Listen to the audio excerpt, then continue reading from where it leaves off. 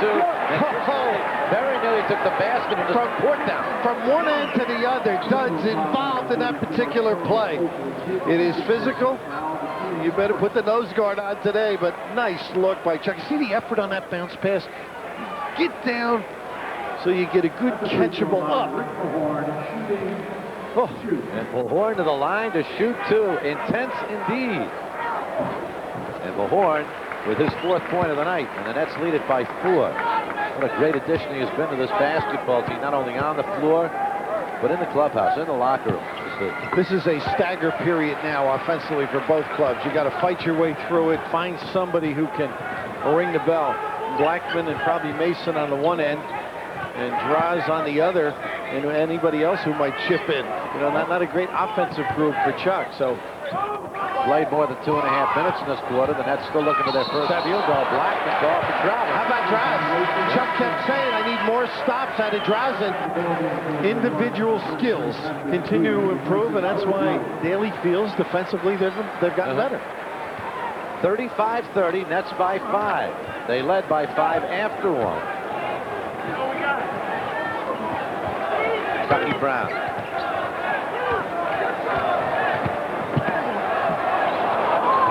And he threw it out of bounds. Another turnover. They're beginning to mount up. The Nets turnover number 10. One thing about the Knicks, they address the basketball. They know where it is. They position to pinch and assist their partner.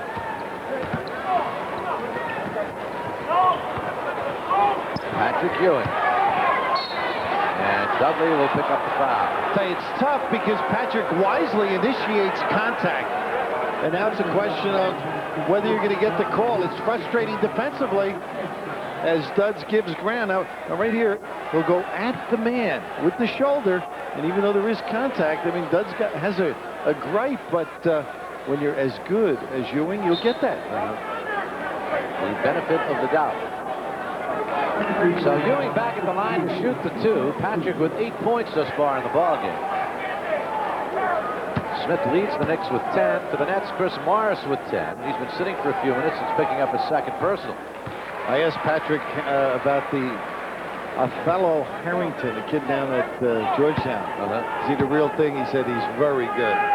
So he usually bangs around with these kids during the summer. One of his summertime guys last night, he banged around a little bit, huh, Dikembe? Kempe Mutombo. Slide it. Draws him for 3. Oh! Doesn't need much. A switch of defense hurt the Knicks. They've been doubling that pick and roll. 6 points for Petro. And the Nets again by half a dozen. 8.5 remaining in this first half. Anthony. Ramil, good defense, but he gets the foul. We say, oh, why? But it is tempting when you're guarding a guy. Ramil, terrific footwork to get in position, and then that temptation to reach down. To grab and reach. So the ball still belongs to the Knickerbockers. I was going to say, key in this run is Anderson getting some rest. He's been asked to play a lot of minutes, all year long, around 36 minutes a game. So a good respite. Anderson and Chucky Brown sit down. Robinson, Chucky Brown, that is. Anderson and Chris Morris back in the net lineup. That's a tough shot. Rebound, Kenny Anderson. That's looking to run. Here's Petro against Mason. Ross will take it to the hoop. Doesn't get a foul call. Looking for it. Bailey. Nice feed. And Barton Oakley puts it home. Draws strictly thinking of the free throw line. Yeah, they don't give it to you. You can look as though you haven't played much. That's right. There's the double. Good extra pass. And Dudley doesn't get a call. Morris does. Oh, go to the line to shoot 2. The Knicks complaining now. A little extra contact and then Chris through the elbow. Well, Giants and Dodgers had a little feud a few years back. It was a lot of fun, too. And this might be the beginning of something. 2 solid basketball teams. One expected to be this good. The Knickerbockers leading the league, but it was all set up. I think it was all set up by reading the papers, to be honest with you. Duds gets a armpit shot. And right there, the giveaway to make sure. And then the boom in retaliation by Mo. Here's Chris at the line to shoot 2. So Oakley has picked up his 3rd personal foul. The Knickerbocker bench, an aspect of their team where they can afford one of their starters in foul trouble earlier than the Nets can afford. Deeper with quality. Yeah. Oakley out, and Charles Smith comes in. Bo with 11 points now. So the Knickerbockers have Anthony, Blackman, Charles Smith, Mason, and Ewing. The Nets with Dudley up front, Petro and Anderson in the backcourt. Taking a left stick, yeah. There are times when you gotta just let it go. That would have gone in. Well, you love his effort, so you can't get mad at him. It's tempting. It was sitting there. When it's lingering like that, oh, the feeling. Good job by Mo on the denial. Mason. Oh, they got an offensive foul. No doubt about that one. I'll tell you what a great job that Dudley did. Mason fouled him initially. Dick Pavetta sort of waved it off, didn't let it go, and right here offering the body for a double contact situation. Let one go, you'll generally get the other. Petro's going to run the show right now against Blackman. And Chuck found he could do this at the Olympic Games. Run the point. Morris. Christopher's got the hot hand. And a timeout call by the Knicks as the Nets open up a 7-point lead.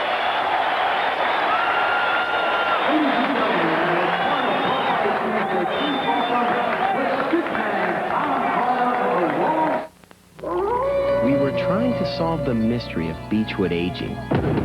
Beechwood aging isn't some huge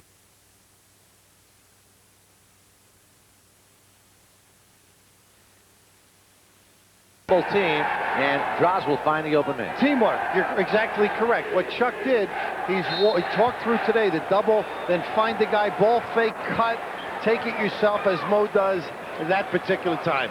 MCS Cannon teamwork moment of the evening. On the steal right here, Anderson able to control the dribble. Kenny taking it to the hoop. Nice. Look at this. And brings it back. Dudley fighting for the rebound. What hustle. Draws it, 4-3. A river. Dudley battles again, knocked it about. It'll be net ball. Oh, what hustle. You mentioned the free throw before, and Dudley gets up and sort of gets involved when maybe he shouldn't. But the effort, he extends each particular trip. It doesn't go down, but Dudley active. And that's regained.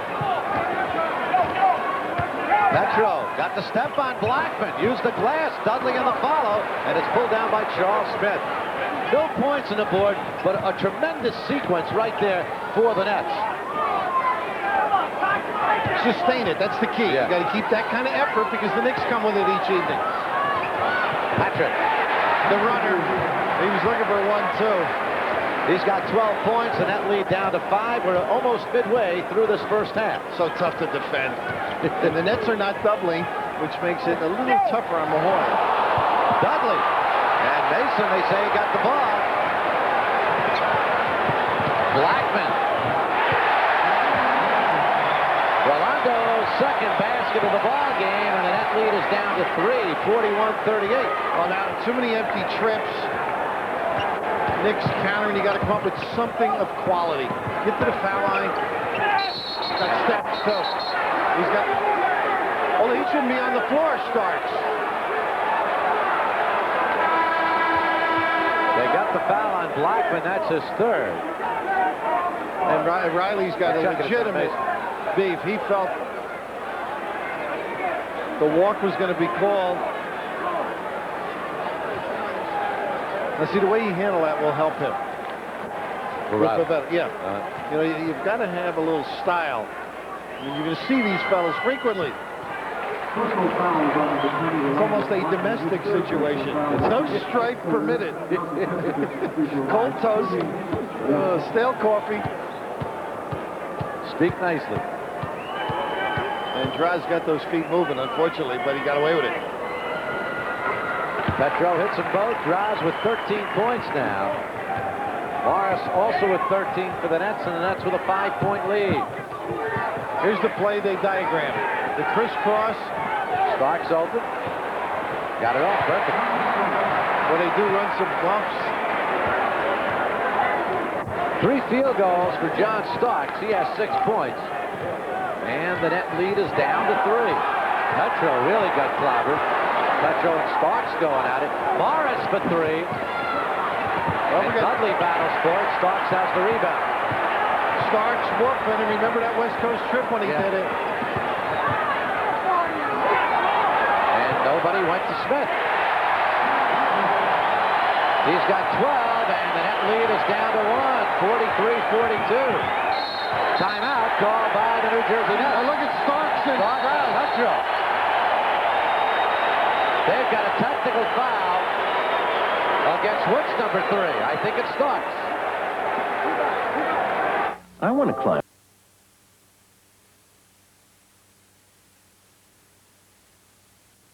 Defender Victor.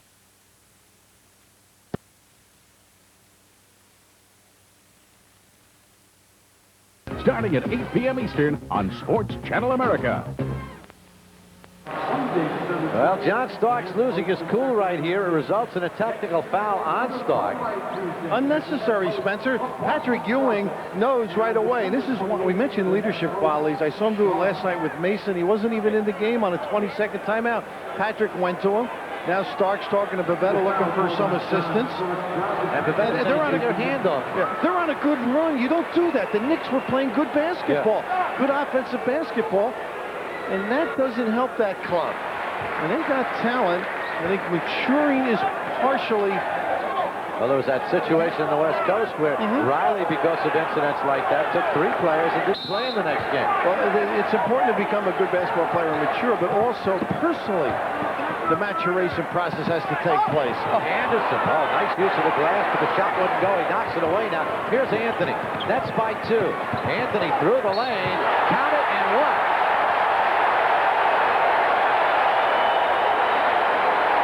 Well, the Knicks on a run. The house goes with them. Everybody gave ground. You've got to contain in the open floor. Mahorn at a disadvantage. Great reverse and kiss by Anthony after the contact, and Sam with 3.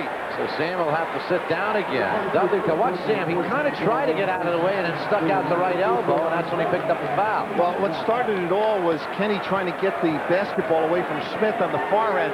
Now you don't have the point guard matchup. Mahorn's trying to contain. Anthony completes the 3-point play, and a big comeback from 11 down for the Knickerbockers. They lead at 45-44. 4.5 remaining in the half. The Nets have been struggling at this end. Here's the double and the step up by Mason, and they regain position.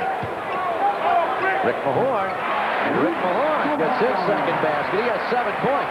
It's rather simple when you have rotations. They're going to come running at you. A little ball fake. It's happened twice now. Morris and Mahorn able to convert.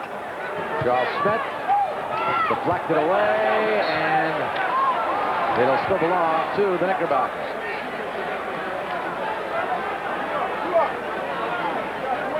Two intense teams, 2 intense coaches.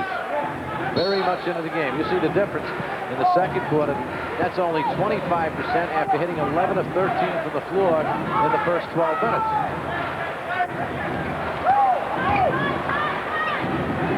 Patrick, wow.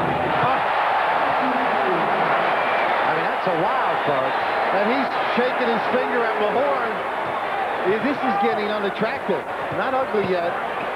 Anderson, that's what you were talking about early in the year. He has to learn how to fire that ball up higher, and Kenny has picked it up very, very quickly. It takes time. I mean, you didn't do an NBA game your first time behind the mic. 3.5 left first half. Nets by 1. Here's Starks. Dudley with the rebound.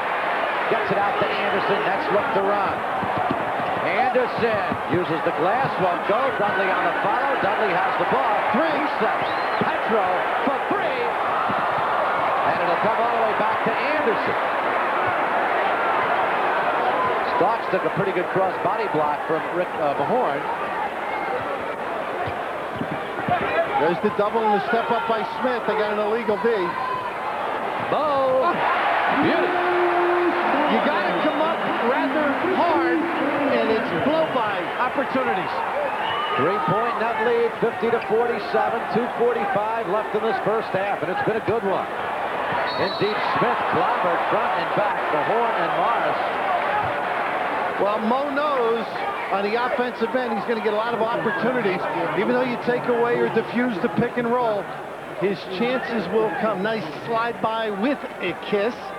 And the other end, they are just teeing off. I mean, they are leaving nobody standing, rocking them back. No ropes here. That's 2 personals on Mahorn, and here's Charles Smith back at the line. Spent a lot of time on the line against the Nets the first time these teams met. He was 9 of 10 from the free throw line. Tonight he's hit his first 5. Chuck signaled an X. Ewing looks at the bench, signals X, so they're prepared. You know, little individual wars heating up. One in particular, Starks and Draz. Yeah. And Draz can woof as well. Oh, yeah. They're as good as most, huh? In English or Croatian. Take your pick. We're going to get a foul on Greg Anthony. It's only the Knicks' 4th team foul. So a non-shooting foul with 2:28 to go in the half. Anthony with that ability to contain. Kenny's going to have to try and extricate himself, get a little cushion to turn the corner. He's got great footwork, Anthony. Off the ball, Starks picks it up, and it's a 2-shot foul now. You watch the lower corner of your screen. Right there, boom.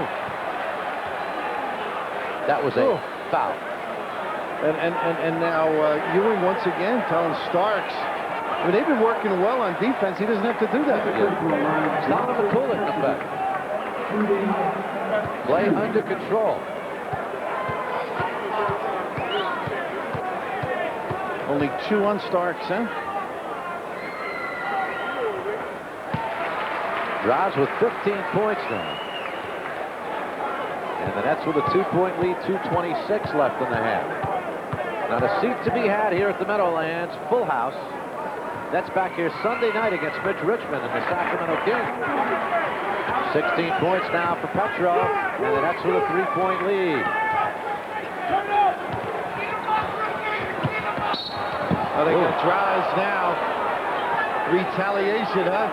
As Starks is trying to use the post screens. Dick saying the same thing up there. A lot of byplay.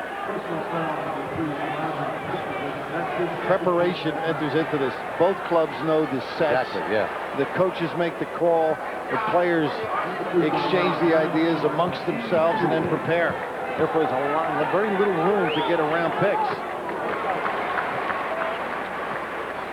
And right there, you can see Draz with some upper body strength and looking nonchalant as he heard the whistle. Packing Starks' upper body. Starks with 8 points now, and the Nets lead at 52-51. When you watch Starks, though, you got to love his competitive nature. Oh, yeah, and he can shoot. Morris lost control of the basketball. Rolls free, I believe. It'll be net ball. Charles Smith. It's off Smith. Nets might have gotten a break there. Look, the middle goes off Douglas. Every call important. Coaches after it, players after it. Knicks just take you out of what you normally want to run. You've got to have good reaction as an offensive player. Now an offensive foul on Anderson. That's tough because of where it was called from. On the baseline, great self-control, Charles. Mama, you'd be proud. And whether it was or wasn't, Capers let it go. Whether it was or wasn't, it was, because it's on the board. Yep. Second personal. Ooh, it's got tough underneath there. Now, you can't play post offense this way. You can't back a guy down and push him into the 3-second lane. Morris gets the foul. He ended up flicking the ball. Watch the back end. See the back end? You can't keep backing down on an individual. That was a rather easy call to be had.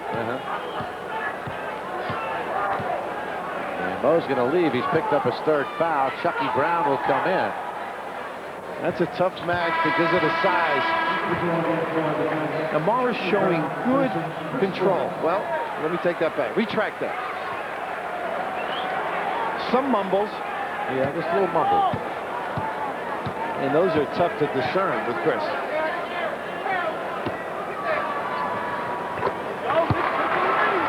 "16 points for Charles Smith. The Nets are down 1 with 1:45 left in this first half. It's been a good one. Very intense. A lot of fouls, though. A lot of turnovers. A lot of them caused by the good defense. Very few unforced turnovers. Good job by Brown. the Knicks, the whole set. Just a nice execution by Draz as his step under froze the defense for the kick-out pass. Chucky Brown's first 2. You love these kind of games, Spencer. Yeah. Look at that hold off. And Mason gets the hook. I'll tell you, both clubs perplexed. This is one where officials aren't sure what to call. Every trip, there's something.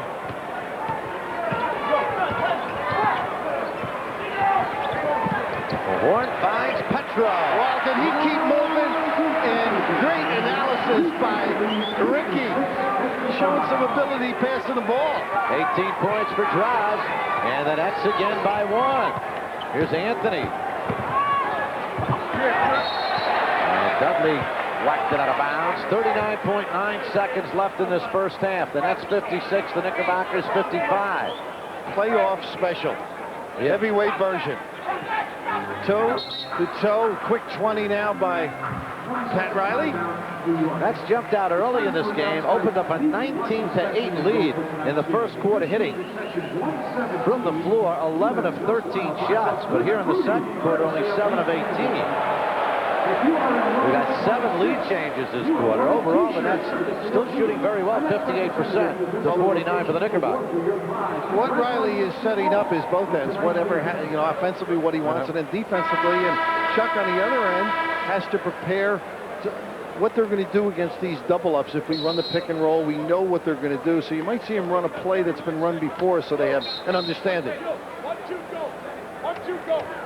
Friday night hockey here on Sports Channel. The New Jersey Devils head down to Tampa to go against the Lightning. That's live at 7:30 p.m. Phil Esposito's team. 56-55. Nets by 1. Here's Patrick, 8 on the 24. With a turnarounder on Dudley. Beauty. Big He's time. got 16. He's got some go-to shots now. When he came in, he was still learning that low post offense. Anderson with a pull-up. Deflected out of bounds. It'll go over to the Knicks. 18.9 seconds left in the half. The Knicks lead it by 1.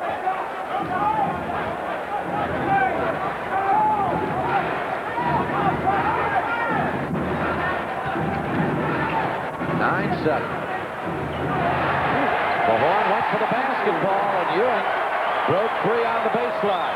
Here's Petro at 4 seconds. Knocked away. Starks will fire it. Dudley has the rebound, and that'll do it for the first half. A lot of clanging, a lot of banging, a lot of excitement here at the Meadowlands. And at halftime, it's the New York Knickerbockers 59, the New Jersey Nets 56. The Jersey Nets last About even. The turnovers really hurting the Nets. And one thing about them, when you play the Knickerbockers, there are very few unforced turnovers. They force you into making the mistakes. The leading scorers, Petrovic and Morris in double figures for the Nets, 18 and 15, and Ewing and Smith, the big guys for the Knickerbockers. Off the boards, with everybody making their shots, there aren't too many people with big numbers in the rebounding category. For the Nets, it's Chris Dudley with 7. And Charles Smith with 4. Sam Bowie picked up 3 fouls, which hurt him. Bowie and Morris will start the second half with 3 fouls apiece.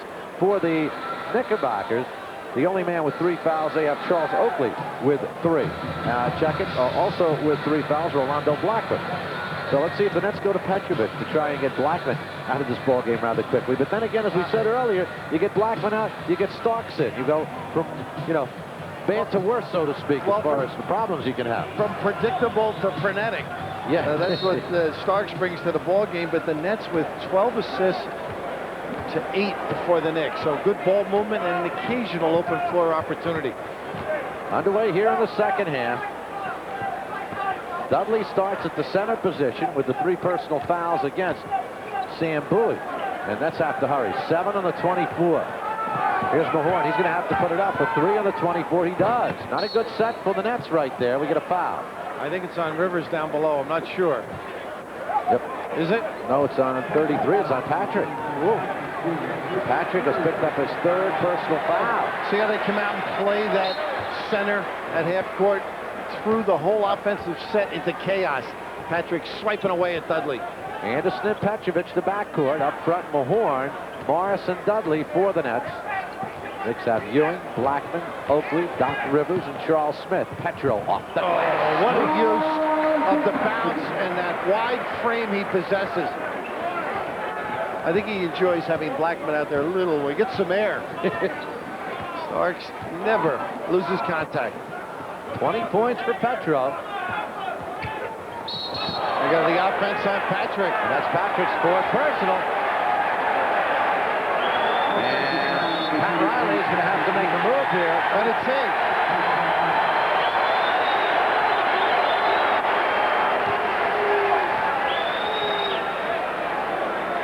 Well, nobody going over to calm him down. He's been calming everybody else down. That's right. Good point. Tell you, somebody ought to grab hold of him. Pat Riley trying to come up and calm it down. Herb Williams is going to come in to take his place.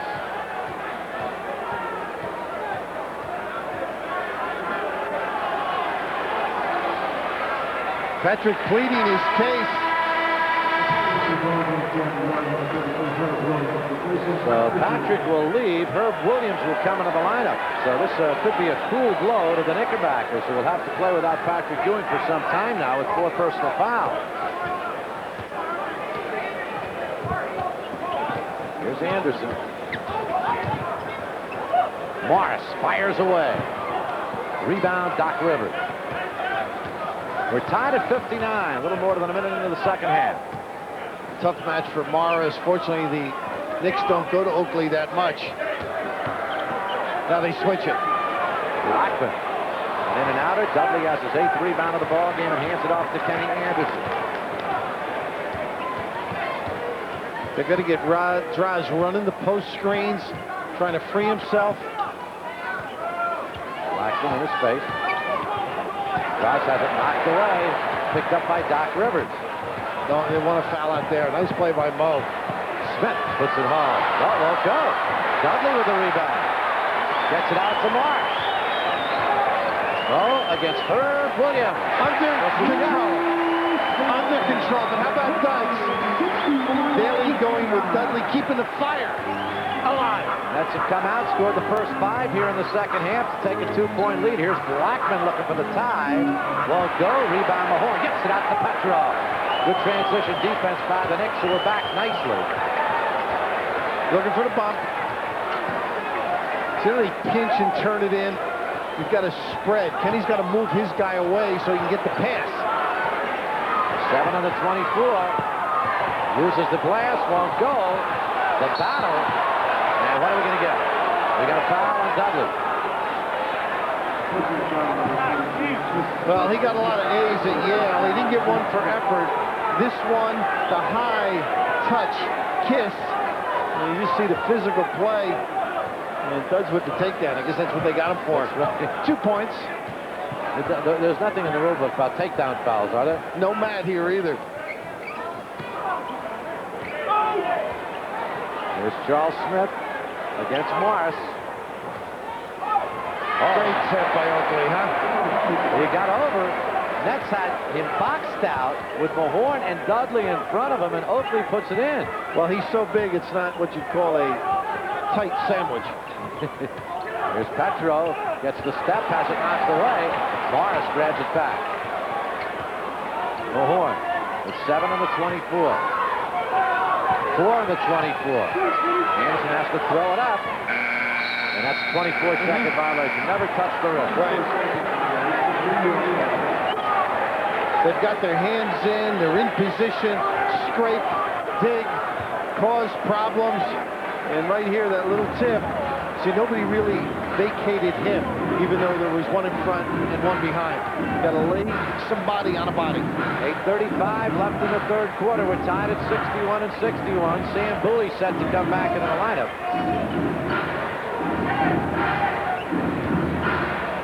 Doc Rivers. He makes that. He's a factor. Yeah. It's a good point. It's only a second field goal, but if he gets hot, and he can, change the complexion of this game around. Petro. Doing a lot with the bounce now. Away, another turnover. Here's Rivers.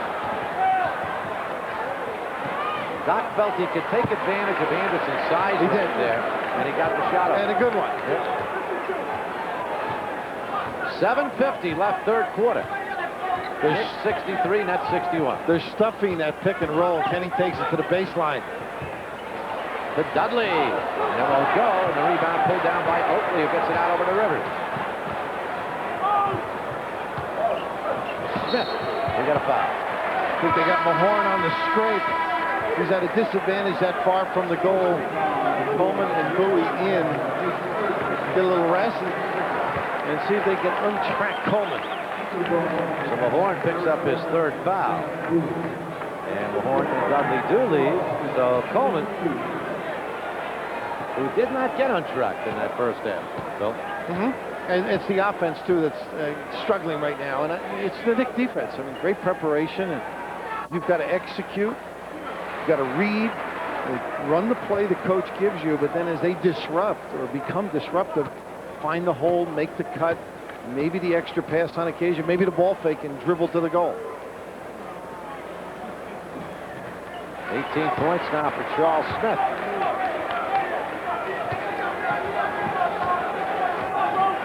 A 6-0 Knick run. Smith 10 for 10 from the line tonight. He was 9 of 10 against the Nets the first time they met this year. Here's Mo firing. Got a two-pointer with I think it's two. Without Patrick, too, sometimes you'll let down if you're the opponent. Yeah. Relax a little. You got to be as aggressive regardless of who's on the floor. There's no Comanche defensive. What a baseline move. Wow. You know, Herb Williams is one good basketball. No, he's not a guy to be taken easily or for granted. Okay, Blackman playing a little bit like Starks as they're whacking one another here, drives. Sam playing with 3 fouls. 7 on the 24. Rivers short. Good help on the defense right there. Here's Anderson with the rebound. 6:40 left third quarter. 65-63. Knicks lead. Well, you have to match them with your fierceness of defensive play. Grabbed the pass, and Doc Rivers was there for the steal, and you don't want to give him a foul like that. Just a frustration foul. Anderson picks it up. 6:31 left in the third quarter. Knicks by 2. 2-on-2 jam city, and I'm the mayor. Yo, fella, how about a game of hoops? Hey, what? With you? No, with your mama. Mom? This guy was good, but he was all dribble. Say what? Come on, man.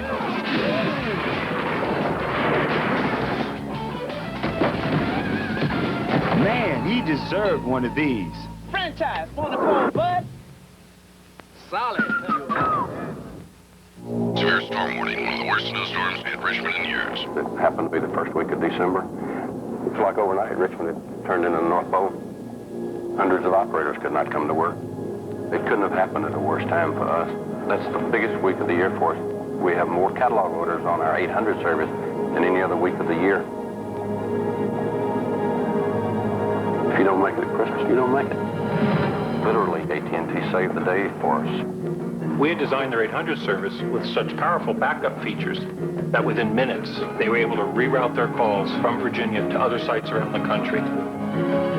Now, how soon can I get these? It'll be 2 days. They did a full day of peak season business, and no one was there. And that's reliability. Technology amazes me. If you have a business that lives and dies by an 800 service, you go with the most reliable. That's AT&T. AT&T 800 service, because every call is a customer.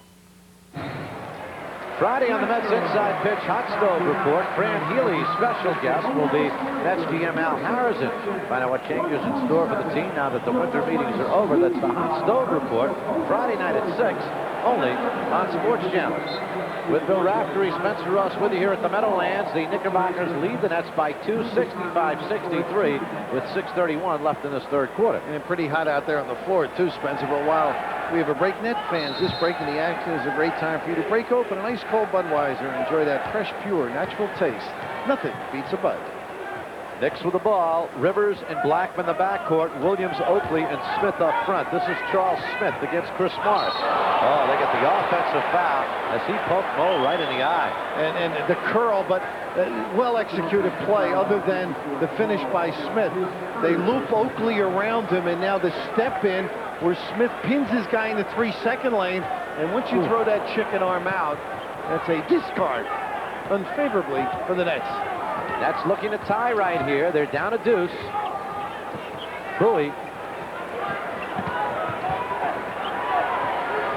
Not a good one. Bothered by Herb Williams on that shot. Here's Doc Rivers. Leaves it to Blackman. Nice crossover step. The shot won't go. And out of bounds, it'll go over to the Nets. Spencer, that was right in front of us. Blackman could have gone right to the goal. In the old days, he would have.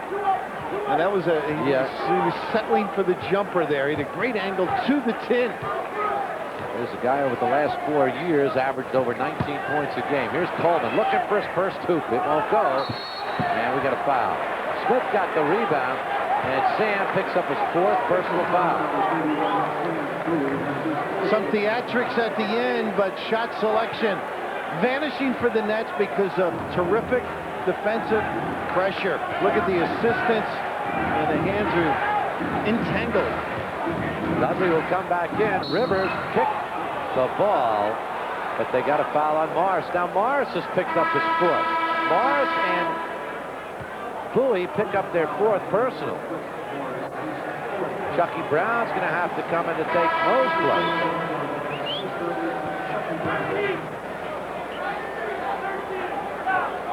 So Sam has had a staggered night because of the foul problem.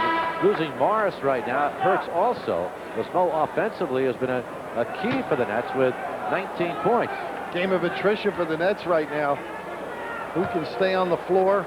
The physical play, that turnover by Kenny Anderson a moment ago into the low post, the fatigue, the continual knocking, physical play of both ends. But you got to find something to go to if you're the Nets. They have not had favorable responses during their sequences. Doc Rivers with 5 points now. The Knicks lead by 3. They led by 3 at the intermission. And there's now a 4-point ball game. 67-63. New York leads the Nets. There's a double up, and then they get back in position. Chucky Brown. See, the premise is to make you run according to your ability. Run down the shot clock, down to 5, and harried. Petro knocked away. Can have a 24-second violation. The ball will go over. Too many empty trips. Another turnover for the Nets. Turnover number 19. The Knicks with 12. A lot of standing still because of that doubling of the dribbler. Got to get motion, get themselves moving, get it off the floor.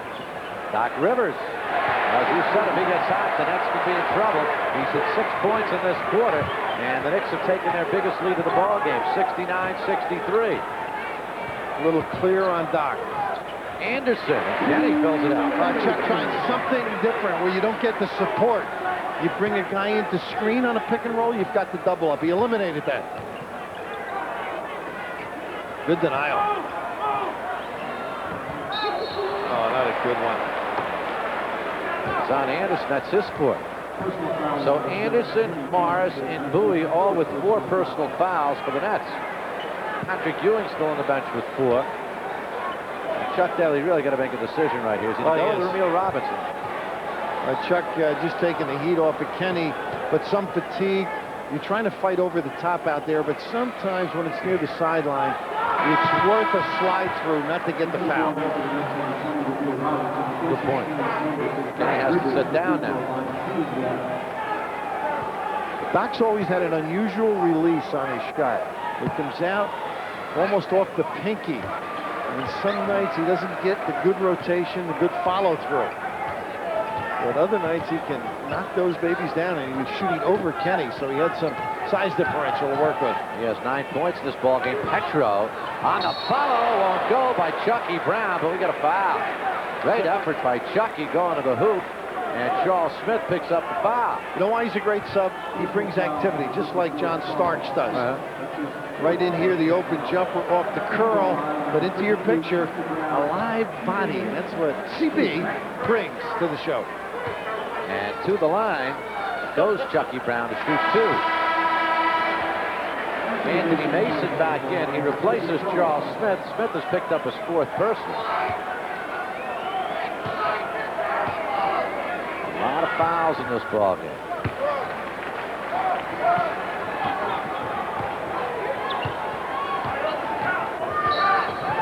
Now they got one outside, Ramil. Refs trying to seize control. You get that feeling? Yeah, it was a tough first half for the officials. A lot of banging, a lot of physical contact. 4:01 left in this 3rd quarter.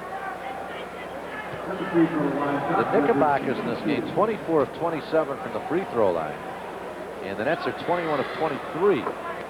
Doc Rivers with his 10th point now.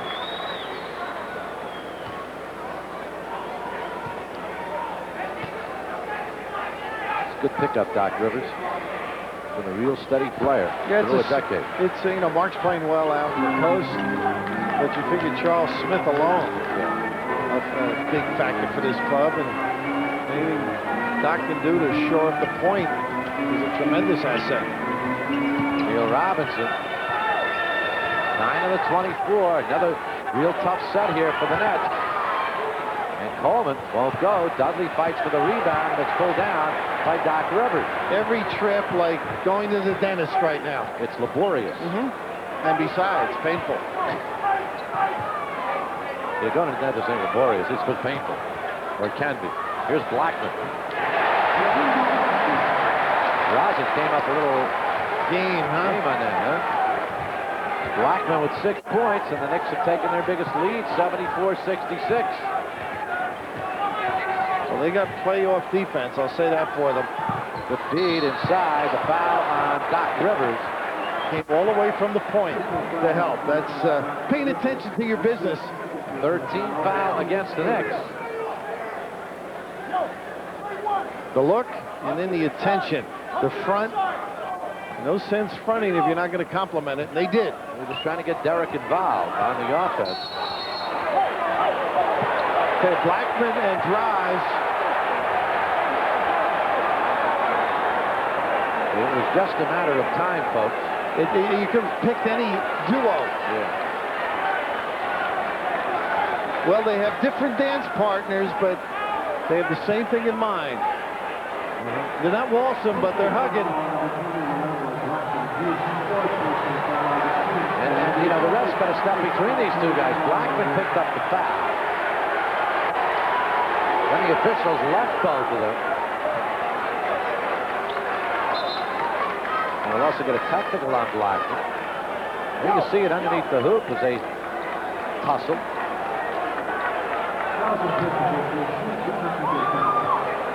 A war of words between nations.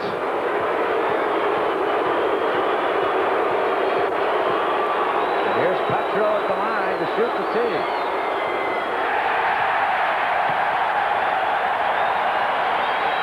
You never know what you're building. In the first half, it appeared to be the Nets building right here. There are a lot of fans, though, still Knickerbocker fans. They were in command. And the Nets are trying to turn that corner. And it's a big ball game for them in many, many respects. Here's Petro. Finds Coleman. DC with a slam attempt, and he is fouled in the play. And a little world between Coleman and Herb Williams. Well, I think I'd wait a while if I were Derek. You got to do something out there before you start making noise. Has not been a factor. That may be the start of something, though. That's right here. The Knicks with an 8-point lead, and we've got a timeout. 74-66 New York.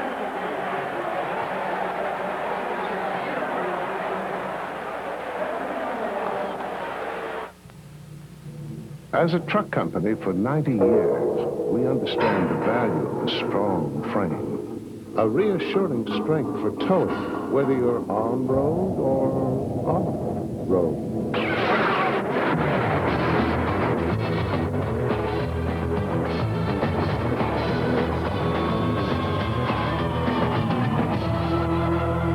GMC Truck, the strength of experience.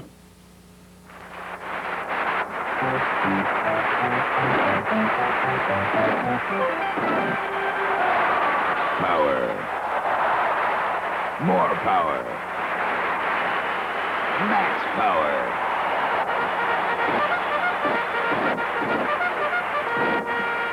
Maxell power. Maxell batteries. You've got the power. Attention homeowners, get special savings now on Sears kitchen and bathroom remodeling. Save 10 to 50% off selected kitchen and bathroom cabinets. Call today and arrange your free in-home estimate. Choose from beautiful styles and colors. Have your new kitchen and bathroom cabinets installed now and save 10 to 50%. But hurry, this special offer ends soon. Satisfaction guaranteed or your money back. Call now before this offer is come and gone. Thursday, the New York Islanders battle the new Ottawa Senators. That's Thursday night at 7:30. Pregame show at 7, live and exclusive on Sports Gym. Right here, an 8-point lead for the Knickerbockers. And Patrick Ewing, who sat down a minute into this quarter, and his team is taking control with him on the bench, which is a very interesting factor. Here's Coleman at the line to shoot two. Without any low post offense, his defense isn't as essential. They've created havoc on the perimeter defensively, and the Nets have just struggled. Now, if Durham can light it up on the box, they got themselves a shot. 2 free throws for Coleman. And the battle also going on between the fans to try and take control. You have no idea who they're rooting for. One club does something well. Nice low post here. He's out of bounds. He was out of bounds. And the ball will go over to the Nets. The lead is 6. Tactical foul against the Knickerbockers. I think it may have been Blackman. No, I think Mason.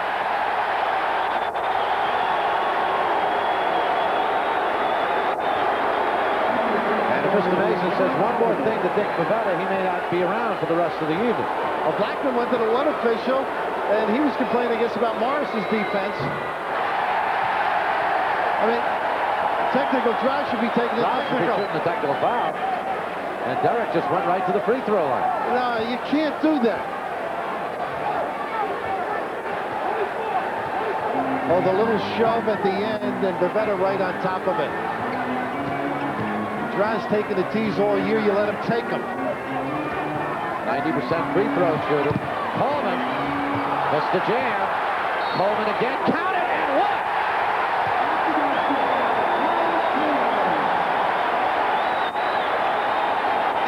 That's the way he's supposed to play. With reckless abandon, challenge that tin and go get it if it doesn't go down.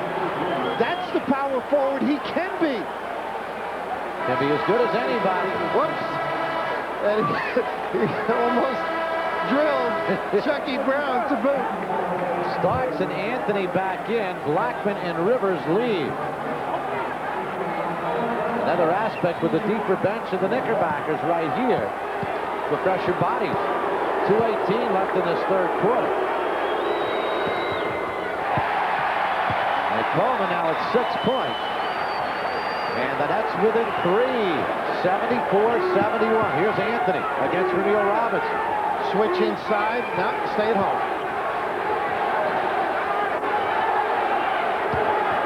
Williams.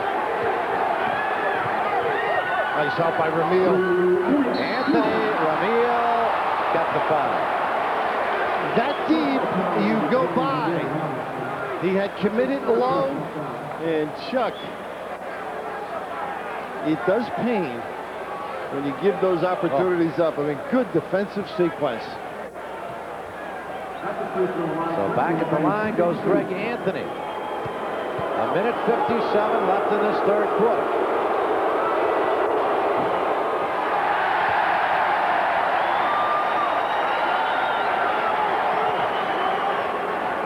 The Knicks from the line tonight, 26 of 29. The Nets, 24 of 28. 1 of 2 for Anthony. 75-71 New York.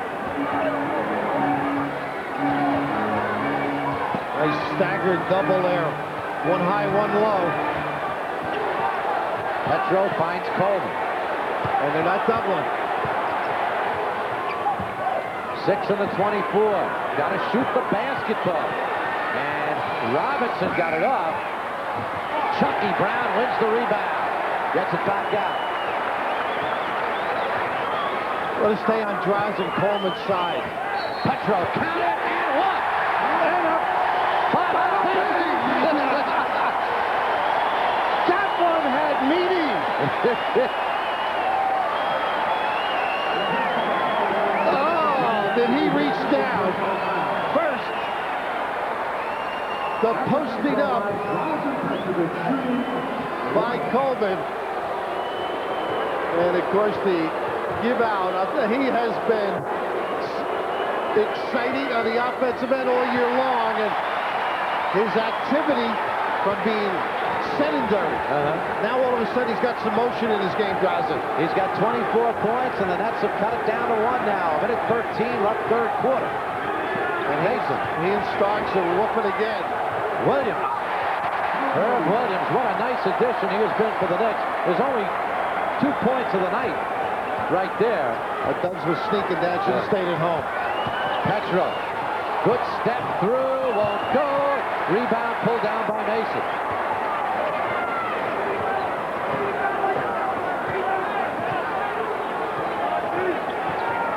.43 seconds left in the third quarter. Mason in deep against Chucky Brown. Chucky Brown had it. Browns was right there, too. ISO for Mason. Now that, if it doesn't work, has everybody standing still. So it's tough sometimes to get back into a flow if you keep going to a guy like that, even though there is an advantage, Mason on Brown. Well, once you start doing that, you take yourself out of the rhythm of your game when you do it too often.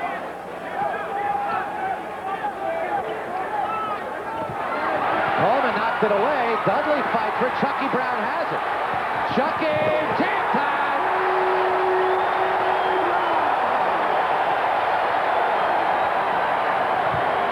That's two within one. And they'll get the ball back. There's about a 3-second differential between the game and the 24-second clock. You don't want to foul here. Oh! You don't want to foul here. Going away from the tin, too, on a motion, you give them that opportunity. Most good clubs initiate their runs, their open floor opportunities with good D. That time, reacting beautifully, Derek with the deep one, and send it in, Mr. Brown. And the nice thing, when Chucky came down, I think it was Coleman and Petro in the wings. They complimented him. They spaced out to give him the room to do what he did, and he did it well. 9 points for Starks now. 13.3 seconds left in this third quarter. 78-76. Knickerbockers by a deuce. This kid's really made himself a player. Yeah. And once just thought of as a three-point shooter, but brings it all, and every night that I watch, he's there. Here's Petro looking for the final shot. Gets it to Chucky Brown with 2 seconds to go, and we got a foul at the buzzer. It's on Petro. Oh, that could be crucial because the Nets are over the limit. It is a 2-shot foul, and it could give the Knicks a 5-point lead. And Clark does not believe it.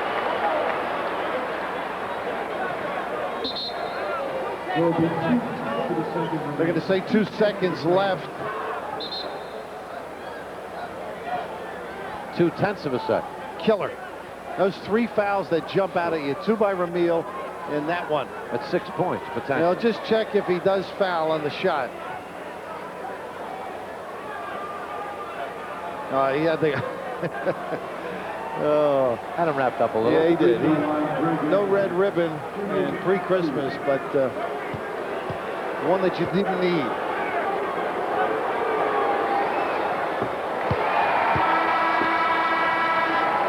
Tate George comes in the lineup, replaces Ramil Robinson. No, he replaces Petro. 2 here, so not able to do anything. And that's it. Quarter comes to a close. 2 big points there by the Knickerbockers. As the third quarter comes to a close, the Nets will have to battle back.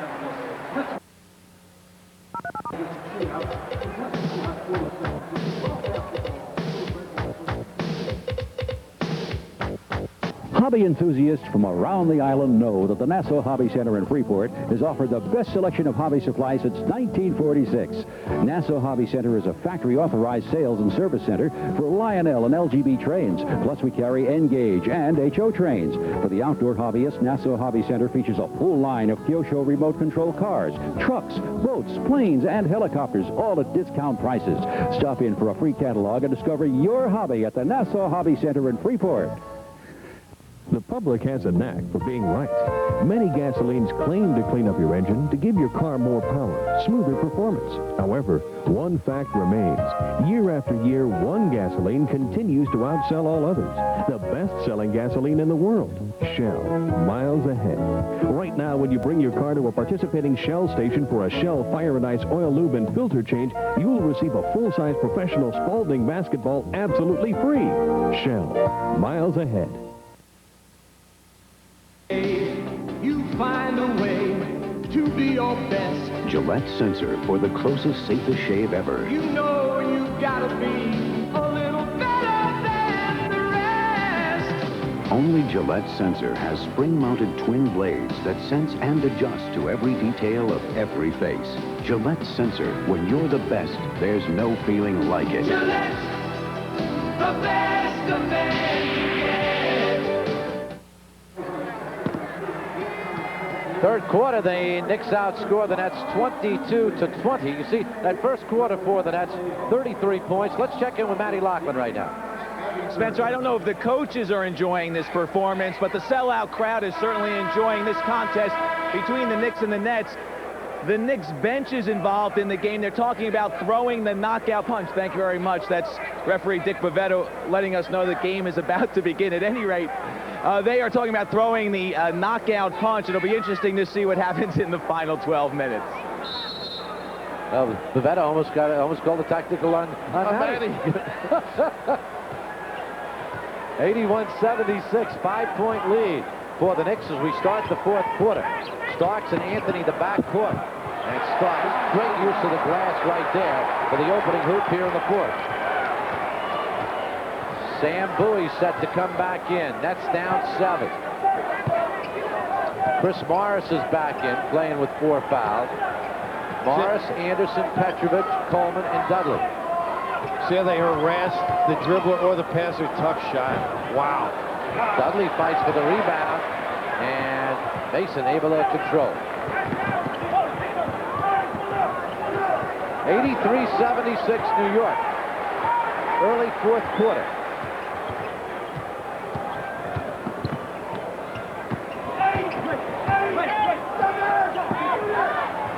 Anthony, good shot. Tough shot. That's one you want to give him after a very good defensive set.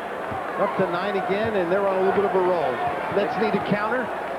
Biggest lead of the ball game for the Knickerbockers, 85-76. Here's Anderson. Knocked away. Oakley. Great play by Anthony to start. 22nd timeout called here by the Nets, as the Knicks have opened up their biggest lead of the ball game. Once you go around the guy, you got to protect the ball, push it out in front, and just good coordination here. Strong conclusion, all set up by extraordinary defense. Very impressive by the Knicks on that end of the floor. Doesn't matter how many you get on them in the first quarter. They bring it up a notch. First quarter, 33 points for the Nets. The middle two quarters, a total of only 43.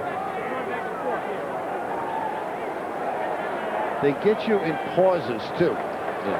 They make you struggle for a couple of opportunities, a couple of trips, and all of a sudden, big basket necessary, and they challenge each shot, each pass. They make you feel uncomfortable. It's a tribute to their defensive talent. Coleman had that one blocked at a bound. Just forced with that strength. Oakley got him further under the glass. And the interesting factor here is that the Knickerbockers have done this with Patrick Ewing playing only 1 minute in the second half. Offensive foul on Kenny Anderson. Kenny's has picked up 3 fouls. In situations similar to that, he's got 5 now. They were looking for it to be on Bowie. Yeah.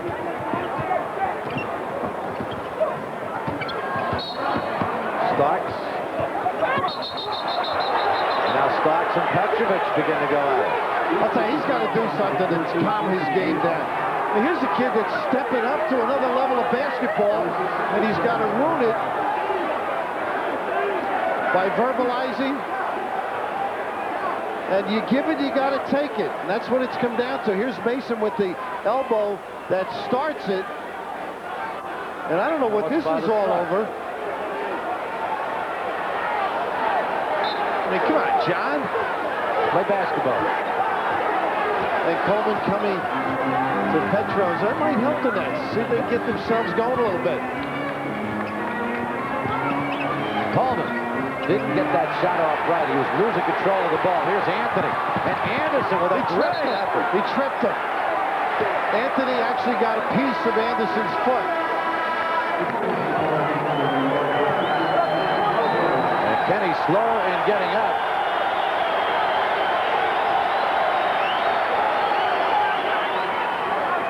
Well, their little conversations continue with some body language as well. And Patrick now back in the lineup, working on Sam. Oh, off the Pines, and he looks at Silas. 13-point Knick lead, their biggest. They lead at 89-76. Their inability on offense, the Nets, has put a lot of pressure on the defensive end. Nets have not scored here in this fourth quarter. An 8-0 run for the Knicks. Anderson looking to get him off the stride, and he does. But nothing inside. 12 points for Kenny the Kid, 89-78. Nets had cut it to 1 late in the third quarter. Since then, it's been all New York. Starks took the extra step. Ewing. Coleman, good rebound, gets it to Anderson. That's looking to run. Knicks back beautifully in transition. Here's Petro. 4-3. Got it! Not stepping back. It's down to 8, and a timeout called by the Knickerbockers. 89-81. The Knicks with an 8-point lead. Pushing it in with the dribble. Defense backs off, kick back, and on the money. He's got some enthusiasm. Holiday greetings from Budweiser.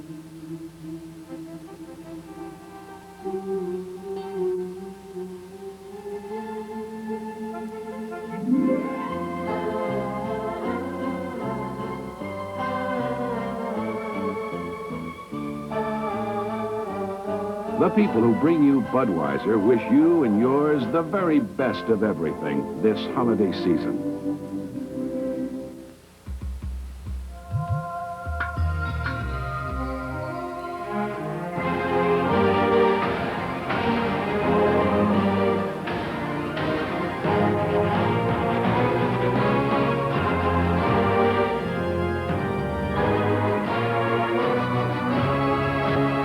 NBA Authentics. Look for the real stuff. NBA Authentic Apparel is available at Marcus Stadium and Team Spirit, located in Woodbridge Mall. Giving beats everything, and nobody beats the Wiz. Make this Christmas special at Nobody Beats the Wiz for just $99. Pick up a Panasonic cellular phone, a Fuji Discovery camera, a My First Sony electronic sketch pad, a Sanyo car stereo, or an RCA CD player. Your choice, just $99. For Christmas, as always, nobody beats the Wiz. That's down 8 now. 8:48 remains. And Kenny's fouled out of the ball. Yeah, not very unnecessary, too. They ran Anthony into the box, and Kenny with a discard. Part of the learning process. He should have been on the top side, ready to step in front. You can see, getting one out of the deck. Well, he got in trouble Saturday night in Chicago on the fouls. And now he fouls out with 8 minutes and 47 seconds remaining. Tate George will come off the bench. Now, he hasn't been getting minutes. He's got to get his head right into it, prove that he deserves the time. He's never had a problem doing that, you know, overcoming a lot of adversity. Here's Petro on the run. He'll take it. Footing. Step through. 29 for Draws. The Nets are within 6. His one vast area of improvement has been with the bounce. And a lot of that took place in Barcelona, where he played the point guard position for Croatia. Oh, good play by Sam. With a foul. He's got foul. Good job by Bowie. He forced him out of the 3-second area, and then the retaliation by Patrick. Oakley will lead. Charles Smith back in with 8:18 remaining. Down at the bottom, you can see the recoiling Sam Bowie, but that's all done by using the feet and forcing him out. Rosen on the dribble with Starks on the defense. Trying to get some inside baskets. Chuck, no stranger to tough games. St. George. Whoa! That's the H. That's the E in the horse game. And Tate puts it home. That one may have come down cold and wet. 89-85. Nets have scored 9 in a row. Here's the slice cut they've had troubles with. Good job by Draws. Little chug on the cutter. Smith. Patrick.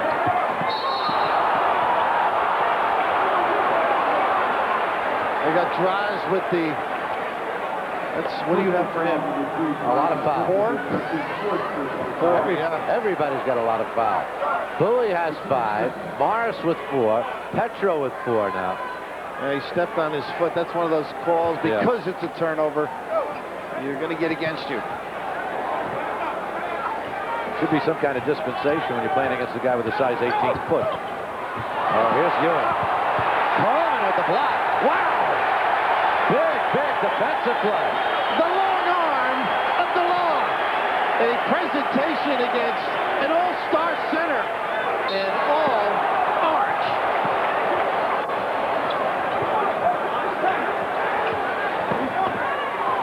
Coleman got up and got a piece of that. Here's Petro. That's on the run. Rosen against Starks.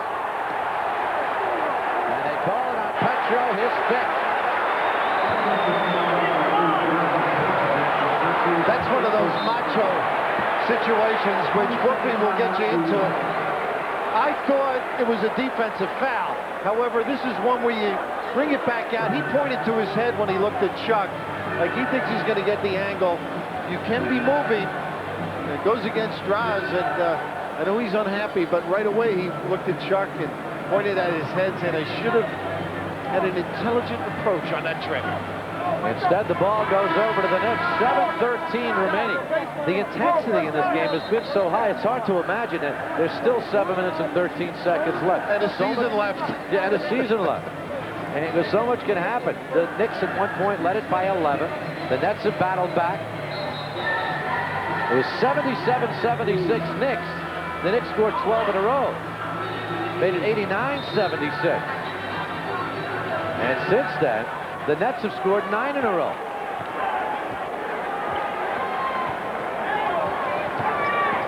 Was the switch, and then nice slide back by Coleman on Mason. Ewing, good defense, the foul on Bullock.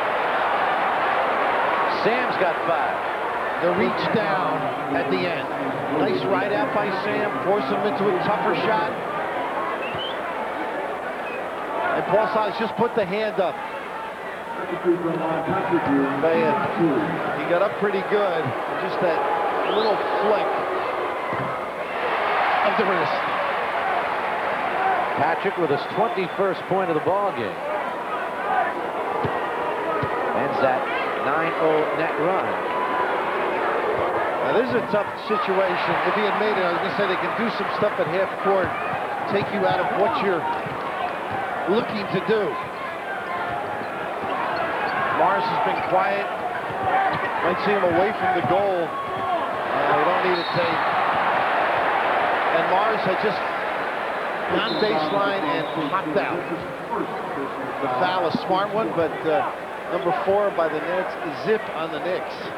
Which could be a factor with 6:44 left in this fourth quarter. Everything from now on, 2 shots for the Knickerbockers.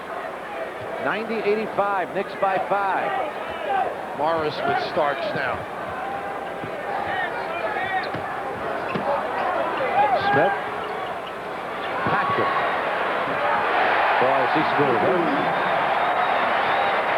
Now the Knicks have scored 3 in a row now. It's back to 7. The Nets need a hoop, and they need some stops quickly. There's the foul by Mason.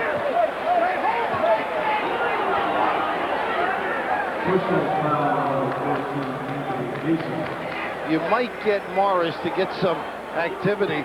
Mason fights through screens. He fights through you. He fights through anything, I'll tell you. He's a strong young man. Tough match for Starks with Brown, but it's not what Chuck wants.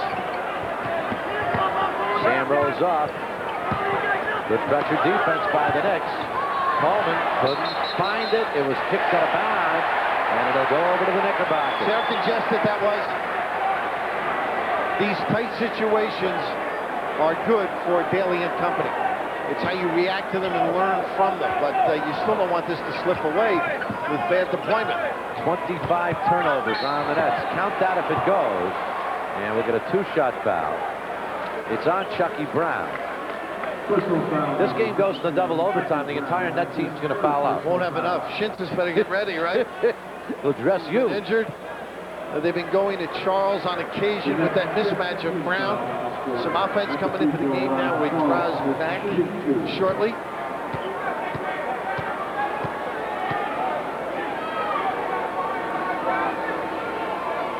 Charles Smith, who has spent quite a bit of time on the free throw line tonight. Now, 10 of 11. Chucky Brown leaves. Petro back in the lineup. Smith playing with 4 fouls. That's nothing. Petrovic 5, Bowie 5, Morris with 4. Patrick Ewing playing with 5. We have 5:49 remaining. The Knicks have brought it back up to an 8-point lead again, 93-85.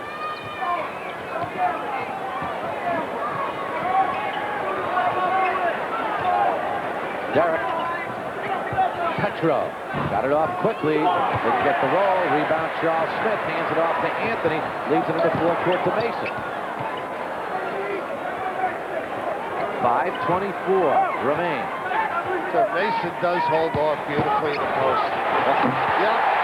Just backed his way in there. 4 points for the big guy, and again a 10-point lead. That's it. Cut it to 4, and now a 6-point run by the Knicks. Here's Coleman. Found the baseline, got the room, and he picks up the foul. Once you let a guy post in this area, and he's got that size and wide body, the great drop step, something extra, it's very difficult to deter him. Charles Smith with 5 fouls now. A little house move by Mason.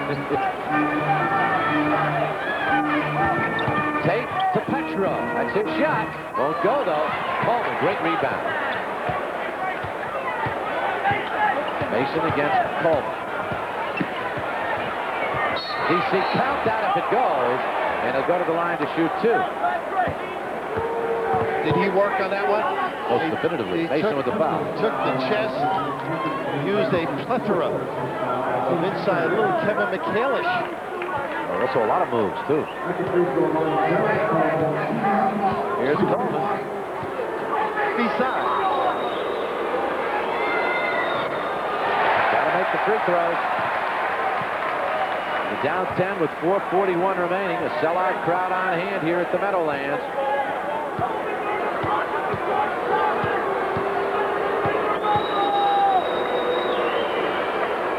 Nets beat the Knicks last year, 3 of 5.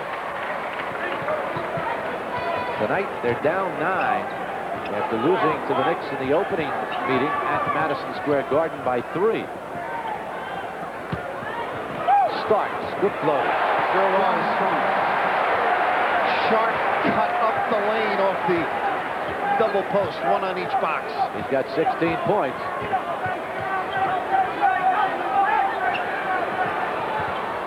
Where they harass the passer. Morris. Shot won't go. Rebound Ewing knocked away. Picked up by Mason, knocked away. And finally Anthony picks up the basketball. You don't want to get a foul back there. No. 3:55 remaining. The Knicks lead by 11. Here's Ewing in deep. He's got 25. And the Knicks again with a 13-point lead. The big net run goes for naught, at least to this point. Oh, they got it. Petro's out of the game. Move those legs.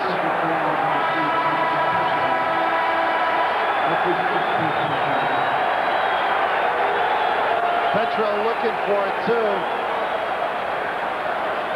Most times you'll get that call going your way.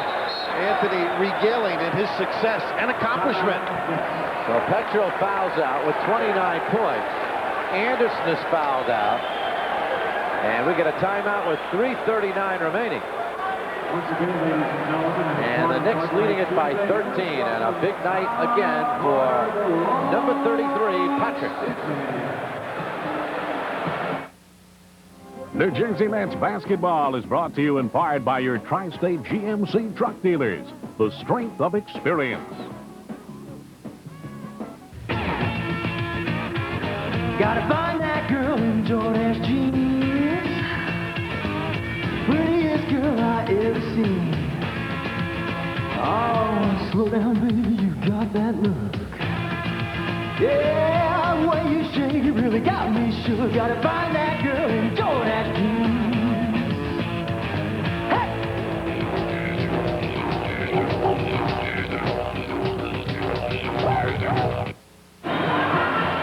Great holiday offer the Nets have for you. What a great Christmas gift or Hanukkah gift or whatever.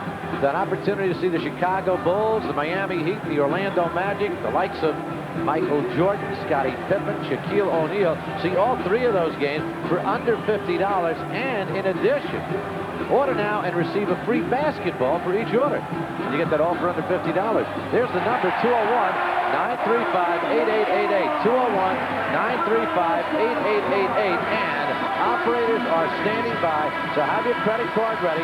201-935-8888. With Bill Raftery, Spencer Ross here at the Meadowlands.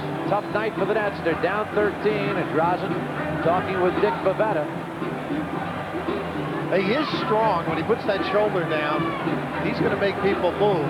His problem is they were on the side and not in position to draw it. But he gives you everything.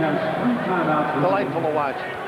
10-1 run here for the Knickerbockers. You can see the difference. The Knicks defense. Nets shoot 85% in the first quarter. Starks on the alley-oop. And he's got 18. And the Knicks on a 12-1 run now. And they've just about put it out of reach. They lead it by 15. Sam Bowie, there's the steal. And the breakdown. And Starks will jam it home.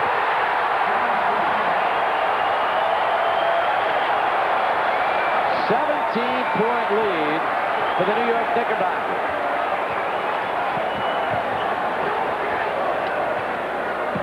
Ramil Robinson. They keep working, though, I'll tell you. Charles Smith with the rebound. Nets came into this quarter with 76 points. They have 10 points, and we have 2:48 remaining in this quarter. He's got a little Grey Poupon in it, doesn't he? Oh, yeah. He backed it up, though. Smith. Bowie rebounds and telegraphed the pass. Anthony was waiting.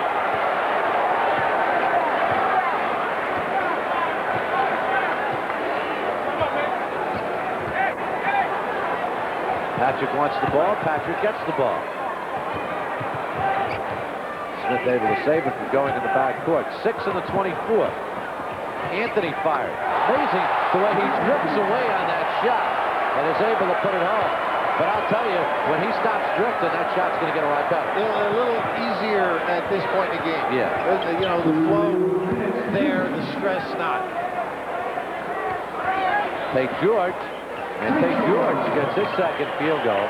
105-88. Good effort by the Knickerbockers tonight. Nets jumped out to an early 11-point lead. They didn't back off on the D. Admirable what they did.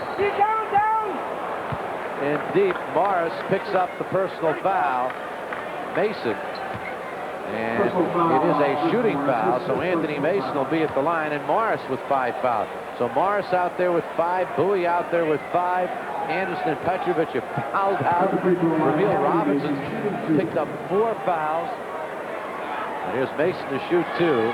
Thursday night will be in Milwaukee. The Nets against the Bucks.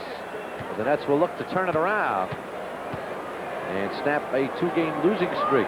Regrouping. Yep. And aggressively pursued this win. Tactically struggled.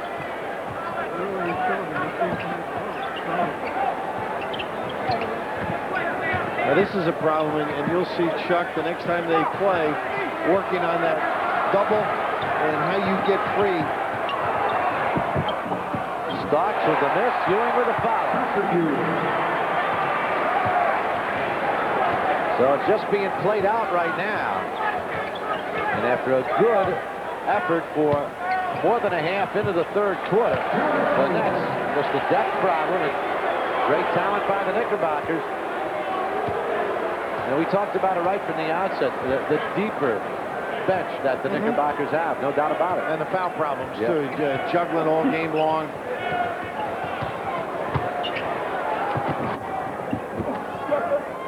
Bowie with the rebound. Tate George fires away. Coleman on the follow. He'll go to the line to shoot 2 with 42.1 seconds remaining. And the kid from Fordham, Danny O'Sullivan, will make his first appearance as a New Jersey Net. Played a little with Utah last year. Was at Net camp early in the year. Came back this year. A real nice kid. Who, I'll tell you, is going to be around for a while. He can play a little bit. The happiest guy in the building other than his family, Mike Reed, who does the Nick radio. He wants one of those Fordham guys in the lineup. Demanded to know why he wasn't getting more time prior to the game. But he does have some ability. Coach is high on him. Gets after it in practice. He does too. Yeah. Oh, yeah. With a little more talent. Patrick Ewing leaves, and Herb Williams in to take his place. Patrick leaves, 25 points in the ball game for Ewing, and only 5 rebounds. That's strange, isn't it? Satellite. And it became a forward guard-oriented game, too. Knocked out of Mason's hands. It'll still belong to the Knicks. Chucky Brown comes back in, and he's going to replace, let's see, Chris Morris. So Mo leaves with a 19-point effort. 15 came in the first half.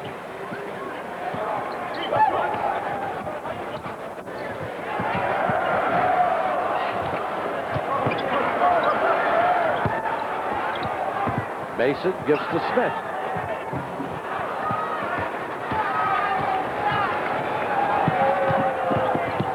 Chucky Brown. Nice little spin and drop. Chucky's got 7, 108-94. Second meeting of the season between these two teams goes to the New York Knickerbockers as they turn it on in the second half after leading by 3 to pull away in the fourth quarter, open up a 19-point lead and win it. Still in the first quarter. Robert Parrish setting up an early battle with Patrick Ewing. Ewing goes down. Parrish with the bank. Knicks by 7. But Ewing had all the answers in Boston Garden. Spotting an open Doc Rivers for 3 off the double team. Patrick with 5 assists. Pat Riley and the Knicks led 35-23 after 1. Second quarter, Ewing doing it at both ends, drawing the charge from X-Man, and for the second time this week taking a shot to the jaw. But Patrick got up and hit a 3 at the halftime buzzer. His 4th career tray, 3rd at Boston Garden. Knicks up by 18 at the half. Third quarter, Knicks continue their great ball movement. Blackman to Smith to Rivers for another 3. Knicks up by 20, 74-54. Fourth quarter, Anthony to Starks. Mason there with the timely tip. He had 19 in 33 minutes with 13 rebounds. Charles Smith pulls one down. Knicks running with John Starks and a beautiful bouncer to Anthony Mason. 94-79. Celtics fans had seen enough. And a little capper to our highlight recap. Ewing with a monster jam on the offensive rebound. Ewing has 30 points and 14 rebounds. X-Man fouled out shooting 3 of 11. Len Berman spoke to the captain of the Knicks at the end of the game. You know, we finally got the monkey off our back. This is my first time winning here in the regular season, except for when we won in the playoffs. So I feel very happy about that. I thought my teammates did an outstanding job. You know, we got this win for my son. He's just standing over here. Well, come on in. Patrick, your son's name is? Patrick Jr. Patrick Jr.? Yeah? How old are you? 8. Yeah? What'd you think of the dad tonight? Cool. Cool? Yeah. Do you rate his performances from game to game? Yeah. How does this one rate? Cool. Just cool. 10? 10? 10. All right. All right. Well, Patrick Ewing and the Knicks giving the tri-state area some news for New York last night with their first win at Boston Garden since 1984, and they've increased their lead over the Nets in the Atlantic Division of the NBA to 3 full games, 3.5 over the Orlando Magic. Tonight, another Atlantic Division test for the Knicks, and the Alamo scouting report features the Miami Heat, who have been struggling, losing 8 of their last 10, and losing last night. We'll have more on that in a moment. But let's start things off with the spread of the offense for this Miami Heat, coached by Kevin Lockery. This is maybe not the problem. They're not playing defense, according to their coach. Some bad shooting among these double-digit scorers. Willie Burton, 39%. Glenn Rice struggling, in the words of Lockery, shooting at just 43%. And there are first-round draft picks all over this roster. 3 in particular are not getting the job done for Miami. The first one is Steve Smith. The 91 first-round pick that was number 5 out of Michigan State was supposed to start in the backcourt with Harold Miner, but he is out recovering from knee surgery. He could be back by the 1st of January. Then there's John Sally, a number 11 pick in the first round in '86. He has been shooting at a 56% clip, but after starting the first 9 games, injuries and Kevin Lockery have prevented him from piling up the minutes. A 56% shooting percentage from the floor would qualify him 3rd in the NBA, but he hasn't played in enough games. And then there's Harold Miner, the 6'5" guard, the 12th pick out of USC. Well, he's been getting 13 minutes over his last 2 games, indicative of his lack. Welcome back courtside. Bruce Beck joining me now. Walt Frazier will be along in minutes. You know, all the offseason flurry of deals that the Knicks made, Bruce. Well, 3 guys back home. You had Tony Campbell coming to Teaneck. You had Rolando Blackman back to Brooklyn, and one other very important guy. You're right, Alan. What happens when a guy plays in his own backyard? Does he wilt under the pressure? Does he struggle to find his niche? Or does he thrive under the challenge? Let's find out about Charles Smith. Life in L.A. for Charles Smith was never a breeze. While his numbers with the Clippers, 18 points and 7 rebounds per game in 4 years, show that he was a productive and at times spectacular player, constant contract troubles seemed to cloud the picture. By the end of last season, Charles Smith wanted out. Flash ahead to September 9th and the Wheelchair Classic charity game at the Garden, where Mark Jackson was playing in what was to be his last game of any kind representing the Knicks. Jackson was rumored to be involved in a trade for Smith, and the sight of the 2 friends on the bench made for a rather ironic picture. As far as the trade rumors going on around here and the buzz in the air, it's there. It's definitely thick. I'm hearing it everywhere I go, and you're interviewing me now. Just 2 weeks later, it was a done deal. Smith, Doc Rivers, and Bo Kimble came to New York, with Jackson heading for Hollywood, along with Stanley Roberts of the Orlando Magic. Mr. Smith was now a Knick. His first stop, Charleston, South Carolina. and a week at Camp Riley. Notorious for his rigorous training camps, the Knicks coach put Smith through workouts he had never experienced before. Smith struggled through practices as he attempted to work himself into shape. Smith was not in shape. He was caught out there. He didn't know much about the Riley camp, and he came in, got stomach cramps, was bending over and everything. He was sucking wind. He had his hands on his back the whole time and said, "This is tough." Let me see. I was basically bedridden for the first 2 days of this training camp. It was very tough. You know, those first 2 days, it took a while to get over it. You know, it's definitely one of the tougher camps in the league. The season began with Smith in an unfamiliar place, on the bench. Riley had determined that his new forward was not yet in condition to start, but that status changed after 13 games. Fast forward at 6'10" from Pittsburgh, number 54, Charles Smith. Upon his insertion into the starting lineup, Smith immediately showed the Knicks what he was capable of accomplishing. Along with his increased minutes came a raised level of confidence. He flashed the offensive moves that were so evident as a Clipper and displayed a rare quality for a 6'10" forward, the ability to pass the basketball. In his 9 games as a starter, Smith is averaging 16.5 points and 7 rebounds, while the Knicks have gone 7-2. His teammate in L.A., Doc Rivers, has observed the transformation. Charles last year just wasn't a happy man. You know, he was in a contract dispute for about a year and a half, probably the longest dispute in NBA history with the Clippers, and now he's happy to be here. He's giving himself up. He's about winning now. I'm happy that I'm starting. You know, this is something that I wanted to do from the standpoint where I felt that I can really get out there and help the team. And I'm doing that. And I want to give the fans the opportunity to see the real Charles Smith, the guy that they call fluid. I wanted to give them an opportunity to see all the things that I can do, and now I'm able to do that. He's just starting to feel his way around. I think his teammates are starting to understand his things he can do. Pat Riley is feeling more comfortable in the rotation as far as using Charles Smith. I think he's a big key. To me, it's an understatement right now, but he means so much to our team when we're efficient because of how he plays and with the strength and force in which he plays. That I think it's just going to get better and better for him. That's great to know. You know, I feel that as time goes on, he might rely on me more and more to do different things, and that's what I'm here for.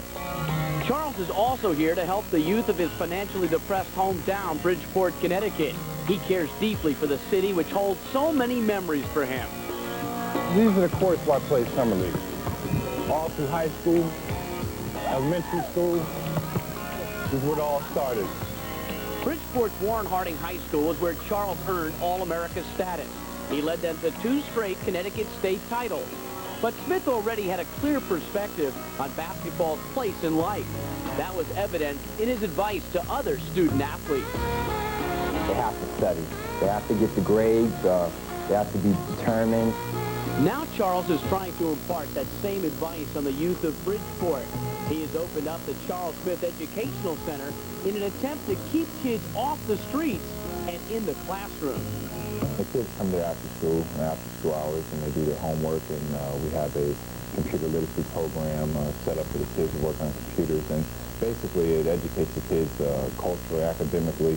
They don't have the opportunities I had when I was growing up. Again, the city filed for bankruptcy, and a lot of the different rec centers, a lot of the educational things that they had, that I had when I was growing up, they're not around anymore. So it's a way for me to help them out, and so that they can have the opportunity I had when I was growing up there. Charles is pleased with his current situation. He's helping his hometown as well as the Knicks. Still, he'll be an unrestricted free agent at season's end. Is New York still in his future? Well, yeah, I plan on being a member of the Knicks as long as my career lasts in the NBA. You know, I made a commitment that I did want to come here under these circumstances, and they made a commitment to me, and it's just a matter of time before, you know, I know they want to work things out as much as I do, so we'll see what happens down the road.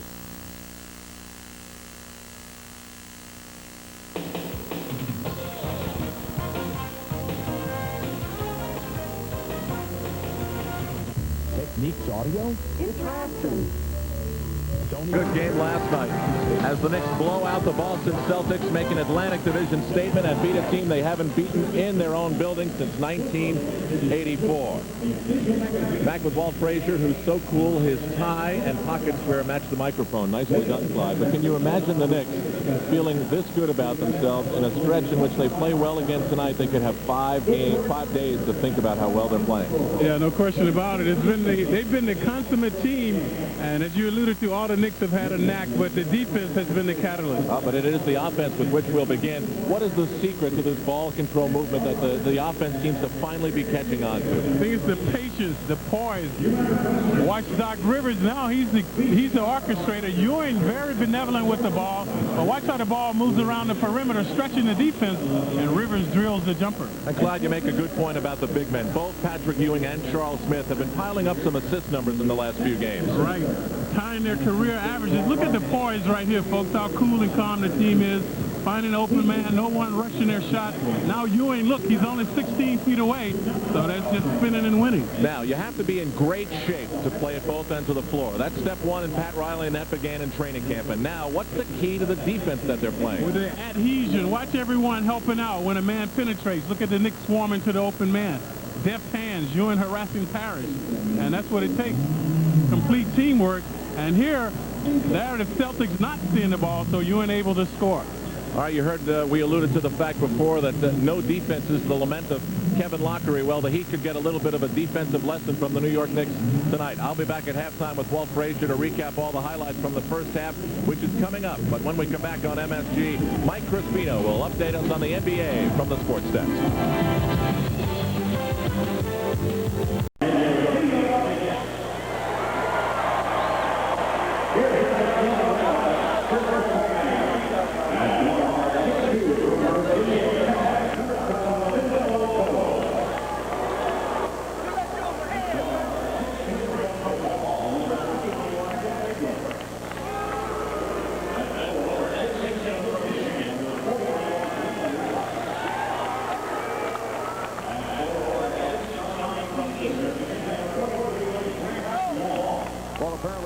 Difficulty picking up the public address.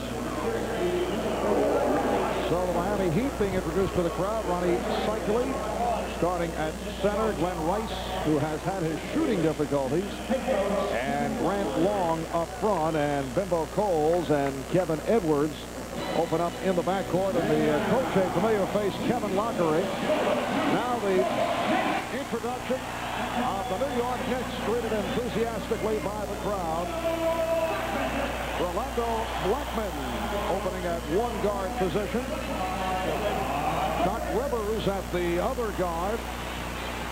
And on the Knicks front line, Charles Smith, who has been playing extremely well as of late, averaging better than 17 per game over the last 8. Charles Oakley, who celebrated his 29th birthday yesterday at the other forward, and Patrick Ewing at center, 13 for 19, 30 points, 14 rebounds last night. And the coach of the New York Knicks, Pat Riley, who is gunning for win number 600 in regular season play. And he'll become the 12th coach in NBA history to reach that plateau. Earlier, Bruce Beck talked with Pat about his quest for victory number 600. And finally, closing in on a milestone, a number of wins, 600. Does that mean anything to you? I have not kept track. I really haven't. I don't know, where am I? You're right at 599. Am I? Is it really? You're close. Am I at 599 or what? Yeah. Okay, no, I don't know. I haven't been keeping track lately. Would 600 be special? I don't think it would be any more special than 500 or 400. You know, and just the special thing about it is that I've been around for 10 years, I think, or 11 or 12 years, so I've had some longevity, you know, along the way. And Pat Riley knows where he is tonight, and that seems to be his focus. The next game, that's the Pat Riley way. The Knicks try to make it 5 straight and 7 of their last 8. Tonight's overhead camera shot brought to you by the Upper Deck Company. Nobody does basketball like Upper Deck. The Miami Heat controlling the tip. Jim Clark, Bill Saar, and Dan Crawford are the officials Long being played by Oakley. Coles with the move on Rivers. And here's Rice looking for the shot, pulling away from Smith and setting it up for Bimbo Coles. Hits the three. As we were saying, Bimbo Coles will be the focus of the defense for the Knicks backcourt. Miami on this first Knicks possession going to pressure, doubling up on the ball. Here's Rivers. Rebounded by Oakley. Glenn Rice has had his shooting difficulties. 4 of 17 last night in the loss to the Atlanta Hawks, and he is shooting only 43% for the season. And Smith is right on him. Rice giving it up to Long. Oakley. Minute gone by. Miami with a 3-0 lead. The Knicks have won 11 and lost 1 here at Madison Square Garden. On the road, the record is now 4-6 with a victory last night. And Patrick Ewing scoring the Knicks' first field goal. Well, as usual, you know, Pat Riley and the Knicks coaching staff would like to see the Knicks get out to a quick start and not give Miami the feeling that they can beat the Knicks or bother them severely. That's a 3-point attempt by Rice.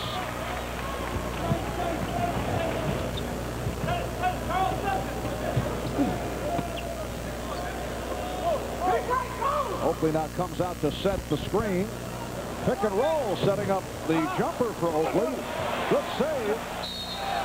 And Smith draws the foul. Nice save by Charles Smith, and then attempted the reverse. A very tough matchup for Glenn Rice dealing with Charles Smith. Our overhead cam shows the movement by the Knicks. Charles Oakley's jump shot attempt. Smith with the inside position where all offensive big men want to be. They want to be inside the defenders, and that's what happens. It goes the offensive man's way when he hustles like Charles Smith just did.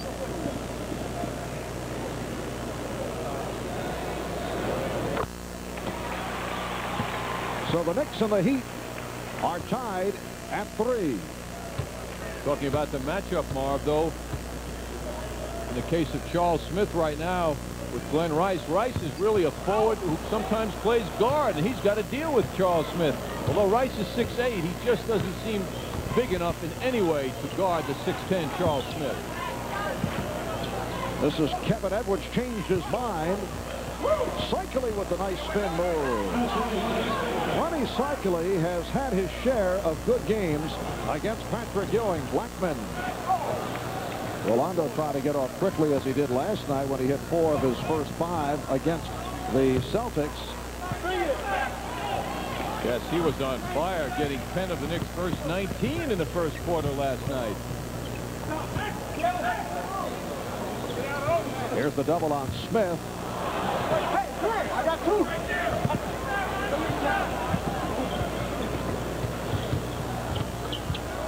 Rivers. Ewing with the rebound. Bob, I think we might have had a hook slam on that follow by Ewing. Kind of swept it around a bit. Ewing ties the game at 5. Bimbo Coles in his 3rd season out of Virginia Tech. He's at the point guard position with Steve Smith out of action. Oakley did it against the double team. Ewing hitting the floor. Ewing with some help, but the foul is called on Patrick, who looks like he's shaken up. It's getting to be a habit with Patrick Ewing when he's playing defense this week. His protege Mutombo got him against Denver here earlier in the week. Then Xavier McDaniel laid him out last night up in Boston, and now early in this game, Patrick's jaw has taken a beating this week. Ronnie Oakley way off on that first attempt. He's shooting 71% from the free throw line. He has come a long way in the foul shooting department. 73% last year.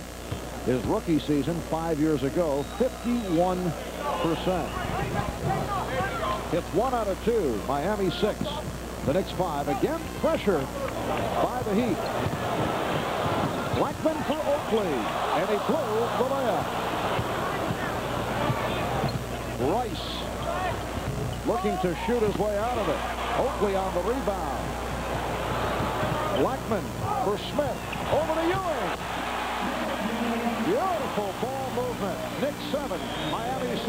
Patrick still showing the pain from that shot he took earlier against Oakley. He's feeling it. Blackman up on Edwards. Coles off the head fake. 4 shot.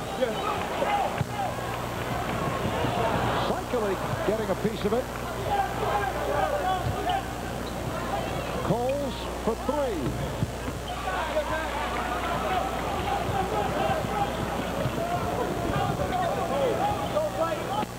They double up on Smith, and he goes right to it and a stop. Rebound Oakley. It's getting some breaks around their basket now. More of the story of this game, I believe, is going to be told on the backboards. Miami doesn't have the muscle or the size to deal with the Knicks. But there's no question Kevin Lockery came out with a plan. Smith called for that holding foul, and that is to put pressure on the ball. Now, you can do that for only certain periods of time, and the Heat trying it right at the start. They've been doubling up at every opportunity. Knicks lead by the score of 9-6. Last night, a game that saw Kevin Lockery ejected by virtue of a couple of technical fouls. Pretty fake, and Long is able to finish it off. Lockery thrown out in the second quarter of the game against the Hawks. Smith with the rebound.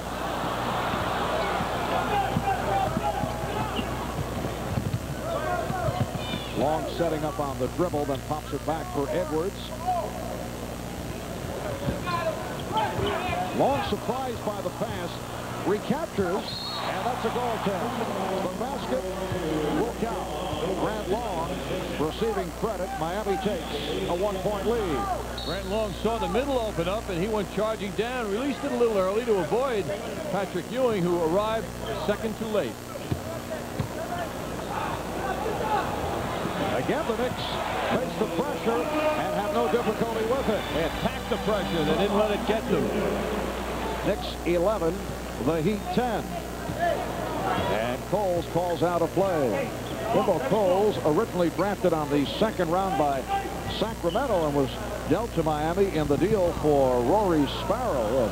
Certainly a good deal for Miami. Oakley gets inside. Oakley on the rebound is fouled. Foul committed by Blackman, who's trying to help out. Timeout called by the Knicks. 6:20 to go in this first quarter.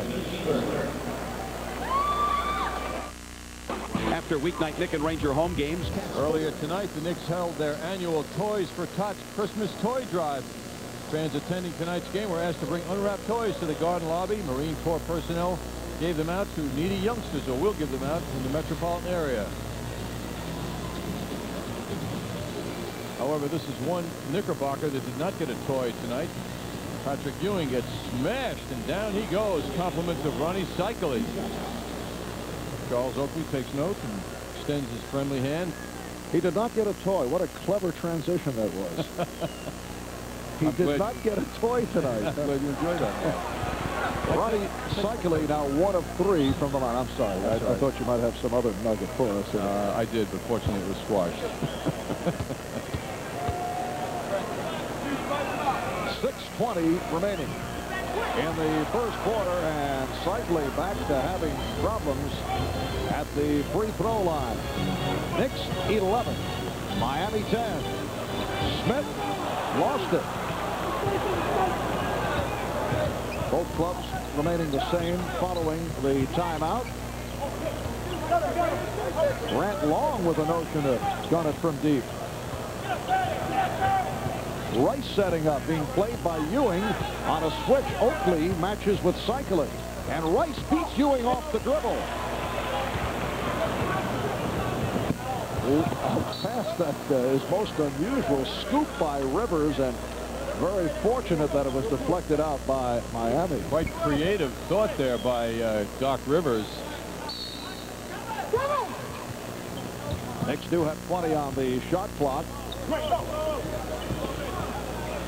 Smith rebounded by Oakley.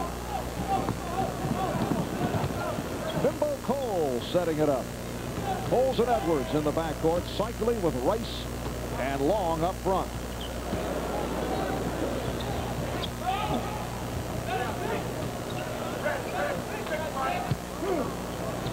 Here's Oakley. 4 Knicks and 1 Miami player, Grant Long, under the boards on that rush shot. Blackman is open. Yes.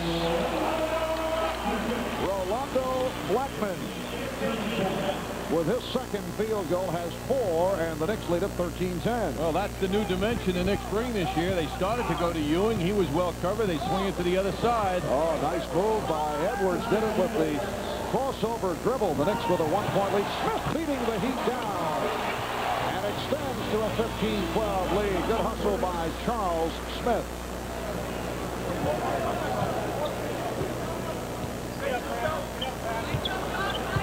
Coles backing Rivers.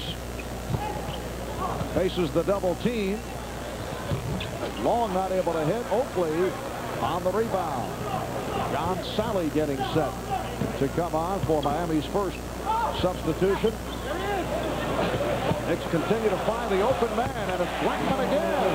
You gotta love Charles Smith. He was about to take the shot, felt some pressure, and saw to his left Blackman wide open, and he got him the ball. Knicks have been swinging the ball to perfection, working against the Miami attempted pressure, which has not bothered them. They continue to find open men against the double team. Here's Long. And he is fouled by Oakley. Here comes John Sally. Anthony Mason will check in. Mason replacing Oakley. Sally for Cycling. The applause for Anthony Mason, who had another excellent game last night. 33 minutes in Boston, 7 of 13, 19 points, season high, 13 rebounds for Mason.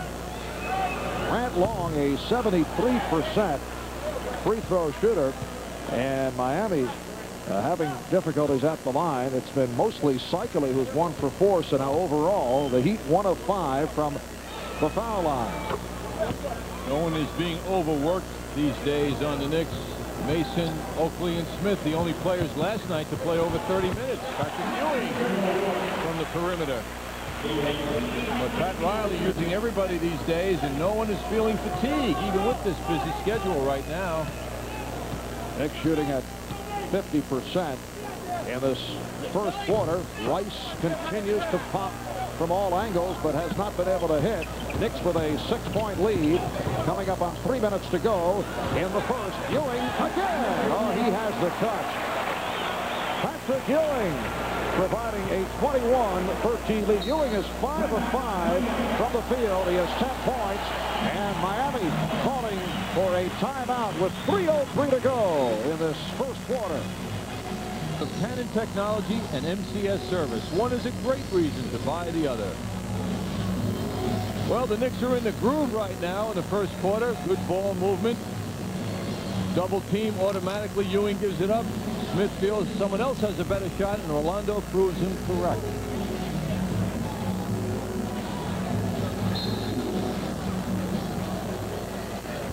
Well, like last night against the Celtics, the Knicks have rolled up the assist. 8-2 differential between the Knicks and the Heat. Holding foul on Mason. Now, this is an intriguing matchup. Glenn Rice being played by Anthony Mason. Mason his first. Rice 0 for his first 4, coming off the 4 of 17 last night against Atlanta. Knicks over the foul limit, so Rice to the line. I think you're picking on Rice. Dealing with the facts. I believe you said that once before regarding Glenn Rice. You know that? 12 for 17 twice now. You know, you've made these accusations in the past, and as I recall, it was also with Glenn Rice. You don't remember that? Defensive. No, I don't. Right, you may be wrong. But John, being so emphatic about it. As you know, I don't mean to put you under the Well, Glenn Rice is a much better shooter at any rate than what he's shown this season. For his career, he's about 46%, and they're missing his good shooting. Knicks lead 21-15. John acting now as my conscience. Here's Mason, rejected by Long. And Ewing able to get back to it. Rivers recovers and fires with the shot clock running down. It is a 24-second violation. Marv Albert, John Andres, Al Trotwood, and Walt Clyde Frazier from Madison Square Garden. John, I know you have easily been able to make the transition from the over-the-air carrier, WNBC TV Channel 4, to MSG Network, yes. But your style, I find, is so flexible that there's just no problem with it at all. Edwards is fouled, and he'll go to the line. Blackman picks it up. Marv, I've always been guided, whether it be broadcast or cable, the game's the thing. Very good. Okay. Referee so foul. Kevin Edwards, in his 5th year out of DePaul, the DePaul backcourt teammate of Rod Strickland. Here's John Starks coming on for Rolando Blackman, who hit 3 out of 4, 6 points. John Starks did a nice job in Boston last night. Knicks 21 and Miami 17. 2:15 to go in this opening quarter. Mason, Ewing, and Smith up front. Rivers and Starks in the backcourt. There's the double up on Smith, and it paid off. Edwards with the steal. So Edwards with the steal and the bucket. And Miami moving within 2 points. Kevin Lockery had his boys thinking correctly on that play. Good play by Edwards. Nice entry pass for Smith. Charles upset with himself for that touch shot on the short jumper. John Sally for Kevin Edwards. And Rivers gets to it. Starks from deep.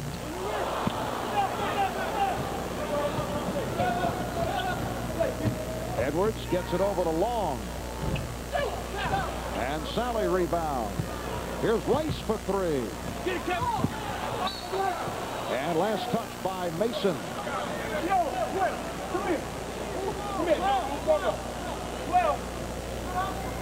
The Knicks 21.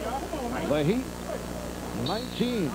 First of 5 meetings between these clubs. Last year the Knicks took 4 out of 5 against Miami. Edwards has tied the game at 21. The Knicks have won the last 4 straight against the Heat. Crowd is wanting a little superiority by the home team. It started to spread out moments ago with the Knicks lead, but that has evaporated. Mason fouled. Cole's trying to help out, was called for the hold, and Anthony Mason will go to the line. Looks like Patrick Ewing, the team captain, pulled everybody together as we look at the 8 run in favor of this man's team. 8-0 run by Kevin Lockery's Miami Heat. But Patrick Ewing went to the foul line with everybody and did a little chatting before this foul shot by Anthony Mason. Get guys together and toughen up out here.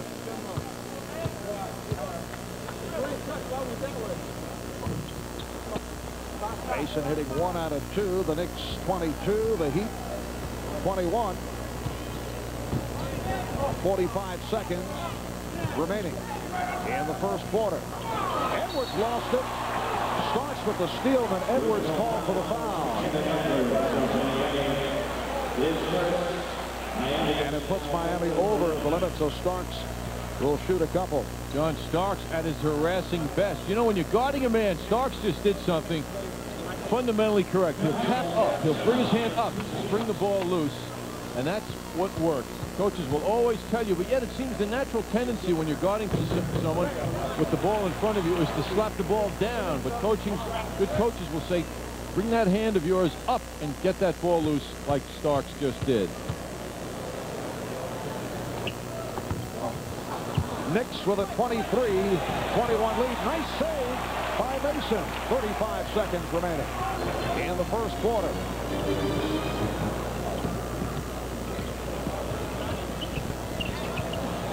Starks tried to change his mind as he looked to get it down low. He thought it was deflected out, but the call is Starks threw it away. And it is Miami ball. They'll try to hold for a final shot. Knicks with a 2-point lead.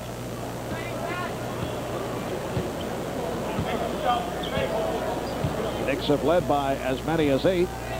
Knicks are not fearing Coles in that they're not dropping down low to cover the middle. Shot clock at 2. Rice changed his mind, and as a result, it's a 24-second violation. Now, Rice, that time, should have taken the shot. I think the defense made him change his mind, and he saw Sally wide open and just misjudged the clock. 1 6/10 seconds to go in this first quarter. And Mason will throw it in. Here's Starks with a hook shot. Well, John, you wanted to see more hook shots, and there's John following up on your advice. After one, Knicks with a 23-21 lead. Yes, the game's the thing, as uttered just moments ago by Johnny Hoops himself. We'll be right back. Are obviously by yourself in that department. Attempts to for the heavyweight champs. The Heat only 7 of 21 from the field in the first quarter. Second quarter underway. Knicks with a 23-21 advantage. Ewing goes to the hook, and it's rebounded by Oakley.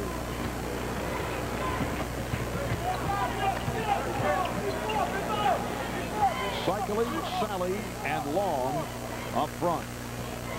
Coles, yes, in the backcourt, along with Edwards. Oakley is fouled. Rivers came over to help out. And he is called for the foul by Bill Saar. Here's Charles Oakley returning, replacing Charles Smith, who leaves with 3 points. Rivers was so frustrated. He tried to sell to official Bill Saar the fact that he had his hand all over the ball. That never works. Doc is still trying to sell the point. Oakley 1 out of 4 from the line. He's been 7 of 9 from the line of 2 of the last 3 games. In the game before that, he was 10 of 11 from the foul line. Oakley averaging just under 20 per ball game. Game tied at 23. The Knicks have Rivers and Starks in the backcourt. Ewing with Mason and Oakley up front. Starks with the double team advancing on him. Gets it off to Rivers. And Edwards covers the rebound. Here's Long. Knocked away, but he recovers, and he's called for a traveling violation.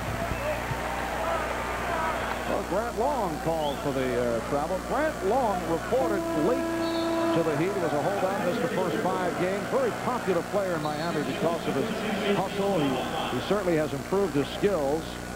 In a Miami fan poll, he was voted the Heat most valuable player last year. It has to make you wonder about that poll when you look at this. Herb Williams checking in for the first time.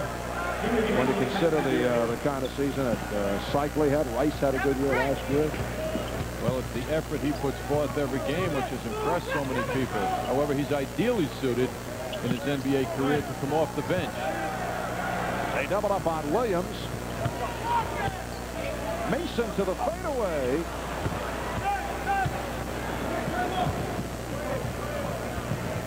Quick release by Edwards.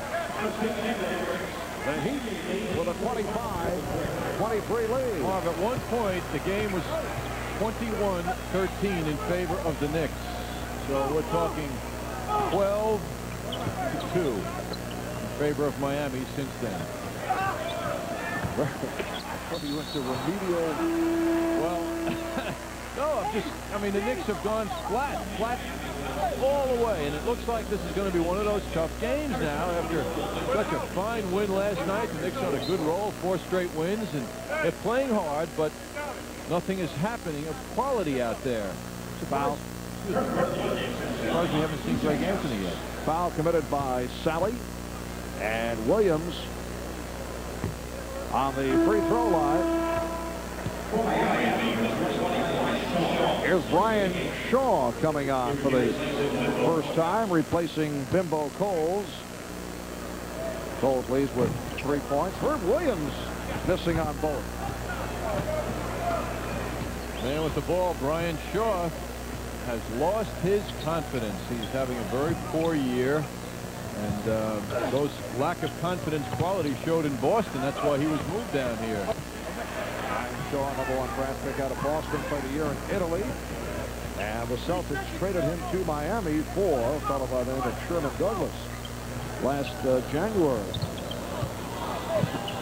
It's picked off by Edwards. Sherman Douglas very much in the news up in Boston after leaving the team the other day for what were called personal problems. Here's Cycling. And the Heat leading by the score of 27-23. Still has not been cleared up as to why Sherman Douglas departed. Some say because he was unhappy about his playing time. Others say, well, it's because of depression that has set in. Timeout called by the Knicks. It's not in the game against Boston. So we'll have to see if Greg will get some playing time tonight. Nice move by Blackman. Miami up by the score of 27-25. Rolando is 4 out of 5. He has 8 points. Edwards and Shaw now comprise the Miami backcourt. Sally, Cycley, and Long up front. Cycley played by Herb Williams, and he spins around Williams, who went for the head fake. Slick move. He faked left, went right. Miami with a 4-point lead. Blackman gets it out to Mason. Rebound Williams. Rejected by the long arms of John Sally. Last touch by Miami. Well, that's what the Miami Heat got when they got John Sally. They had no defensive shot blocking presence at all until Sally arrived. 16-4 run by Miami. They were down by as many as 8. Illegal defense called for the first time against the Heat. Although John Sally earlier this season unhappy about not getting a starting shot. He did start 9 out of the 16 games that he's played in. That has always been the beef of John Sally back to his days with the Detroit Pistons. But he seems to be more effective coming off the bench. Blackman forced it, and it's handled by Sally. Edwards. And he was hacked. Kevin Edwards has been a factor. Herb Williams called for the foul. Kevin Edwards came out of college with the reputation as a shooter, but has not shown it in the NBA. Last year, his best shooting performance at 45%. He's been erratic, a streaky type shooter. Well, he's lifted it up a bit this year at 47%, playing a little more consistently. But the plan was this year, when the season began, was to have Steve Smith be the starting guard, along with the man they call Baby Jordan, rookie Harold Miner. But that hasn't worked out, so Edwards and Bimbo Coles have been the starters, much to Kevin Locklery's disappointment. Those two guys are very fine players, but the design was to have them to come off the bench. Now they don't have adequate bench support in the backcourt. Sally called for that foul. Here's Charles Smith moving back onto the floor for Charles Oakley. So Rolando Blackman last couple of games showing signs of going to the basket and getting to the free throw line. Very important for a jump shooter like Blackman to have variety in his game, because when they play you tight after you hit those first couple, you better have the ability to put the ball on the floor and go left or right to the basket. Keep the defense honest, not cluttered up around you. The Knicks had missed their previous 4 free throws. Miami Heat leading by 5, 7.5 remaining in the first half. Patrick Ewing getting set to return. Knicks go to the double team. Sally finds the open man. Nice effort by Cycley, but he could not hold on. Good hustle play. Here's Ewing for Williams. Patrick Ewing opened up by hitting his first 5 from the floor. 5 out of 6, 10 points, 7 rebounds for Ewing, coming off the very strong outing last night in Boston. Blackman got squeezed, recovered by Smith. Here's Blackman. Loose ball foul on Ewing. Whenever the offensive player is behind, as Ewing was behind the other opponent, it seems when he makes any kind of gesture, the foul is called. That was a light foul called on Ewing. Second foul committed by Ewing. Shaw guarded by Starks. Here's Rice. And Ewing with the rebound. Well, Glenn Rice showing us an 0 for 6 job. Oh, nice hit. Starks hammers it down. Heat with a 31-28 lead.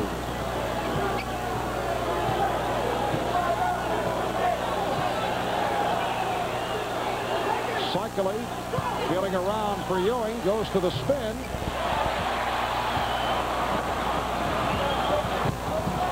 Knicks only 2 out of 10 from the field in the second quarter.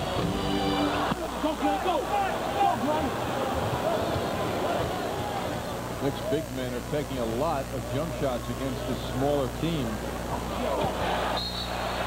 And it will be Nick Ball. Miscommunication between Grant Long and Ron Cycling. Later report regarding Greg Anthony suffered a mild sprain of the right ankle last night in Boston. He is available if necessary, but probably will not play tonight. Blackman. Ewing off the fake. And he's hit by Cycling. Second foul for Ron Cycling. Well, it's a different scenario for the Knicks tonight, shooting the basketball. Everything's around the front rim and out. Greg Anthony had a fine game last night in Boston. 26 minutes of play. Led the Knicks in assists with 7 and played very tough defense.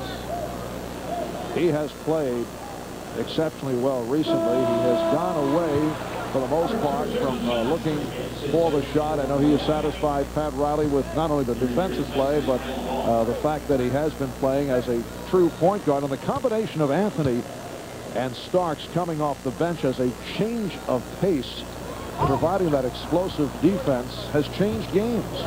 And he and Rivers in particular, the last couple of games against good point guards like D. Brown, although he was exploited, the subject in the Boston papers today of inadequate point guard play because of Anthony and Rivers, as was Kenny Anderson the other night. Sally goes to the hook. And here comes Mason, met by Keith Askins, who just checked in. Starks with a spin.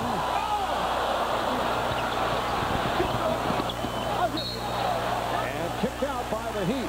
What a move by John Starks. And the crowd, appreciating the spin move, responds, although he could not complete it. Look, if he did a cartoon replay, Starks would have ended up in a knot after that move. He really gave his body a great challenge. Starks twisting, turning, going to the air, just missing. Shaw on the interception of the inbounds, feeding Rice. So Rice with his first field goal. And the Heat up by the score of 33-29. A cartoon replay? I'm just envisioning, you know, if you're going to make a cartoon out of it. No, I get it. Starks would have been in a nut. New inroads, a cartoon replay. Here's Blackman. The Heat leading 33-31. Then I realize, you know, 2 games within 24 hours don't get the proper rest. The mind kind of comes up with different visions of replays. 4:20 remaining in this first half. That basketball count. Blackman called for his 3rd foul. And looking over at the bench, now Pat Riley makes a move. He'll put John Starks back on the floor. So Blackman departing after picking up his 3rd. Orlando Blackman with 11 points. He and Patrick Ewing are the high men for the Knicks. Marv Albert, John Andres, Al Troutwick, Walt Frazier from Madison Square Garden. Knicks and the Miami Heat. Knicks trying to make it 5 straight wins, 7 of the last 8. Ewing off the steal. Here comes Starks. Checking behind him for Shaw. Ewing with the drop step. Yes. And the game is tied at 33.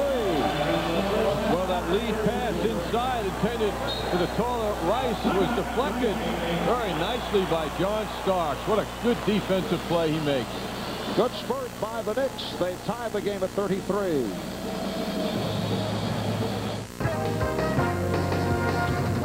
Take a look at a replay from the upper deck trading card cam. Miami trying to push that ball inside. The lead pass inside for the taller Rice, deflected nicely by Starks, who breaks it up. Sally on the rebound of that missed shot by Rice. Rice again. Game tied at 33 with 3:20 remaining. And this first half, Knicks in the midst of an 8-2 run. They led by as many as 8. A 16-4 spurt by Miami gave them the lead. And Ewing will go to the line. Cycling hits the floor. John Sally wondering why he wasn't the recipient of the foul. Why was the foul going against his team? Take a look now at Ewing driving across the middle. Ewing goes up strongly. Cycling comes over. The combination of Cycling, they're both just about 7 feet tall, couldn't stop Ewing. 3 fouls on Cycling, rather on Sally, and he will depart. Here's Grant Long returning. The Knicks take a 34-33 lead. Miami has been an injury-hit team. Major injury suffered by their starting point guard Steve Smith after undergoing arthroscopic surgery on his right knee. Kevin Lockery forced to go with 6 different starting lineups through the month of November. They come in at 6-14. They have lost 8 of the last 10. They come off a loss last night to the Atlanta Hawks. Nice change of pace move by Brian Shaw. Draws the foul against Doc Rivers. Only Glenn Rice has started every game for this team. Brian Shaw will go to the line, a 70% free throw shooter. Brian Shaw, a very strong defensive player, guy who likes to slash to the basket, as we just saw, but the outside shot inconsistent, and as you mentioned earlier, has lost his confidence, and that's the problem up in Boston. And what he has shown his coach, Kevin Lockery, is that he's error-prone. He gives the ball up a little bit too much for a backcourt man. The Knicks and the Heat tied at 35.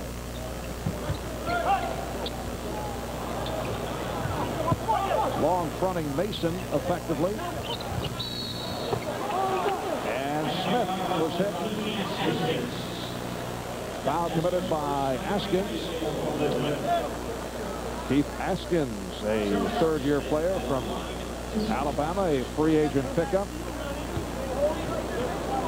Charles Smith to the free throw line. Charles spending much time at the foul line as of late. 82% free throw shooter, but the Knicks not doing it at the line tonight. 7 for 15 from the foul line.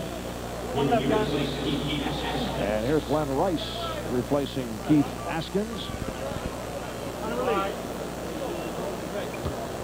Glenn Rice 1 for 9 in this first half.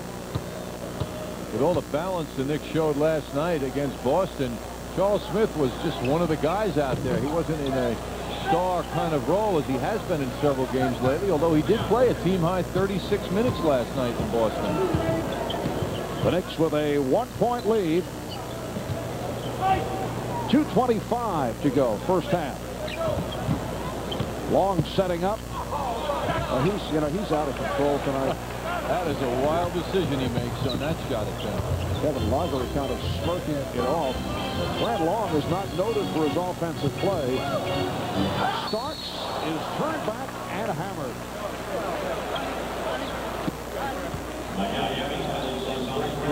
And it's called on Long, his first. Well, Starks presents the suggestion that he'll take the long shot. The defense comes up on him, and off he goes. As much as he loves to shoot the long shot, he also loves to drive and draw fouls and contact. Well, the poor Knicks foul shooting continues. Starks, who is one of the better free throw shooters in the league, is now 1 of 3.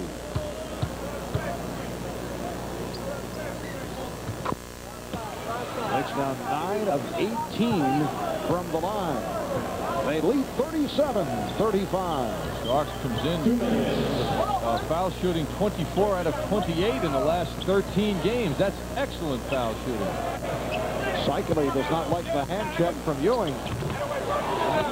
Nice move by Ronnie Oakley. He has 11 points. That was a baby hook. Game tied at 37. Minute 35 to go. First half.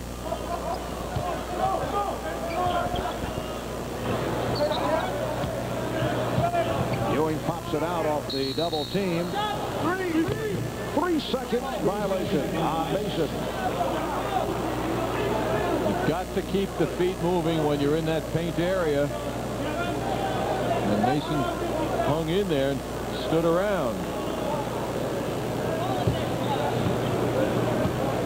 The Knicks committing their 9th turnover on that 3-second violation.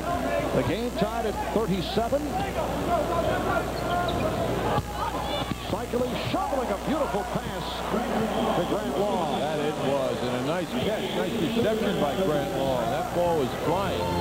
Miami 39, the Knicks 37.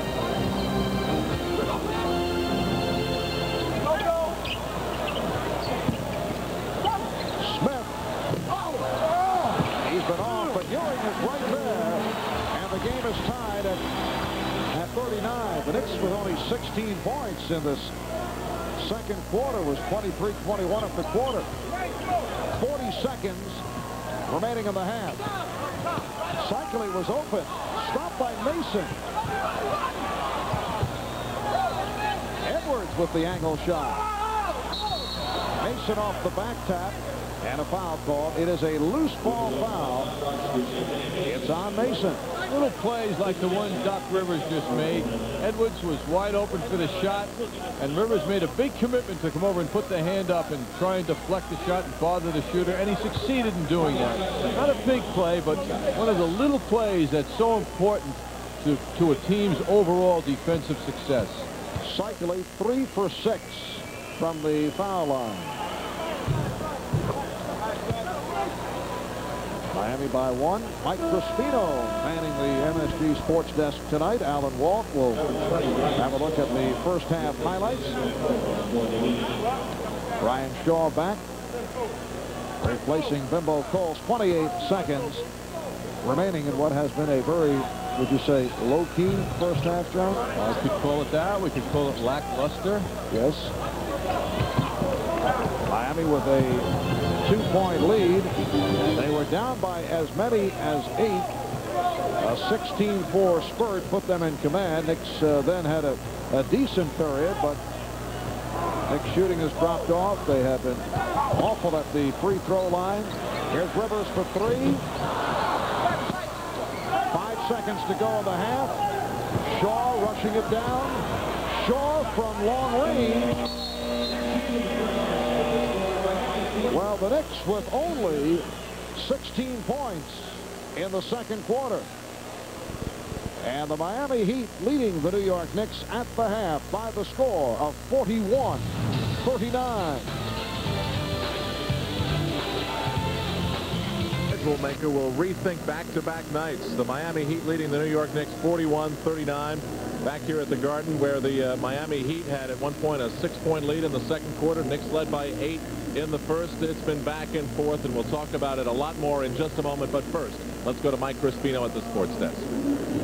Thank you, Al. The New Jersey Nets have made some great strides this season under Chuck Daly. They stand currently in second place in the Atlantic, just behind the Knicks, and they're doing it on the road, the real proving ground in the NBA. Tonight, they're at Indianapolis and the Market Square Arena. Chuck Daly's team not playing very good defense so far in this one. However, running the break well, Chris Dudley retrieves, sends Kenny Anderson on the break, who finds Derek Coleman, and Coleman sets up Chris Morris for the jam.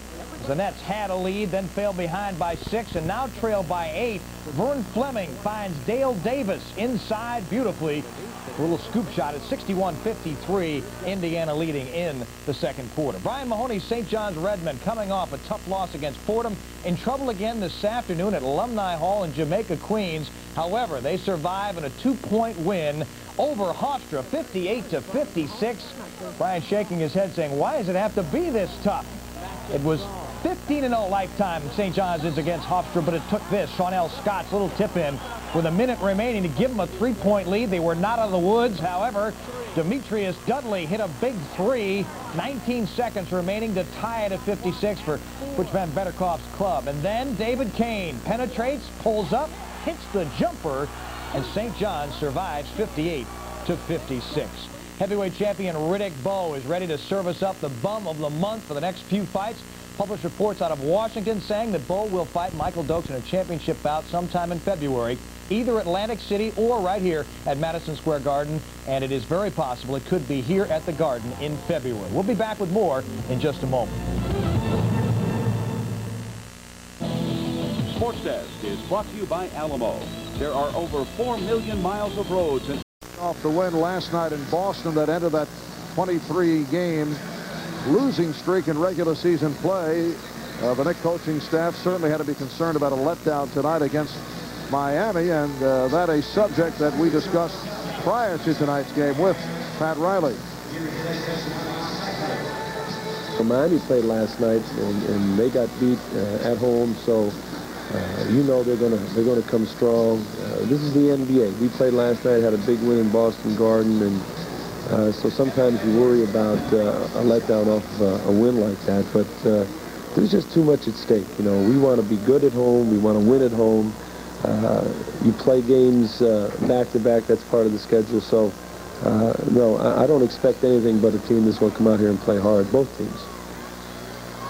And Pat Riley tonight is gunning for win number 600 over his illustrious coaching career. That is regular season play. Edwards hit on both free throws.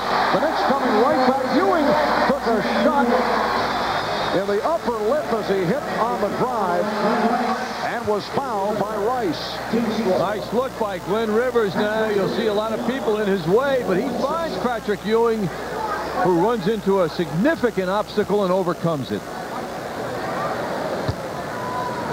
The Knicks take a 1-point lead. 6:16 remaining in the third quarter. 3-point play for Ewing. Patrick Ewing with 19 points and 15 rebounds. Once again, putting up very impressive numbers. John Sally back on the floor for the Heat. Edwards with a forced bad shot. Handled by Ewing.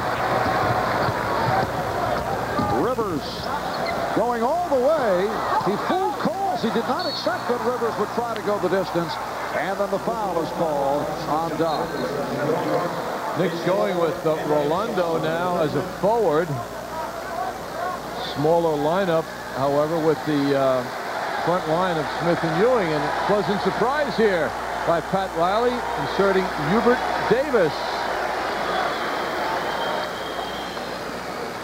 Well, Hubert Davis getting set to check in. Hubert has not played very much recently. Sat out the last 2 games, 7 of the last 8. Did appear last Monday against the Denver Nuggets. Edwards missing his first of 2. Knicks are over the foul limit, so Miami at the line. And the rookie from North Carolina hears it from the crowd as he comes on for Doc Rivers, who just picked up his 4th foul. He hasn't played much, but Davis has shot 50% in the last 5 appearances, and he is not coming in here for cosmetic reasons. The Knicks need shooting, and that's why he's there. They haven't had a field goal now, the Miami Heat, in several minutes. Blackman feeding Smith. And Smith upset that he did not convert, which would have been a 3-point play opportunity. Will go to the line. Kevin Lockery upset that Smith isn't called for a 3-second violation. Lockery was signaling that to the officials. Smith, very tough when he gets the ball, although he's frustrated. He didn't make that shot. Cycling called for the foul, his third. 2 shots for Charles Smith. The Knicks lead 53-51. 5.5 to go in this third quarter.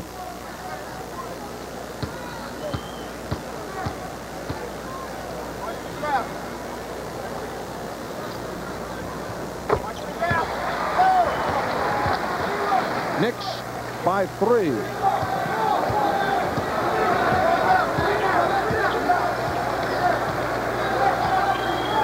Correction, Ronnie Cycli has 4 fouls. No sign of Oakley taking him out either. 3-point attempt. Bimbo Coles with his second 3-pointer of the night, and he's tied the game at 54. Starks backing Coles. Davis for Ewing. They double up on him. Blackman off the fake. Rebounded by Long. Here comes Coles. 1 bounce lead. Cycli not able to hit the scoop. And Davis on the rebound. Hubert Davis getting the opportunity because Greg Anthony has come up with a sprained ankle. Blackman, yes. Greg Anthony suffered the ankle injury last night against the Celtics. Was called a probable for tonight, has not played. And Pat Riley going deep into his bench for the rookie, Gilbert Davis. Knicks now lead 56-54. And the crowd chanting defense. Edwards saw the opening. Challenged Ewing. Rebound Ewing. Oh, look out. Long went down hard. Davis. And it's rebounded by Cycli. Certainly looked like there was contact. Oh, Long with a shot on Starks.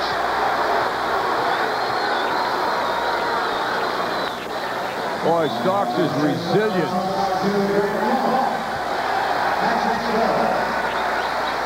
Foul committed by Long, who was upset in hitting the deck as he did just a moment ago. Grant Long with the ball down low. And a rejection presence by Ewing.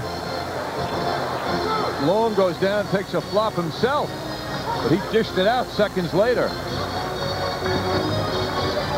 Knicks lead by 2.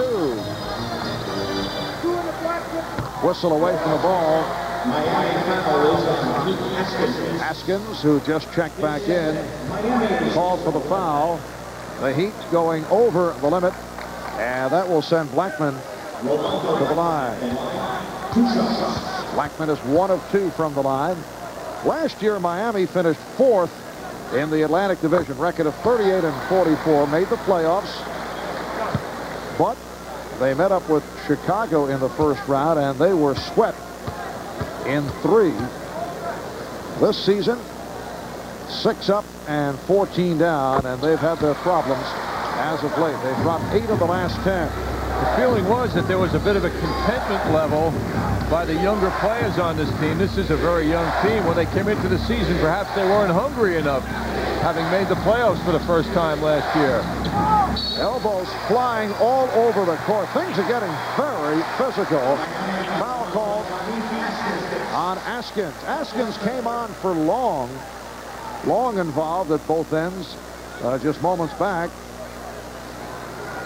Both teams are over the foul limit, so the Knicks will go to the line. Marv, I think the reason for the aggressiveness now shown by Miami is that the Knicks have allowed that to happen with their mediocre play in the first half, perhaps sub-mediocre play in the first half. Now Miami's starting to think about beating the Knicks here. And the Knicks, having won 11 out of 12 at home, certainly don't want that to happen. So they're now asserting themselves more physically, and we're having a collision of forces between these two teams. Knicks have built a 6-point lead. Back in the first quarter, they led by as many as 8. Miami with a 16-4 spurt. They took a lead for a brief period of time. Edwards Sally able to keep it alive. Edwards and Ewing with the rebound. Blackman. And Cycling gets to it. Here comes Miami. Knicks able to get back. Edwards met by Davis. Coles. Edwards shooting. It has been a brutal shooting third quarter for Miami. That last rebound by Patrick Ewing, number 20. 20 points, 20 rebounds for Ewing. Bill Saar with the call against Miami. Edwards called for the foul, so the Knicks go back to the line. Now they change the call. John Sally called for the foul. The Heat taking a timeout with... And he's working on his career high of 24 rebounds, November 29th, 1989. Legs up. First goal is the New York. Teammates and coaches who made it possible. Joey Koser. Koser with a great pass right on a shot by Hurlbut. It was Hurlbut. I was surprised both defensemen in on the play. Wow. Hurlbut just missed and Wells followed up. Hey, the Wild Thing's got nothing on these guys. Jay Wells.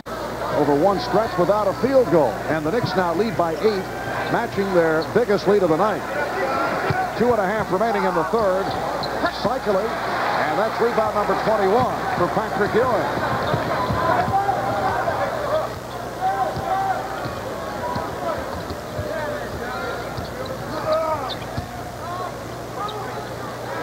Ewing launching one and hitting. Now we know that was not an ideal shot. There were still 10 on the 24, but Patrick Ewing has been hitting the outside shot, including that desperation three-pointer at the end of the half in Boston last night. He's feeling it. Cycling blocked by Ewing. Knicks have a 10-point lead. It has all gone their way in the latter stage of this third quarter. They picked up their play. Illegal defense call against Miami. That's their second violation, so a technical foul against the Heat. It all revolves around Ewing, however. The illegal defenders, although Coach Lockery disagrees with this, but the defense was floating over to Ewing, leaving their men alone and being caught in that middle ground. You've got to get to the double team or stay with your man. You can't be in the middle. Blackman connecting on the technical. Now Edwards sitting down. Rice, Sally, Cycling up front. Coles and Askins in the backcourt. Minute and a half left in the third. Ewing had it knocked away. Nick Ball with 17 on the 24. Marv Albert, John Andres, Al Troutwig, Walt, Clyde Frazier from Madison Square Garden. Knicks trying to make it 12-1 here at the Garden. Overall, a record of 16-7. Nets now trailing Indiana by 10 in the third quarter. Knicks 3 games in front of the second-place Nets coming in. Shot clock at 5. Charles Smith. Rebound, run Cycling.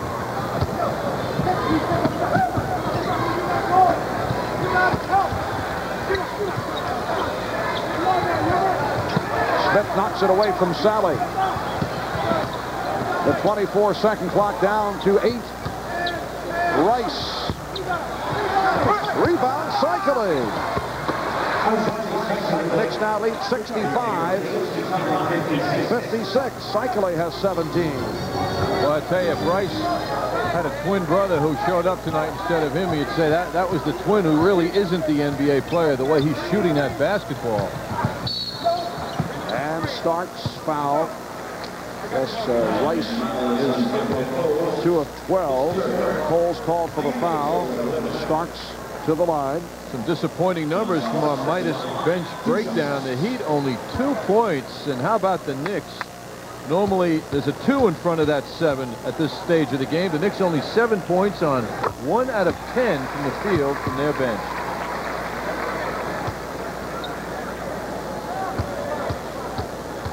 "31 seconds remaining in the third quarter. The Knicks lead is now 10.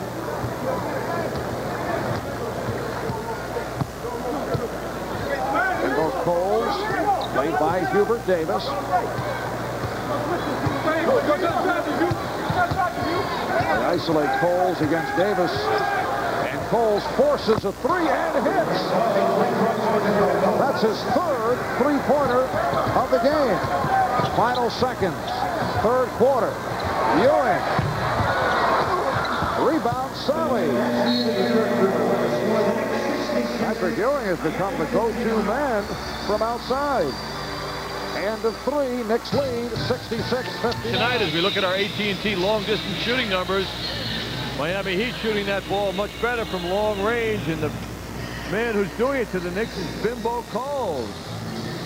Number 3 for him tonight. Bimbo Coles hurting the Knicks from long range. Correction, that's his second three-point shot of the night.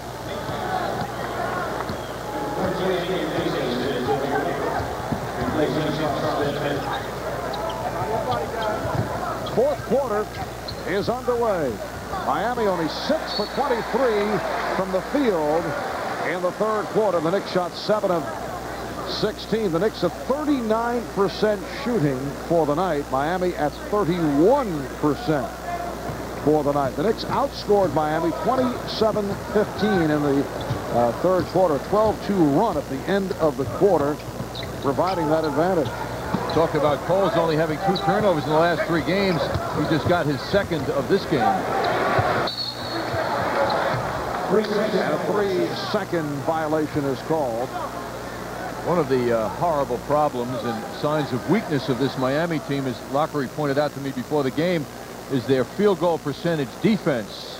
The average field goal percentage for the opponents of Miami is over 50%. Only Dallas is worse than that. The Knicks are unable to capitalize on that softness defensively, however. Cycling with a very nice move. And the Knicks lead is down to 5. At the other end of the spectrum, the Knicks have held the opposition to a league low 42%. And tonight's effort won't hurt at all with Miami shooting at 31 for the game. Davis slicing his way through and draws the foul. Hubert Davis getting the playing time. There you see the Knicks holding opponents to an average of 42% shooting, which is a very impressive figure. And at the other end, you say Miami at 50%. Dallas, as you mentioned, just under 52%, which is very poor. San Antonio's up there near the top only because of David Robinson's presence in the middle. That is Brian Shaw checking in, replacing Bimbo Coles. Coles with 11. 9 of the 11 coming by virtue of those 3 from downtown. So there you see the shooting for the night. The Knicks lead by 7. Now Brian Shaw being guarded by Hubert Davis. Pick and roll with John Sally. Well done. The rear rotating defenders didn't get there in time as Mason jumped out. Ewing came over, but a nicely done execution by Miami. Knicks 68. Miami Heat 63. Minute and a half gone by in the fourth. Mason operating down low.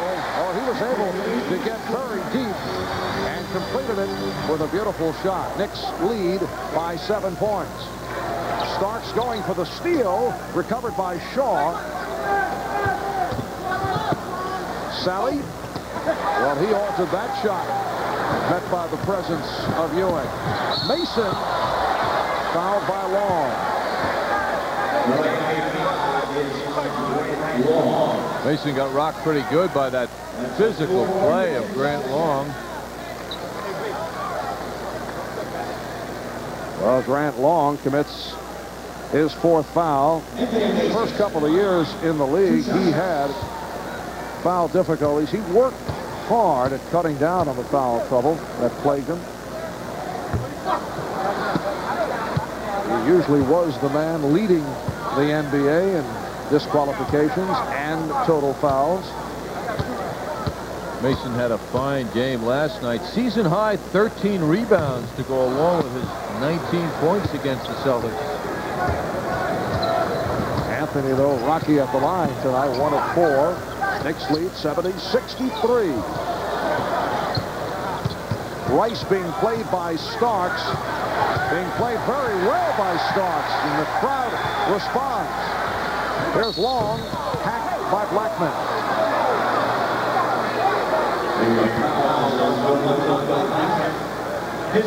That's 4 on Rolando. Pat Riley giving Rolando a lot of time tonight. John Starks' work ethic on defense shown here. He worked very hard on the taller Rice, so much so that Rice almost lost the ball. Now they call this a hack, and that's on Blackman. Rice goes 6'8", Starks at 6'5", but John Starks able to handcuff Glenn Rice, who has not had a memorable evening here at the Garden. Big change tonight is Pat Riley going so far with 3 guards on the court for much of the second half, and of course with Greg Anthony injured slightly, Hubert Davis has come back into the rotation. Illegal defense called for the 3rd time against Miami.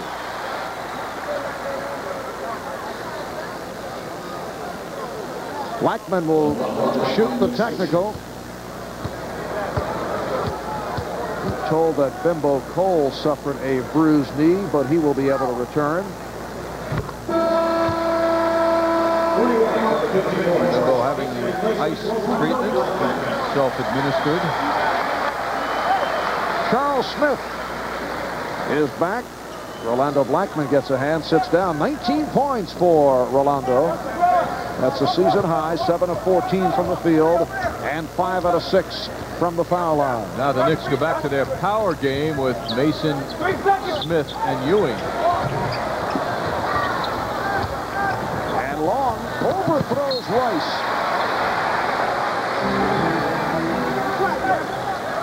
Knicks lead 71-65 with 3 minutes gone by in the 4th quarter.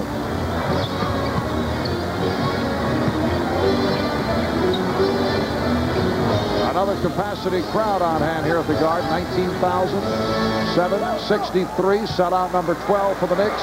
Starks attempting the 3-pointer. Ewing going down. Miami with the number. Cycli was fouled by Starks. So Cycli will go to the line. It's going to take a much better effort by the Knicks to put this game out of reach. The Miami team, despite their very poor shooting, continues to hang around this game. And hot hands by them can turn this thing around. Cycli piling up some impressive numbers now. 19 points, 14 rebounds.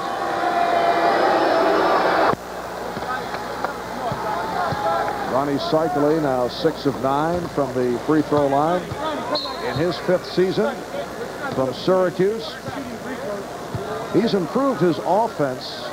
Now able to score in transition and with twisting inside moves. We've seen a couple of them here tonight.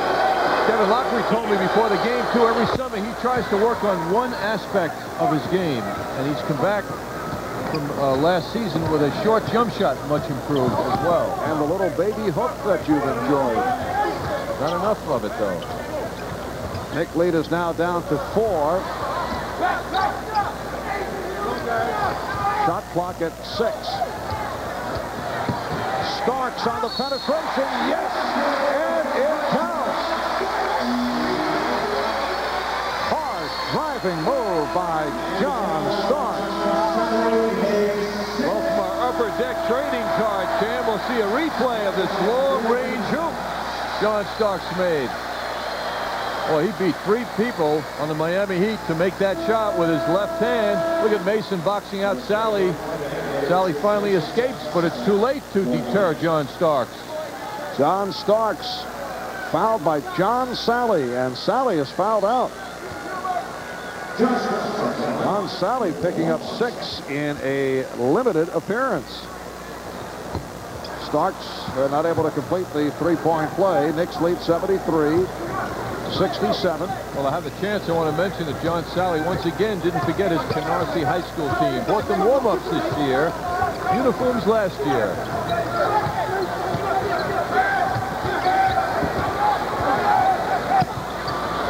Open shot missed by Long, and the ball goes to the Knicks. John Sally fouling out in 24 minutes.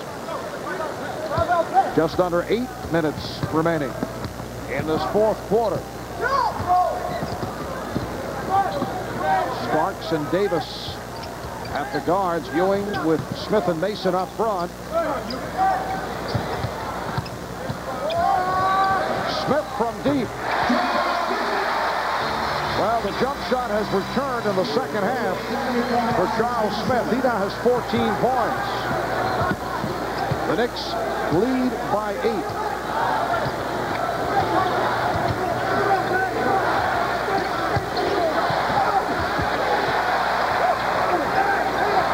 Rice for 3.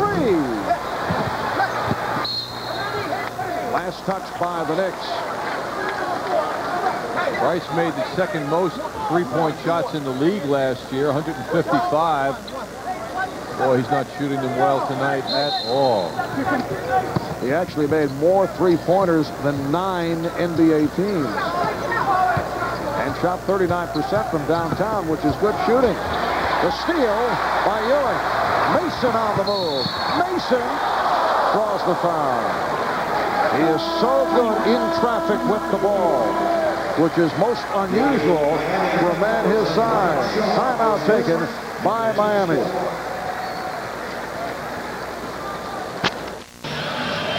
Kevin Lockery trying to inspire his team. Dutch boy in the paint numbers, the rebounds. The Knicks leading the Heat. Heat doing a fine job against the bigger team and scoring inside, superior to the Knicks with points in the paint by 4.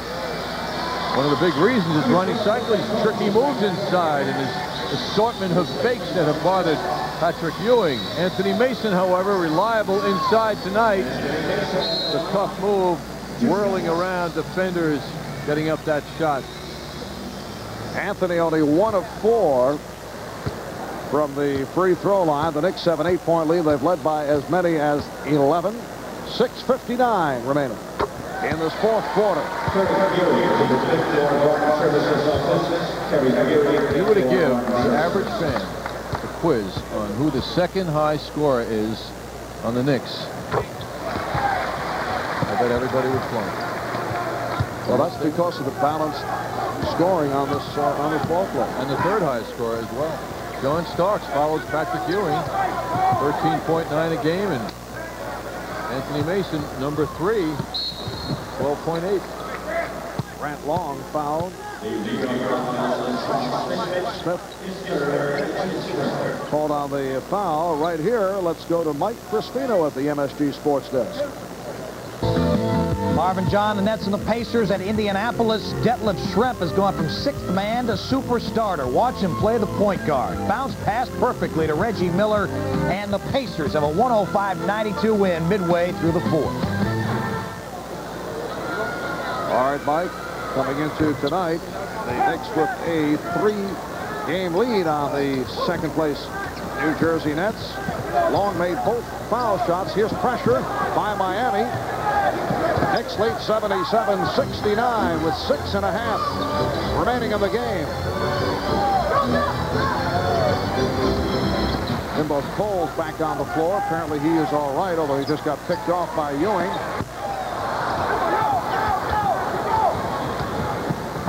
Coles and Edwards in the backcourt. Long, Cycli, and Rice up front. Here is Rice for 3.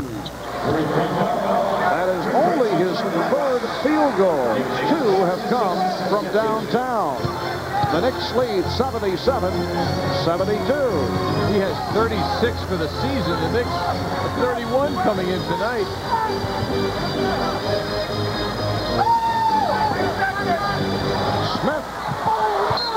knocked away by Coles.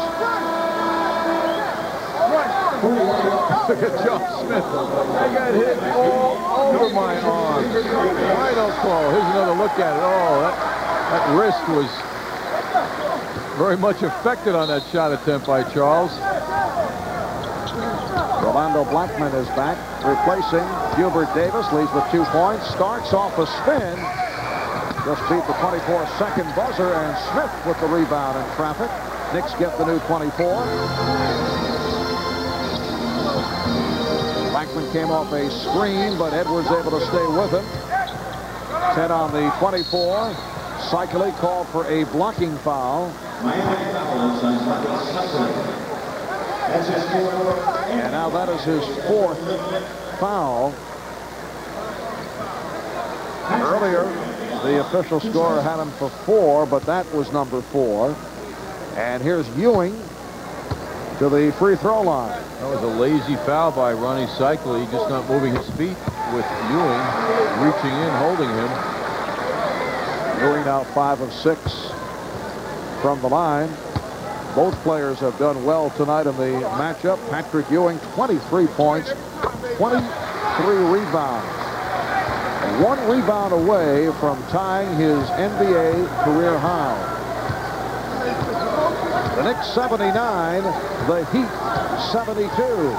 As we come up on 5 minutes remaining in this 4th quarter. Rice looking for the shot. Long takes it and hits a 3.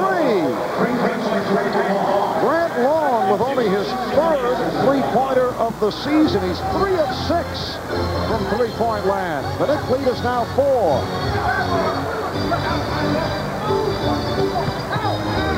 Starks lost it. He was trying to draw the foul. He was well played. Edwards on the run. And Oakley knocked it away, but it's recovered by Mason. And the call is last touch by Mason. What a play by Edwards. Very difficult to make solid defensive plays from behind a man, but Edwards did just that. Well, the Heat getting back into it with the three-point bomb. 6 of 13 from downtown. 3-second violation on Oakley. Kevin Lockery going berserk. Well, Lockery's reaction is, why doesn't it work at both ends of the court? That's what he feels. He feels the Knicks have been getting away with 3 seconds. Well, a couple have been called against the Knicks. The Knicks lead 79-75. Doc Rivers now in the backcourt with Rolando Blackman. Rivers rejected by Long. Nice move by Rivers to beat his man, but Long turned him back. Coles looking for the 3. Edwards on the penetration. It counts and the foul.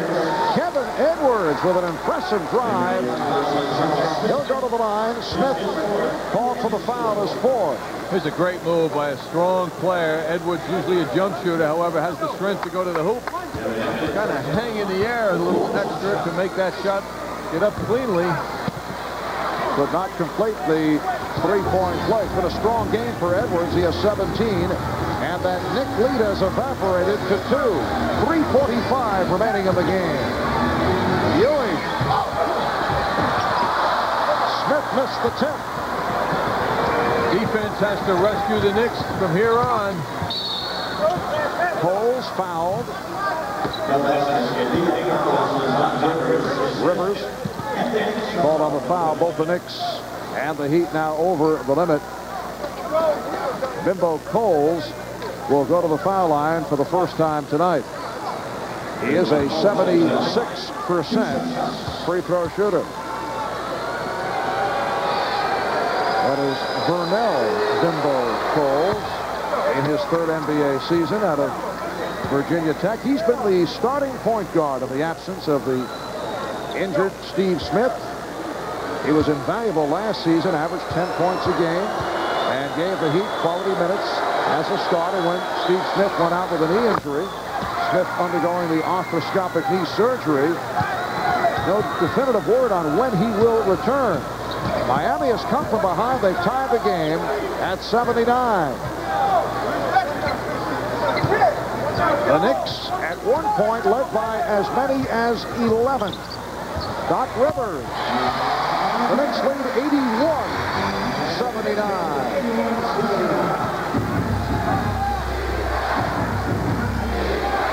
A fan of defense from this capacity crowd. Down to 3 minutes left, fourth quarter. Good job fronting by Ewing. Now they get the ball to Oakley. He misjudged where he was.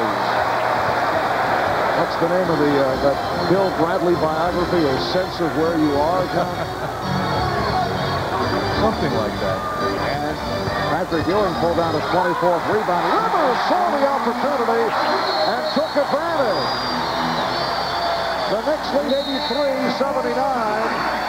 Miami calling for time.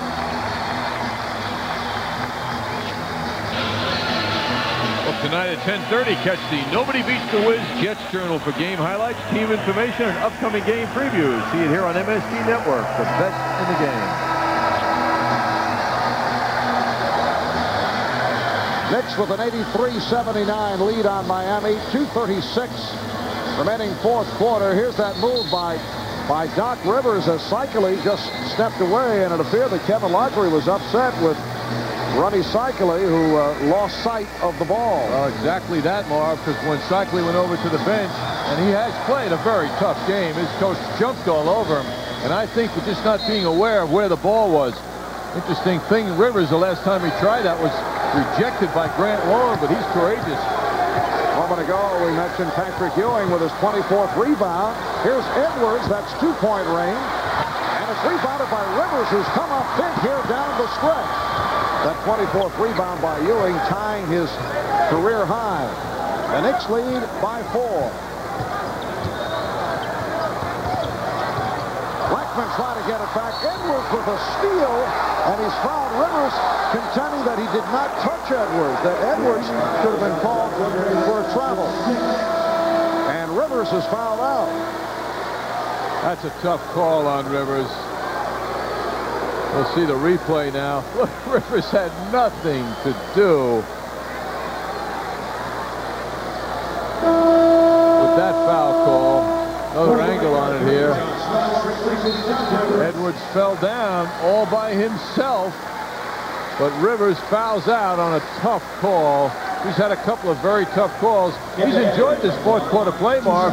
Usually it's Starks and Anthony in the backcourt, the way Pat Riley's been using his backcourt players. But with Anthony out tonight, Rivers has played very well. You mentioned tough call. It'll be even tougher for Doc when he sees it, if he looks back at the video of this game. Knicks by 3. 2 minutes remaining, fourth quarter. Charles Smith. And rebounded by Grant Long. Here comes Glenn Rice. Trying to set up for the 3, but met by Smith. Edwards now played by Blackman. Edwards double team. Here's Rice for 3, and he has tied it. Well, Glenn Rice, who has had a miserable shooting game, has come alive here down the stretch. He's hit a couple 3-pointers, and the game is tied at 83. Which would like to go to Charles Smith, who's being guarded by Rice.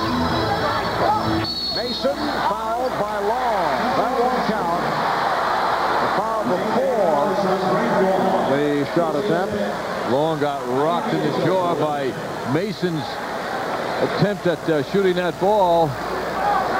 Smith sees the good position that Mason has, gets him the ball, and Long gets a shot, fouls on him as well. That's 5 on Long. Mason now 4 for 7 from the line. Another angle. Oh, that hurt.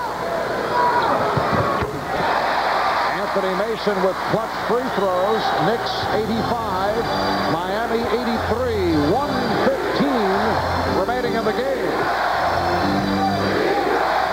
Edwards with the step. And the game is tied at 85. 20 points for Kevin Edwards. Pat Riley calling for time. A strong come-from-behind effort by the Miami Heat.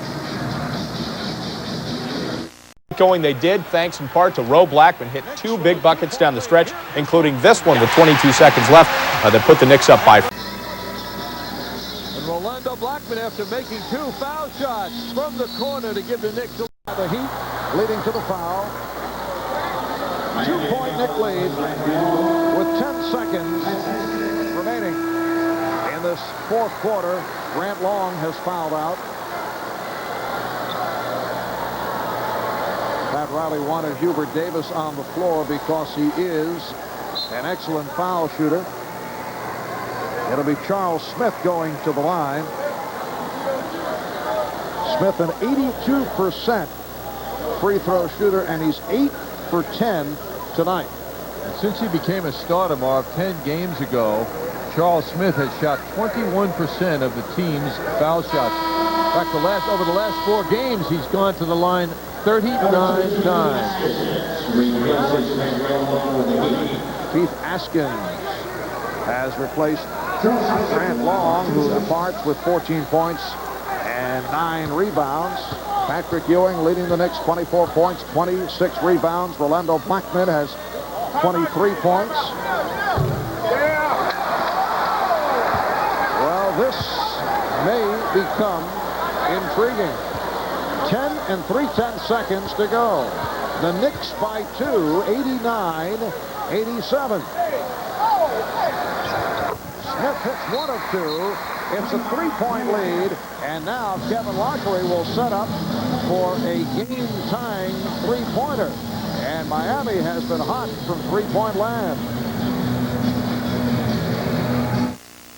But the Knicks have to be very careful now as you look at how well the Miami Heat has shot from 3-point range tonight. We showed earlier how they've shot much better there than from 2-point range. So the Knicks have to play tough defense and not commit a foul. You may let a team tie a game, but you don't want to let them win with a 3-point shot and a foul. Bimbo Coles has hit 3 from downtown. Glenn Rice has had the hot hand.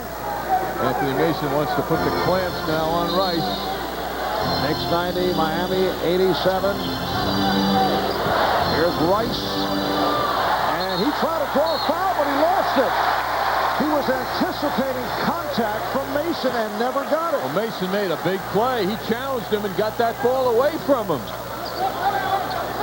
Mason having trouble inbounding. He did have a timeout to use, and he's motioning now. He was looking for players to move towards him. Foul was called on Edwards. 4 and 4/10 seconds remaining in this fourth quarter. Knicks by 3, and they will go to the foul line.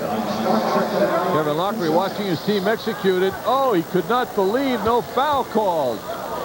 Kevin was only 58 feet away, too. So John Starks hits the first of 2. He's 6 for 10 from the line. Shot very quickly. And Cycli with the rebound and calls for the timeout. One way to show confidence in yourself and be cool, but it's also another way not to take advantage of the time to concentrate. Miami taking its final timeout. We'll be right back. Captain. Yeah. Well, that didn't do him any good in the game. Peterson with his shot sticked away. Oakley won in that game. Yeah, it's 5-1 Chicago. Brent Sutter got a couple of goals there. Doug Waite with a puck toward the net, but wide. And once again, Patrick in deep on the play. Rangers having just used its final timeout. Askins will throw in. The Knicks by 4. Intended for Coles. And it will be Nick Ball. Coles was wrestled by Starks. So that wraps it. Win number 600 in regular season play for New York Knicks coach Pat Riley. The Knicks go to 16-7, and with the Nets trailing Indiana by 11 points in the fourth quarter, it appears the Knicks will conclude this evening with a 4-game lead over the New Jersey Nets. Knicks have won 5 straight, 7 of their last 8. final score, the Knicks 91, Miami Heat 87. We'll be back with the recap in a moment. The loose ball near the rim, it belonged to him. And the Knicks needed a performance like this from somebody tonight, with everybody pretty much having an off night. Patrick pulling down everything in sight. That a big rebound, with the Knicks trying to gain control of the game in the closing seconds. And then with the Knicks with a 2-point lead, Rolando Blackman with his clutchest Knick basket to date this season. The Knicks at that point were up by 4. Then with 10.3 seconds to go, Anthony Mason trying to follow Glenn Rice. He battles to stay outside the three-point line. I think you'd have to say that the Knicks, the Heat, and the officials had an off night tonight. The Knicks just a better team than the Miami Heat. That's one of the big reasons they prevailed down the stretch. And the Knicks didn't win this one so much on the floor as they did on the practice floor. Once again, the defense that they go over and over and over again was there when their offense became out of sync. They started the game so briskly in terms of offense in the first quarter. Their passing was exceptional. They were seeing the ball, getting the open man, and then suddenly it went away and they never recovered it. However, they do go 12-1 here at Madison Square Garden and have 5 days to enjoy Pat Riley's 600th win before the Bulls on Christmas night. Back in a moment. Got to beat the daylights out of them in order to get the decision. They feel that this is their time. They made the changes with veteran players, not young players, but veteran players, saying that this is the time to do it. And the coaching staff, as well as the players, really feel that if they don't do it in the next couple, 3 or 4 years, then it's like taking a step back. So they've made all the steps to make it happen now. And Chicago, we realize that. And we have to do whatever we can to stay above them, stay ahead of them if we can. At halftime, coming up, it's the Knicks and the Seattle Supersonics, the marquee matchup of the night in the NBA. See you at the half. In Seattle, the Space Needle stands like a huge #1, which just so happens to be the status of the Sonics. George Karl has his team at the top of the league for 5 rock and roll reasons.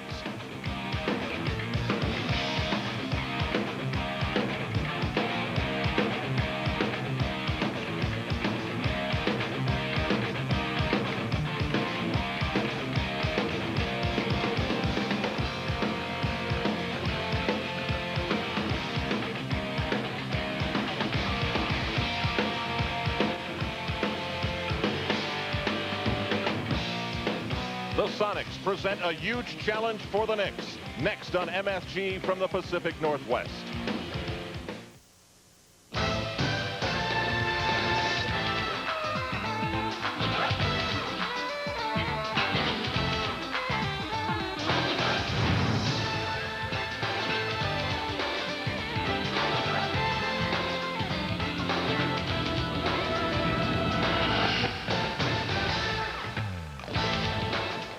We welcome you live to the Pacific Northwest, where tonight the Knicks take on the Seattle Supersonics at the Coliseum, which is sold out for the 21st time this season. A lot to look forward to tonight. Just look at the records. Seattle is on top in the NBA, beating opponents by an average of 10 points a game. Percentage points back with 3 less wins. We find the Knicks at 28-11. Hi, everybody. I'm Al Troutwig, filling in for Marv Albert, along with John Andres. And John, on Thursday night in Anaheim, the New York Knicks used an awful lot of emotion to beat the Clippers of L.A., and they did it by going to the man that they go to, predictably, Patrick Ewing. You wise guy. Predictably is a favorite word these days. Even the players are enjoying it now. So much has been said. But it didn't mean anything to the Clippers, because down the stretch, Patrick Ewing came through. And it was in the 4th quarter, when the Knicks needed it the most, that Patrick got going. A Charles Smith drive led to a beautiful tip-in by Ewing off the backboard. Patrick stayed alive even after he missed shots. He had a shot rejected, stayed into play, kept competing, and tipped that baby home. And then, Al, in the closing seconds of the game, the Knicks needed a big shot. Derek Harper found Patrick, who avoided the defense. And with 0.9 seconds on the clock, he hit the game winner. Oh, was he happy, not to mention his teammates' response to Patrick as well. A very big, important win for the Knicks, and it came in the closing seconds. Ewing with another gigantic game, 32 points, 13 out of 23 from the field, 16 rebounds, and add 5 blocks as well. Not much more he could have done. energizing beginning to this 3-game Western swing. Knicks in Portland tomorrow night, but tonight in Seattle, they take on a team that can beat you just by defense or with offense. They have 6 players scoring in double figures. If, however, you go to George Karl and ask him who the MVP of the team is, he mentions Gary Payton, now in his 4th year. Well, he was the #2 draft choice in the NBA 5 years ago, and Payton, known as a defensive player, has improved all aspects of his game. And what a tenacious defender he is. In fact, he's one of the league leaders in the steals department. Payton will go anywhere for a steal. And of course, with his improved jump shooting, Al, he's driving to the basket much more with great effectiveness. He's making people play him tough. And he's got the speed to blow around his opposing defenders. Payton will look to pass, but he'll also drive that ball to the hoop. So the Knicks have to be wary of him tonight at the offensive end of the court. The interesting part about Gary Payton is each year he's getting better and better in the scoring department. His numbers are quite significant now as one of the team's leaders in the scoring department. And considering he came into the league as a defender, that's some improvement. I think he may be an NBA All-Star this year. Well, right now, Seattle's Coliseum is the toughest play for the NBA to try and win against the Sonics. They're 18-2 here. The Knicks will play when we come back against the toughest home team in the NBA.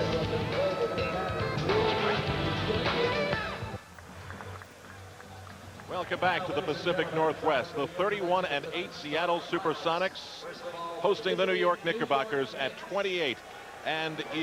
Another sellout crowd settling in their seats.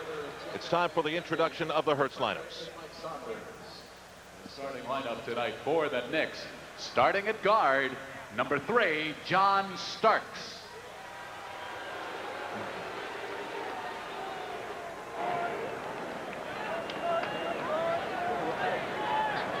Starting at guard, number 50, Greg Anthony. Starting at center, number 33, Patrick Ewing.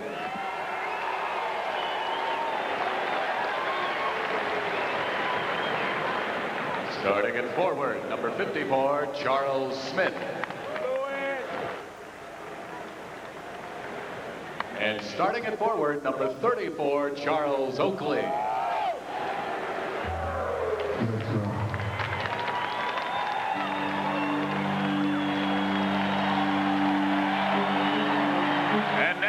Ladies and gentlemen, get on your feet for your Seattle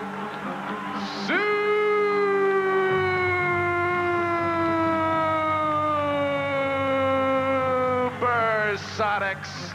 With head coach George Karl, assistant coaches Bob Kloppenberg, Tim Gergerich, and Terry Stotts, trainer Frank Furtado. And the starting lineup tonight for the Sonics. Starting at guard, number 20, Gary Payton.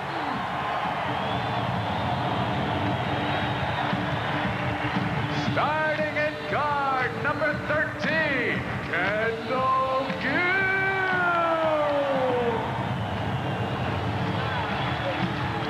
Starting at center, number 14, Sam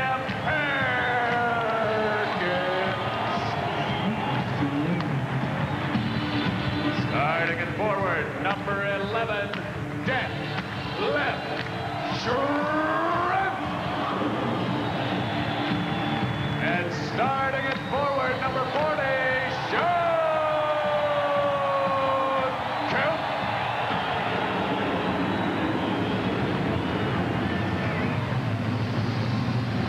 As you can see, it's been a very human stretch of the last 10 games for the Sonics. They actually had a 3-game losing streak, snapped 2 days ago with a victory over the visiting New Jersey Nets. 10 points was the difference.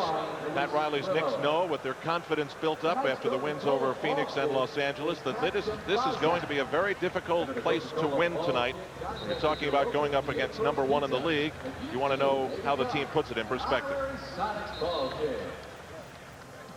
Well, it's obviously we're playing against the best record and the best team in the NBA right now. We're starting on a road trip that's going to keep us out here for about 6 weeks. There's going to be a lot of other big games, and we know who we're playing. We know what we have to do tonight. So, I agree to some extent that our guys are going to be excited, but I think they're going to keep this in perspective. Pat Riley sends out Charles Smith once again, who'll start up front with Patrick Ewing, Charles Oakley, John Starks, and Greg Anthony. One of the advantages for the Knicks is that in addition to Sean Kemp being up front, Sam Perkins is too. He'll play the center position and give away 3 inches to Patrick Ewing. One consolation mentally for the Knicks, Al. The Los Angeles Clippers gave the Sonics their second home loss this year earlier this week. They lost only to Phoenix 2 days before Christmas. They don't usually lose here. Now the Knicks must focus on boxing out tonight. Vic Pavetta, Ed Rush, and Louis Grillo are the officials. They must box out. This team will explode on them otherwise. You don't want to get down in a fast break game going against you in this arena. Our first look at the Sonics defense, which steals more than 13 a game. 13.4 steals a game is their average. Smith to Oakley, getting away from Kemp and drawing the foul. There's going to be a lot of bruising between Sean Kemp and Charles Oakley tonight. Kemp will be a starter for the Western Conference in the All-Star game on February 13th. Charles Oakley could easily be added to the team in the next couple of days on the East.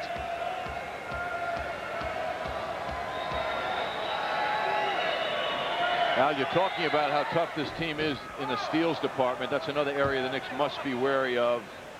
The NBA record for steals in 1977-78, the Phoenix Suns. Well, the Seattle Supersonics are on the path to breaking that record, which means the Knicks have to be so careful in their passing and handling of the ball tonight.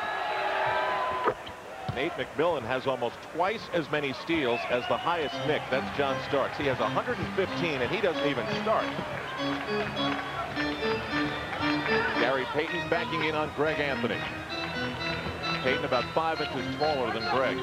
Sam Perkins out high. Schrempf uses the screen. A big block by Charles Oakley, but a foul is called. Good matchup physically now with Charles Smith on Schrempf, both at 6'10". First team foul in the quarter against New York. Schrempf's such a mobile player.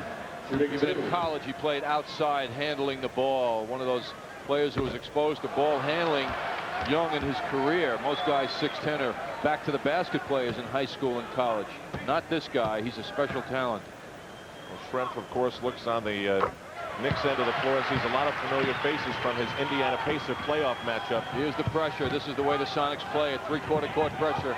All of a sudden, the Knicks have Charles Smith bringing the ball up, and he did a good job. It was Kemp on Smith. Payton slips. Anthony breaks away. Ewing. Patrick Ewing from way out. Payton pushes it up. Sonics spread the court very well. That's what they're doing, isolating now. Kendall Gill in a one-on-one. Big rebound by Ewing on the Kendall Gill miss. He fires for Starks. Smith in traffic. Oakley follows and saves. Too much on the save. Well, Charles Smith had the position inside. He got his way in there, but the converging defense denied him well. Charles Smith in his 5th game back. He's been so impressive.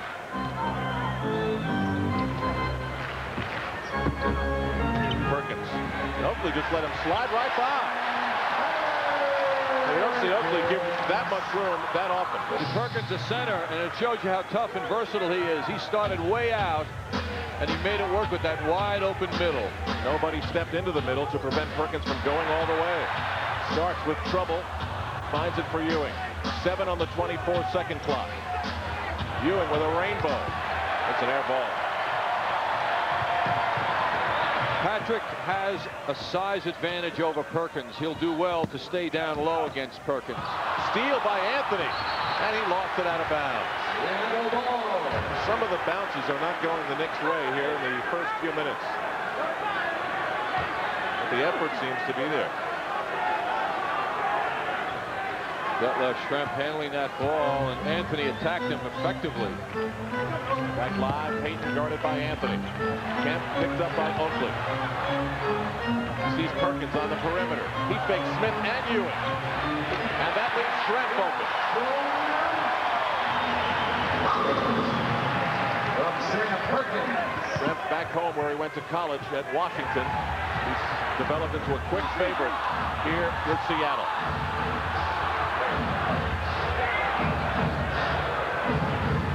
Greg Anthony looking down low. Starks pops out from the low screen and hits. Knicks 6, Sonics 5. John Starks is the second man they fear the most against the Knicks. Of course, it's Ewing, number 1. John got the room he needed. Kemp on a switch now is guarded by Ewing. Payton back to the baseline of Kemp. Patrick has to think about denying the pass into Kemp. Overplay him a bit so he doesn't get those short jumpers. The middle is wide open to give Ewing some room to move. Oakley takes the jump. Oh, beautifully done off the dribble. It's a good sign early to have someone like Oakley hit a jumper. They want to keep the Sonics defense as legitimate as they can. Here's the Sonics team with the best record in the NBA, Al. They don't have a scorer on their team in the NBA's top 20. Talk about balance. Perkins. He's one of 6 double-figure scores on the average on this team. The 5 starters and then Ricky Pierce. He's made 41 now, 3-point shots this year. By far the most on the Sonics. He's a threat from long range. Sonics pressuring everything. Starks tries to lose Kendall Gill. Sonics up by 2. Starks with an alley-oop. That's just a great look by Starks. Defense with their hands down. Boy, George Karl won't be happy about that. Payton all the way. Tipped by Kemp, saved by Oakley. Starks, the intended receiver. It's tipped out of bounds. Knicks will keep it. Greg Anthony was the target for that pass if it was a perfectly done fast break, but Charles Oakley saw Starks down further. John, we talked about balance. It doesn't get much better than this for a coach. And wait till Ricky Pierce gets in the lineup. Charles Smith is fouled on the drive. The foul is on number 40, Sean Kemp. Smith wanted it to be a shooting foul. It will be a non-shooting foul, and the Knicks will inbound. 7:46 to go in a fast-paced first quarter. 10-10. Smith for 3. He's hit 3 now in the last week after having only 1 prior in his career. Well, he did it dramatically, too, at the end of the third quarter the other night. He's been working on it. He did it comfortably. Big overplay by Smith. He hit only the 2nd of his NBA career last Friday in Orlando, and he's just continued to do it since returning. Almost 16 points a game, and the shooting percentage is very impressive. Perkins launched a rock. Starts with Oakley. And he's called for traveling by Dick Pavetta. Well, unfortunately for John, that ball slipped out of his hands. George Karl calls timeout. Crowd very into it. 7:13 to go. Knicks lead it 13-10. Of course, that is unless both teams make it into June with a final meeting. But they're going to tear this place down at the end of the season and rebuild almost an entirely new arena. The Sonics will then play at the Tacoma Dome, King Dome, or even in Vancouver next season. That remains to be determined. Starks through traffic, finds Anthony. Key shot. Oakley and Anthony both hit their first shots, and that's a 3-pointer for Greg Anthony. The Knicks have made 5 straight hoops. Great sign for the Knicks with that balance and their good field goal percentage early in this one. John Kemp on that. He's got 4.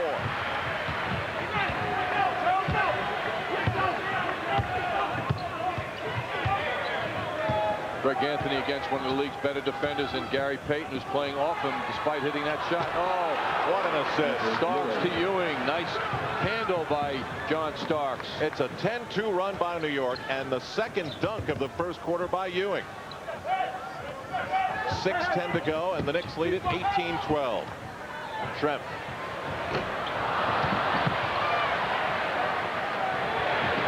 Perkins loses Ewing. That's a beautiful shot. Floating through the air, dropping it in. Sam Perkins, the ex-Maverick, the ex-Laker. Smith's turnaround, well short. Kemp charges into Greg Anthony, who is called for the foul and angry about it. Boy, that had the look of a charge by Kemp, but Dick Pavetta saw it another way. Moments ago, Greg Anthony handling that ball to John Starks, who sees Ewing wide open as the Sonics were asleep. Is the last play now for the Sonics. Sean Kemp clobbering Greg Anthony, who, in the opinion of the officials, did not have position. Kemp misses the first. Michael Cage checks into the game. He replaces Sam Perkins. And they just exchange height. 6'9", 6'9". Cage with a little bit more bulk. A one-time leading rebounder in the NBA. Sam Perkins gets a breather. Cage playing 20 minutes a game, so he can be fresh all the minutes he's out there on the average. Knicks push up the tempo a little bit to break the Sonics' pressure. Smith, Oakley cuts through. 8 on the 24. 5. Breaking free is Oakley, and that's a beautiful assist from Patrick Ewing. With patience, the Knicks have broken the Sonics defense down now a lot. Payton, snap, bounce pass for Kemp.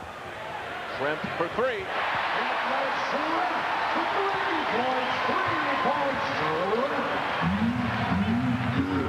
Only player in the NBA ranked in the top 25 in points, rebounds, and assists. Detlef Schrempf. Payton for Kemp. Ewing prevented Kendall's shot. Kendall got it back. Kendall Gill, that is. And a whistle against the Knicks.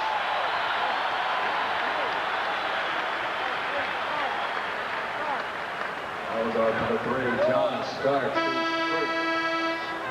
John Starks is called for the foul. Pat Riley goes to his bench. Derek Harper replaces Greg Anthony. Anthony Mason replaces Charles Smith. Mason returning to action after missing a game with bruised ribs Thursday night in L.A. Pat Riley's pattern of using Derek Harper has usually seen Harper coming in as the quarter winds down. This is a little early for his appearance for Greg Anthony. Payton now guarded by Harper. Cage hands off for Payton. Ewing way up for the rebound. Knicks doing a big job on their defensive boards. Mason breaking free, and the Knicks passing has been superb. That is the 8th assist for the Knicks. They've made 8 baskets. That means that they have had a good pass leading to every single basket they've scored so far. And they're rebounding as well, too. 8-6 is their edge. Schrempf for Gary Payton. Payton's first points. Fine shooting by the Sonics from the outside. But if the Knicks have a preference, they just as soon see the Sonics shooting jumpers as opposed to inside slams. Knicks shooting 64%. And up by 3. Ewing for Oakley. And it's off Kendall Gill, out of bounds. Knick ball. George Carr was asking me before the game, is Anthony Mason playing? He had some thoughts about that, and I'm sure he's not happy to see Mason back as the Knicks are. Starks rolls it around. That layup by Mason on the break a moment ago had to feel good. Coming into this in his last 5 games, he'd only made 1 of his last 10 shots. Another long-range Sonic bomb, Kendall Gill. Well, Al Mason didn't play but 5 minutes the other night against the Clippers. Knicks mishandling that ball. Oakley to Starks. They're trying to talk it over, but it's too late. Mason also did not play against Phoenix. He's had some bruised ribs, so the Knicks are delighted to have him back. Gill's shot was a 3, tying the score at 22.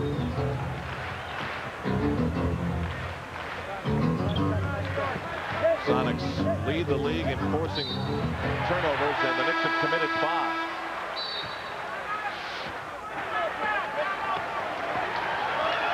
Anthony Mason called on the foul.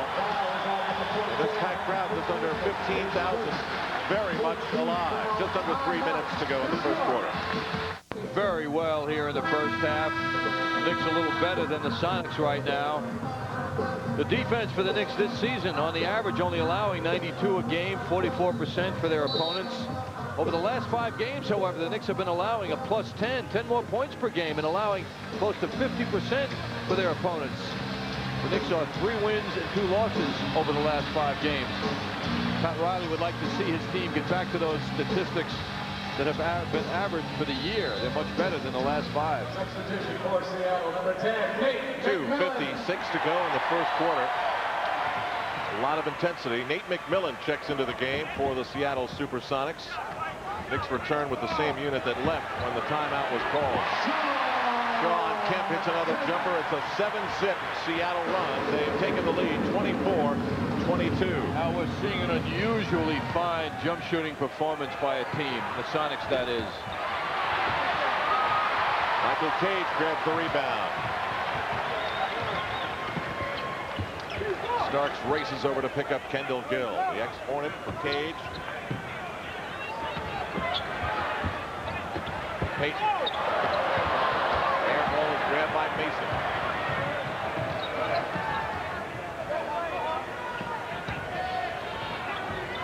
Starks for 3. Ewing tries to follow. Uses his advantage. He's off, and so are the Knicks. Starks cannot rush those jumpers.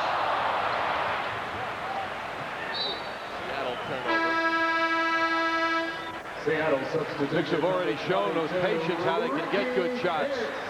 Now here comes one of the NBA's best, Ricky Pierce. He's just short of being a point-a-minute player this season, and he gets his fair share of minutes. Pierce scoring in 637 minutes, 566 points.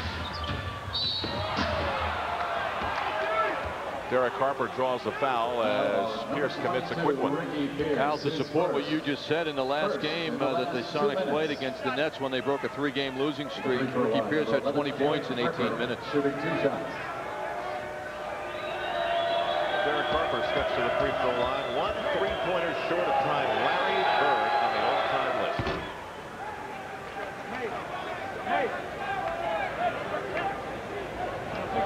Interesting use of Bonner and Mason together by Pat Riley tonight. Both players have been complimentary, one on the bench, one on the court this season, but Pat sees something in matchups where he likes both of those players out there together now. Part of that must be because of the defensive pressure both players present, and also their ability to run the court and maintain the tempo that the Sonics like to play on as well. Pat Riley with so many of those long, pensive moments in the course of a game. Usually when the team is being introduced is a big one, sometimes even during timeouts. That was one of those times where he was thinking. Harper misses and the Sonics are running. Strength of Sean Kemp's hands in wrestling that ball from Ewing. Nate McMillan guarded by Bonner. Come on, Rick. Bonner, Mason, Ewing, Starks, and Harper. McMillan. Kicked up by Kemp.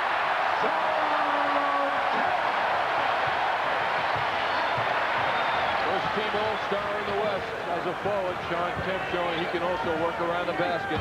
Knicks know that, though. They've got to give him more respect. Ewing is played down by Kemp. Spins to the basket. Kemp with the steal. Harper starts the back. Here's picked up by Starks. Unbelievable how Kemp broke through. About to be so close down to the Knicks. Beautiful setup. Knicks were lulled into that. 40 seconds to go in the quarter. Starks stopped on the drive. Then they call it out. The Knicks need out. They need more penetration. Can't satisfy themselves with just shooting only. Going back to that last basket. Kemp breaks down the middle. Well, he looked like a half-break fullback going to the line at a perfect time to move, and Ricky Pierce knew what was happening.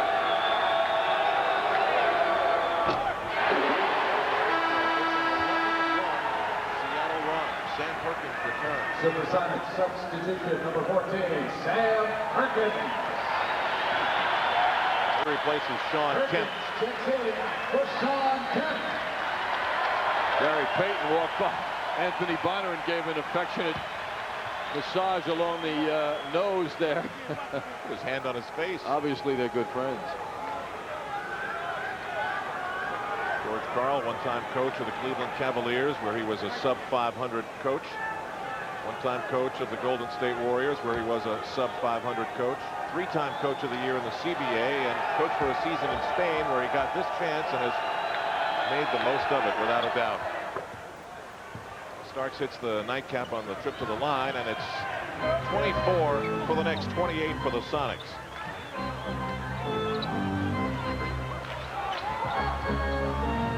Ricky Pierce hesitated. Starks went at him, gave him some space. 10 on the 24-second clock. Now 7. Mason with the steal. Starks breaks out and gets the pass from Mason. Mason made that play with his anticipating, made the Sonics cough it up.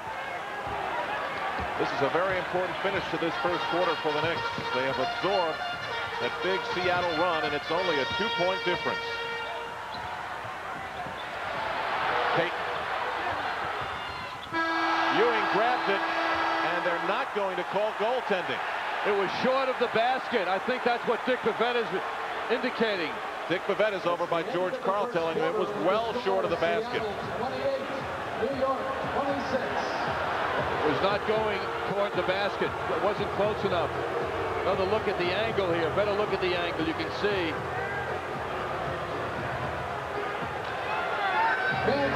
Very tenacious defense by the Knicks. Ewing taking chances, but he gambled and won. The shot did beat the red light, but it does not go. Category. Back in Seattle, Washington, Al Trapp against Lamar Malvern along with John Andres. Second quarter just beginning. The Sonics leading the Knicks by only 2, and it was all Seattle down the stretch of that first quarter, but the Knicks did a good job of keeping it close. Patrick Ewing with another rebound. That's 5 rebounds for Patrick Ewing in the first 12 minutes. This is the kind of game that could be a very important one for the contributions of Derek Harper and the Knicks. Mason showing the touch. Harper is matched up with a tough guy, the leader of this team, the guy that George Karl says is his MVP, and that's Gary Payton. Harper, with his history, is up to handling Payton. Mason getting some of his shooting confidence back. He's 2 for 2. Pierce for Gary Payton.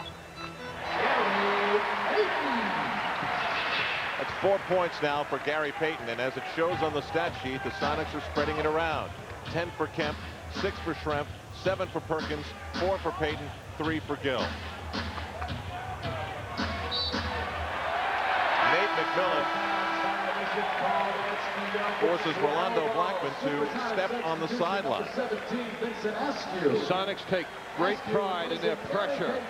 They love to press the ball, and that's exactly what McMillan did, as we see Vincent Askew checking into the game. Big pass to Pierce. Gets the foul, but couldn't make the layup. One of the reasons Pierce is the scorer he is because of his ability to move without the ball. It's a big challenge now for the Knicks to stay with him, to help out. He keeps moving till he gets the basketball. Seattle's been able to create some startling breaks to the basket.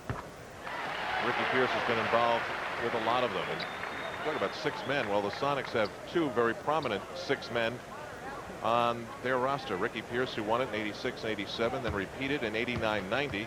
Detlef Schrempf, who won it twice as a starter now for the Sonics. We're looking at the 3rd best foul shooter in the NBA right now, and Ricky Pierce over 90% from the foul line.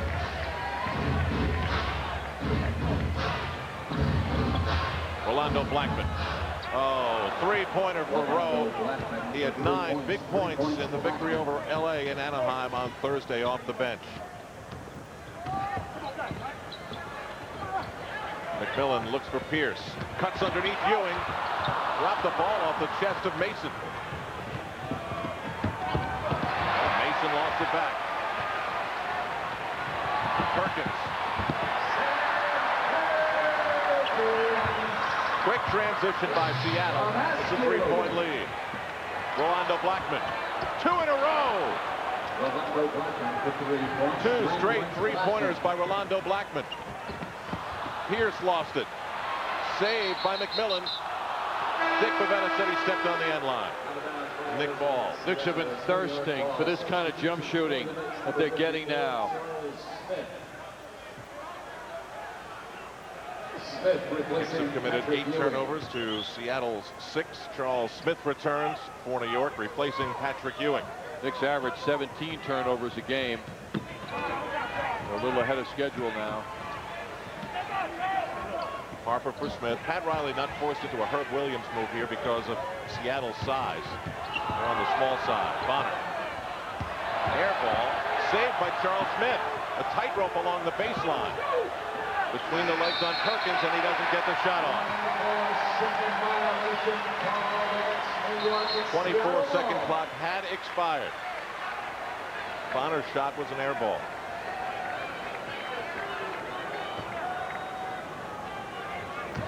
Tied at 34. Steal by Harper. Derek Harper drops it in as he stole the ball from the NBA steals leader, Nate McMillan. The other end, Askew. Short, follows his own. Knicks played him so well, too, on the initial drive, making him take a tough shot. Tied at 36. Both teams have had slim leads. Knicks 6, Seattle 5, but that's close, and it's tied right now. Oh, to Charles Smith, the biggest man the Knicks have is out on the side, on the perimeter. Knicks mishandle the ball. McMillan. Perfectly played by Smith and Bonner. Knicks have a 5-on-3. Anthony Bonner right through the middle of Seattle's defense. Knicks in front with 8.5 to go in the half. Perkins backs in on Mason. Around the perimeter for McMillan, and wide open is Michael Cage. That's beautiful. That's what ball movement will do for you. Ball movement and just plain movement by the players. Cage showed some special qualities, though, the way he delivered that in so nicely. Harper pulls up. Cage with the rebound. Boy, what a wingspan Cage has. He really puts does. those arms up. Yeah. Well, Boeing is in town. That works. Come on, Charles. Foul on the Knicks. Last Knicks field goal. Knicks working hard at the defensive end. Bonner, rebound, up the court. All of a sudden, it's 5 against 3. The middle's wide open. Bonner, end to end. Beautifully done. The foul was on Anthony Mason. Charles Oakley replaces Mace as he leaves. Nate McMillan on the line. John, how's this for confidence? When asked why he wears the number 10, Nate McMillan said, well, I think of myself on a scale of 1 to 10 as a 10.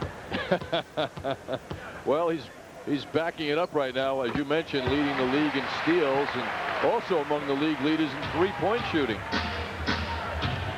Sonics up by a deuce just under 8 minutes to go, and Blackman exchanging words with Vincent Askew as a foul is called, and the Knicks will take it out of bounds. Harry Payton will return now, and Nate McMillan will lead. That foul was called on Askew.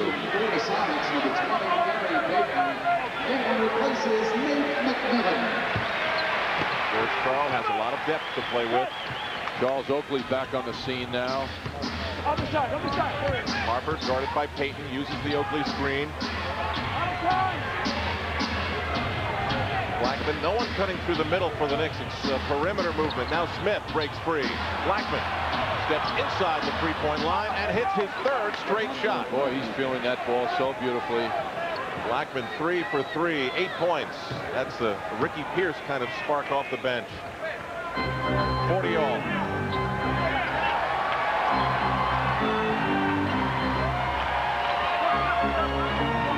They clear it out for Sam Perkins.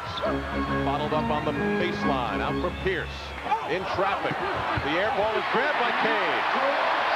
Great help by the Knicks on the initial shot. Michael Cage in the right spot. Michael Cage is hurting the Knicks inside.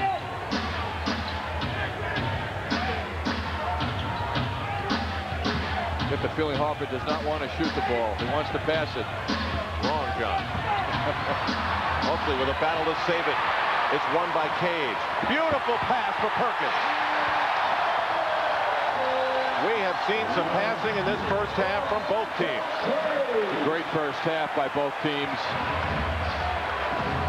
Sonics break open a 4-point lead. Blackman with a smile as he and Askew have something going here.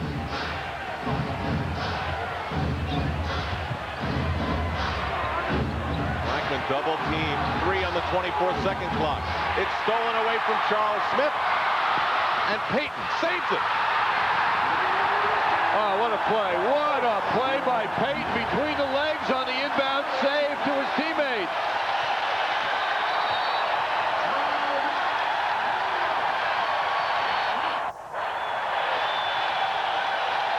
Seattle's biggest lead of the game. Back in a moment.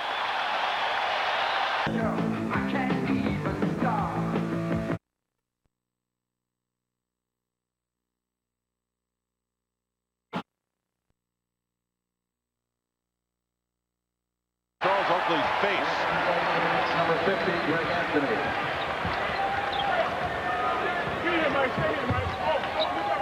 5:40 to go. Knicks a bit rattled here as John Starks returns.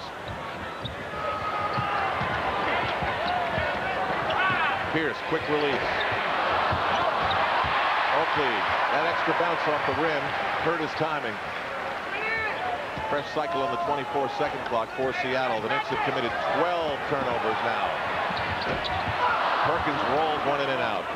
Good rotation by the Knicks defensively, not letting the Sonics get the easy shot. Greg Anthony has returned for New York. It is the Knicks starting lineup on the floor right now. Smith with position. Ewing couldn't find him. Oakley's shot is stopped by Askew. Anthony saves it. 4 on the 24-second clock. Anthony with a heave. That's well short. Gary Payton for 3. Knicks have to find a way to break the Sonics defense. They can't get inside enough now. The Knicks cannot get the ball inside. Everything seems hesitant for New York. Why is Oakley a ball handler at the top of the circle? He commits the foul with the violation with a travel. Charles Smith is outside. Charles Oakley is outside. Sonics are succeeding in getting the Knicks to a perimeter game, even involving their big men. Whereas Ewing is the power, and he's not getting the ball down low. Fans just provided George Karl with a standing ovation. All he did was send Sean Kemp back into the game. It's a 9-0 run by Seattle. Vincent Askew with a rainbow. Huge high arcing shot by Vincent Askew, and the Sonics have broken it open. They lead it by 11. Timeout New York. Pat Riley livid. He's letting Charles Smith hear it. Oakley and Payton almost got into it now. Payton indicating to official Dick Pavetta, I don't like that elbow he just slashed. Well, the tension's leading to a few things here. The Knicks have got to think about playing basketball in a pure sense as opposed to a pushing, shoving, elbowing sense now.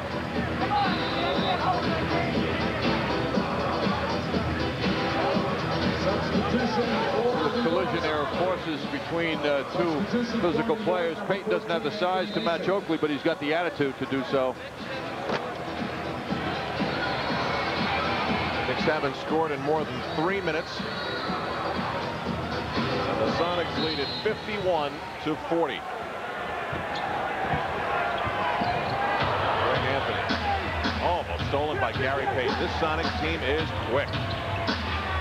Anthony on the drive, rejected by Perkins.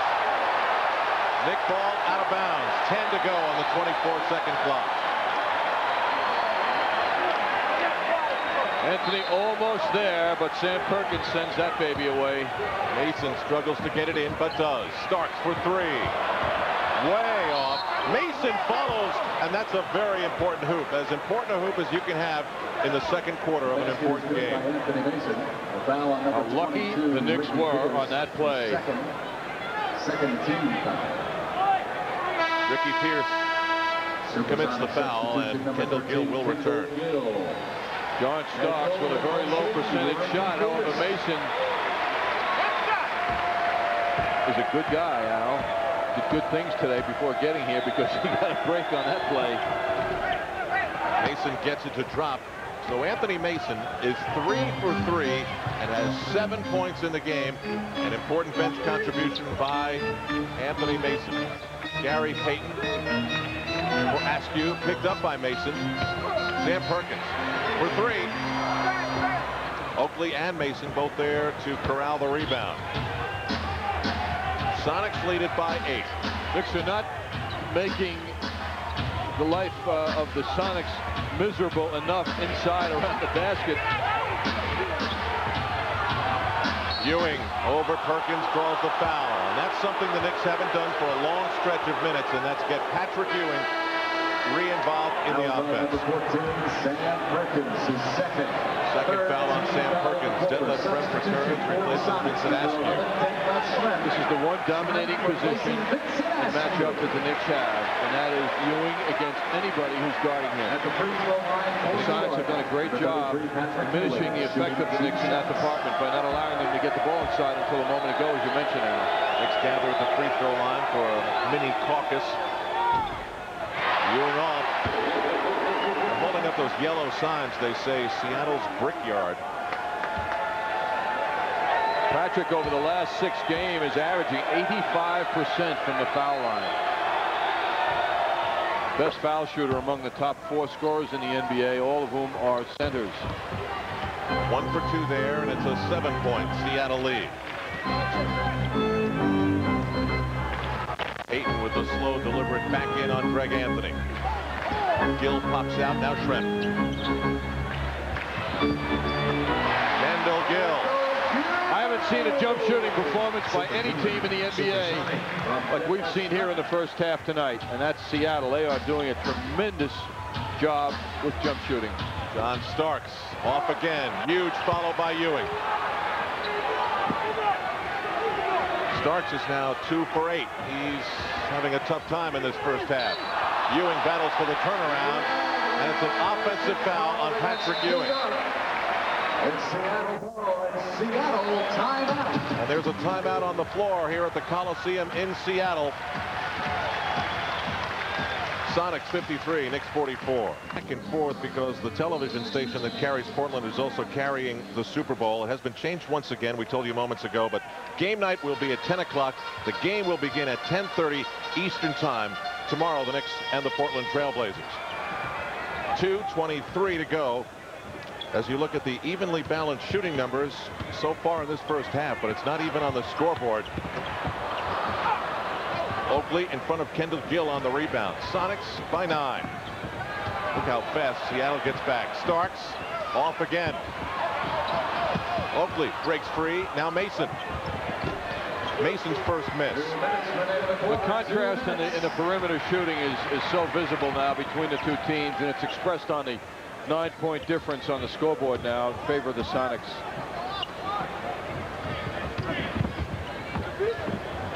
Payton for 3. This team is deadly. Gary Payton with another 3-pointer. It is 56-44. It puts great pressure on the defense. You cannot assume your man can't shoot the ball. You got to be up in everyone's face.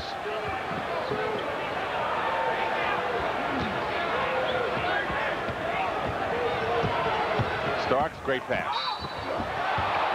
Sean Kemp rejecting Charles Oakley. So Oakley will go to the line for 2. His first. That's the first in the last 2 minutes. Pick and roll here now. Ewing is free, but Starks can't see him, but he does see Charles Oakley, who draws the foul. Replacing Sam Perkins. Charles Oakley at the free throw line for 2 shots. Sam Perkins checks out. Michael Cage checks in. What a pair of shoulders on Cage. Lifted a few weights in his time, John.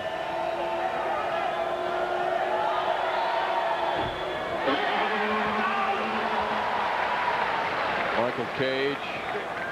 When you say his name, like you say Charles Oakley's name, you think of rebounding.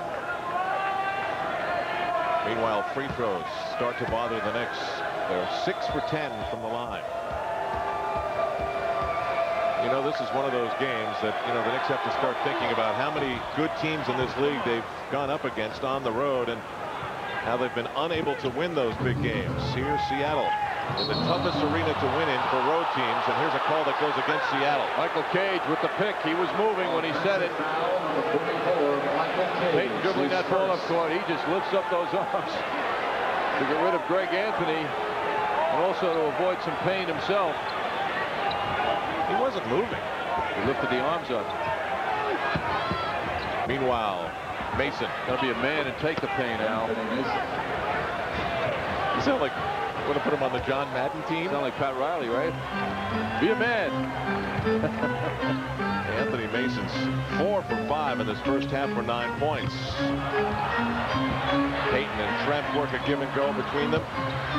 Ewing lost it out of bounds. If the Knicks can put enough pressure on the jump shooters and get them to start missing, all of a sudden the Seattle offense will disappear, because that's what their offense has been in the first half. Mason grabs the Kemp miss. 40 seconds to go in the first half.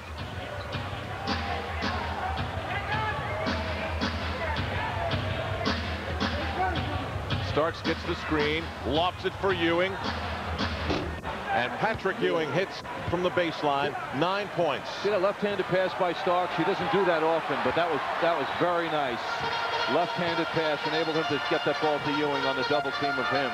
Knicks closing out this first half with a 5-0 run. John Starks called on that play with a blocking foul. 21 seconds to go. John Starks asks Pavetta for the explanation. Substitution for Seattle, number 14, Sam Perkins. No call there. Tries to draw it there.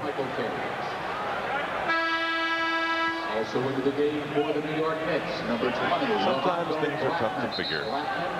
John Starks with 2 fouls is pulled here so that he doesn't get a quick third. John caused contact, but he was also denying the offensive man his path. Steal by Greg Anthony. Huge steal to end this first half. Greg Anthony makes it a 56-51 game, a 7-zip Knick run. Now they try to prevent Seattle from being successful on the last shot. Sam Perkins, hard off the glass.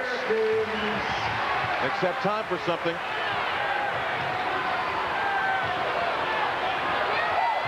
And they don't get it off. It's halftime. An encouraging finish to this first half for Pat Riley's Knicks. At halftime, it is the Seattle Supersonics 58 and the Knicks 51. Bruce Beck will have an update from the MSG Sports Desk when we come back.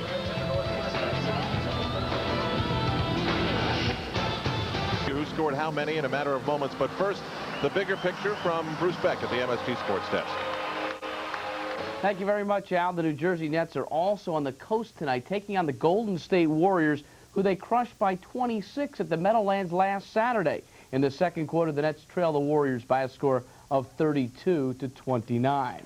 Don Nelson trying to get his ball club back in it after getting blown out last week. In the first quarter, though, Kenny to Derrick to Morris for the jam. Warriors respond later in the first quarter. Latrell Sprewell, great steal, takes it away from Benoit Benjamin and finishes it up with the jam. Right now the Warriors have the lead. Orlando at Washington. Tree Rollins of the Magic working double duty with clipboard in hand.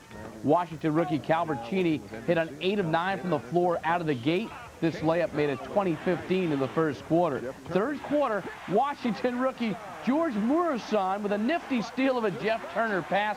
Michael Adams to Tom Gugliotta for the layup. The Bullets lead it 58-55. Fourth quarter, the Bullets blow it. Off the Gugliotta drive, Tree Rollins with the block without the clipboard. Orlando on the break. Donald Royal with the layup makes it 93-91 Magic. The Magic win it 103-99. They have won 6 of their last 7. It's not much of a year for local college basketball. St. John's is struggling, and so is Seton Hall. This afternoon, the Pirates dropped to 10-7 overall, 3-6 in the Big East with a 70-58 loss to Boston College at the Conti Forum. And once again, PJ has been very upset with his ball club. He isn't talking to very many people. First half, Malcolm Huckabee with the steal, takes it from Andre Brown, goes in for the layup. BC up by 3. Jimmy O'Brien's Eagles up by 3 at the half. And in the second half, Arturas Karnicevic, who had 21, misses the layup. Billy Curley with the rebound, feeds Howard Isley. He goes coast to coast for the layup. It fuels a 14-0 BC run. And PJ all alone with his thoughts as BC wins it by 12. On the Big East scoreboard, UConn off to their best start in the school's history. 18-1, 8-0 in the league. Danielle Marshall had 26. Syracuse smoked Villanova 87-68. Moton had 23. The Orange 13-3 overall. Georgetown a 77-40 win over Miami. The Hurricanes a woeful 0-8 in league play. Michael Brown at 27. The Friars beat Notre Dame by 7 points. The Friars are 11-5. On the national scene, what a day for Charlie Ward. Florida State at Georgia Tech, late second quarter. What a pass by Ward to Bobby Sura, who had 21 points. Florida State up by 1 at Atlanta. Now down 1, seconds remaining. And Charlie Ward takes it to the hoop for the layup. Florida State wins it, upsetting Georgia Tech 74-73. Florida State 9-7 overall, 2-6 in league play. Big day for the Heisman Trophy winner. That's Jimmy Johnson, the cornerback. Also today, the Yankees announced that Lee Smith has signed a 1-year contract with the Baltimore Orioles. Back to Puget Sound, Knicks at Seattle in a moment. For the Knicks, adding 6 rebounds as well. Welcome back to Seattle. Al Troutwig with John Andres. And John, I think we're all set for an exciting second half, but I think if the Knicks didn't close out the first half with those last 3 minutes, we might not be thinking that. Yeah, they were in the game, Al. They have to work on some of their imperfections, notably ball handling. They had 14 turnovers in the first half, cost them 14 points. That hurt them the other night against the Clippers when they had 13 in the first half. All in all, they're hanging tough. They're shooting the ball well, but the Sonics are doing everything a little bit better, and that's reflected on the scoreboard. Some great teamwork plays, and you'll get a feeling for that as we turn now to the highlights, which are brought to you by Minolta, makers of the new Maxim 700 SI, only from the mind of Minolta. Early on, the passing by the Knicks and the Sonics was amazing. John Starks in a pick-and-roll situation with Ewing late in the first half, and Ewing got that jump shot with a little bit of room. Ewing and Mason worked well also in the first half. Ewing getting the automatic double team. He was going in the direction of Mason and saw him wide open, and Anthony showed the touch. Ricky Pierce, thought of as an offensive player alone, played some defense on that play, stripping Charles Smith. Payton thought he had lost the ball, but no, a remarkable recovery and back to Ricky Pierce for the finish. Great play. And Ricky Pierce also with an offensive play in the form of a gorgeous pass. A well-timed move between Pierce and Sean Kemp left the Knicks mystified on that play. The Knicks are the 21st team this season to come into Seattle. Only 2 of the previous 20 have left with a win. Back in a moment. Warm-up shots being taken by the Seattle Supersonics and the Knicks. At halftime here at the Seattle Coliseum, it is the Sonics 58 and the Knicks 51. As is our tradition, time to look at some of the key numbers that we find on the halftime stat sheet. Both teams shooting well from the field. The Sonics slightly better at 53%. On the average, they're a 48% shooting team from the field. Knicks holding their own, certainly in the rebounding department, but reboundings haven't been a factor because the shooting has been so good for both teams. In the assist department, Gary Payton leading the way for the Sonics. John Starks, which has been a pattern of late, leading the way for the Knicks with 5. Turnovers hurting the Knicks. 14, too many. Do that twice, you got 28, and you're going to lose a game. Points off turnovers, the Sonics getting 3 more points off the imperfections of the Knicks in handling the ball. The Knicks also in double figures, however, off the Sonics turnovers. There really is no one glaring advantage for Seattle on the stat sheet. It's a little on the turnovers, it's a little on the free throw line, it's a little on the shooting, and that's been the difference. I said they're just a little better in all departments, and they've got 7+ points. Now, one more look ahead for the Knicks. A wrap on the 3-game Western swing tomorrow in Portland, Oregon. They'll take on Clyde Drexler and the Blazers. Game night begins our coverage at 10. Second half just underway. Knicks with a steal to start it. Greg Anthony up the floor, sees Starks. He was cold in the first half, but begins the second with a 3. 58-54. It's a 4-point difference. The Knicks battling back from 12 down in the second quarter. Here's the pattern now. The last 2 games against the Suns and the Clippers, the Knicks were outscored in the first half. And they both those games were won by the Knicks by 2 points. Sean Kemp meets a Nick Wall underneath. Greg Anthony. And he hits 2 straight shots by the Knicks. 58-56. The Knicks flying out of the locker room. Ewing lets Payton go free. Schrempf finds Perkins. He is met by Oakley. 3 straight trips up the floor, and the Sonics are shut out. Ewing over the shorter Perkins. 3 hits, and the Knicks have tied it 58-58. This packed house is stunned. What an impressive return to the floor by New York. That is a full time. Scoring the first 7 points of the third quarter, stopping the Sonics on their 3 possessions, and they've tied the game. Here's how. Starks with a 3-pointer. That was the first. Then it was Greg Anthony and then Patrick Ewing. And now the Sonics almost lose it out of bounds. Sean Kemp. Schrempf for 3. Ewing and Starks both there for the rebound. All Knicks so far in the first minute and a half of the third. Charles Smith goes up strong and goes up glass. 5 points for Charles Smith. Charles does that. It's a whole different picture for the Knicks. Charles had 1 field goal in the first half, so the combination of he and Ewing, if they can get going. Oakley overplays Kemp. It almost cost Seattle the ball. 10 on the 24-second clock.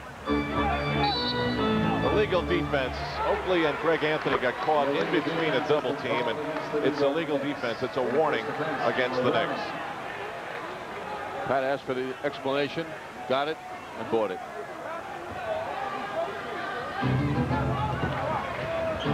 Fresh 24-second rotation for Seattle. Kemp down low. 3 Knicks around him. Kendall Gill, he's bothered. Payton with a hand in his face is able to hit. That's the difference in Gary Payton this year at over 16 points a game. Now it's the 4th straight year he's scoring more as the Knicks cough it up. Seattle tried to call the timeout as he flew out of bounds, and he gets it. They say Schrempf called the timeout in midair. It's a 20. Starting to think that's the move that John Starks copyrighted. Good play by Schrempf. Then he responds well in recovering the ball and calling the timeout. Midair. The lady's walking back from the refreshment stand. Watch her now. All of a sudden, Jen Schrempf is coming right at her. Excuse me. I don't think she spilled a drop. You handled it well. Nice agility. Took the charge. So it's Seattle's ball at midcourt. She's able to sit down with a smile and no spots on the suit. These are tough tickets to get in these parts, and when the arena is rebuilt 2 seasons from now, it'll seat 3,000 more than it does right now. Foul against the Knicks. Charles Oakley. Charles Oakley. They've even sold the 2 seats right next to Pat Riley. $200 a piece. Al, I talked to that man before the game. I said, how much for that seat? He said, $275. Can you believe that? I said, yes, I can. That's not all that much in this day and age. I mean, they're what, 8 inches from Pat Riley as he coaches the game. This guy told me, the man in the white there with his daughter, he told me that he was going to call Spike Lee should these teams meet in the finals and offer to buy Spike's tickets. I saw Spike. Maybe we can arrange that. We can broker that deal. I saw Spike in the front row of a Georgia Tech game yesterday. I mean, the guy covers everything. 9:15 to go in the third quarter. The free throws make it a 61-60 Seattle lead. Starks' miss is followed by Charles Oakley. 9 points, 7 rebounds for Oakley. It has been a long stretch of double-doubles for Charles, who's also had 4 assists in the last 2 Knick wins. That left Schrempf. Ewing cheats between him and Perkins defensively. Schrempf pulls his way to the baseline. Payton. Well, that was what was going right for Seattle in the first half. It was a jump shooting display. Ewing just too long on the touchdown pass. Steve Patrick threw a number of those baseball passes this year. This is the first one that has been errant, it seems. 16 turnovers now committed by the Knicks. Payton met by Smith. Much tougher Knick defense here in the third quarter. Shrimp follows his own shot. Out for Payton. He lost it out of bounds. On the scrum, Gary Payton tangles with Charles Oakley. It's important to note, I think, that Oakley was on top with the weight advantage.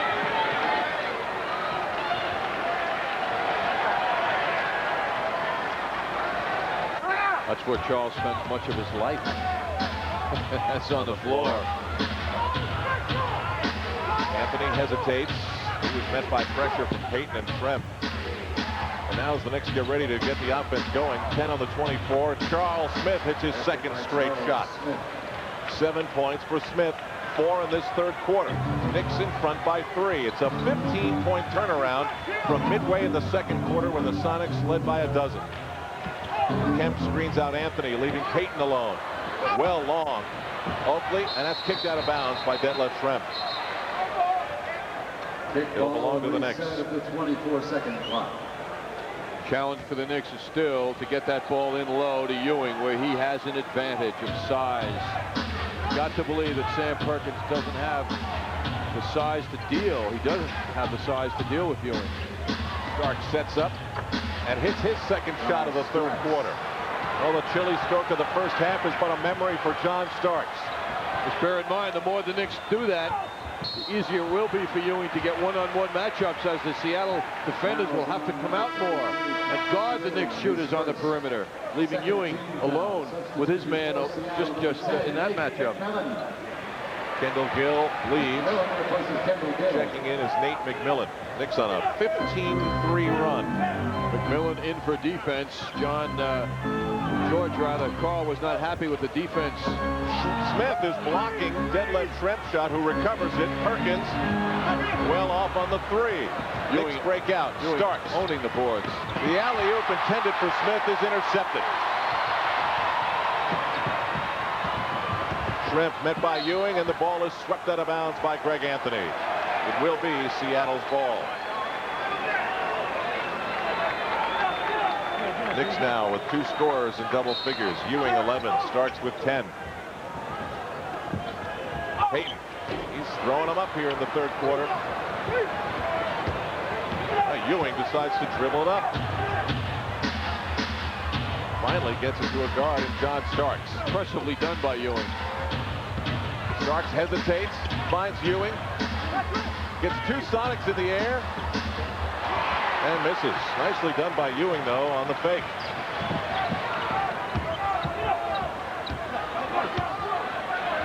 Perkins, soft touch.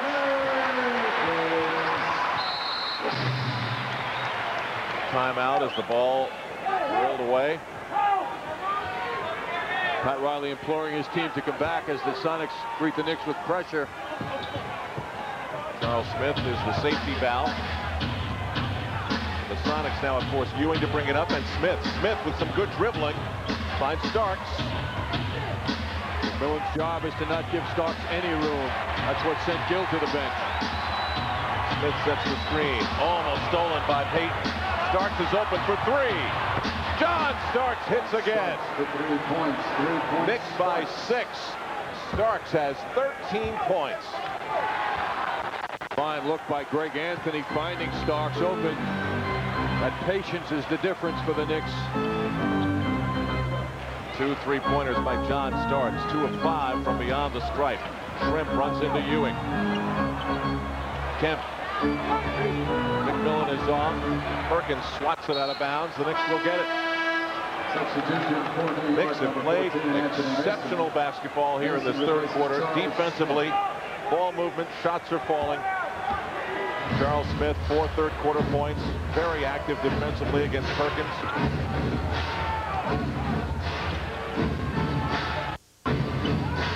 Ewing fakes Perkins, goes on the reverse and draws the foul. Oh, man, what a move by Patrick Ewing. Sean Kemp took a shot to the face. Looks like he'll be all right. Some move. That was the move of a small forward. Let's take a look now at our Toyota matchup featuring Patrick Ewing. Ewing with the little fake gets Perkins off balance.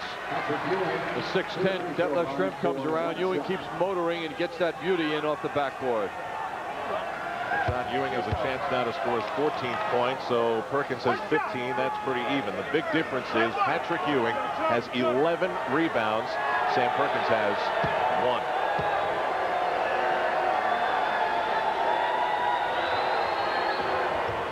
Patrick Ewing completes the three-point play, and the Knicks now lead it 72-63.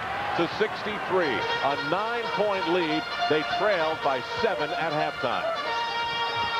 Nate McMillan now, guarded by Greg Anthony. Perkins and Ricky Pierce, who has checked in. And that's what his job is. Come off the bench and hit a few. Got to stay up on Pierce.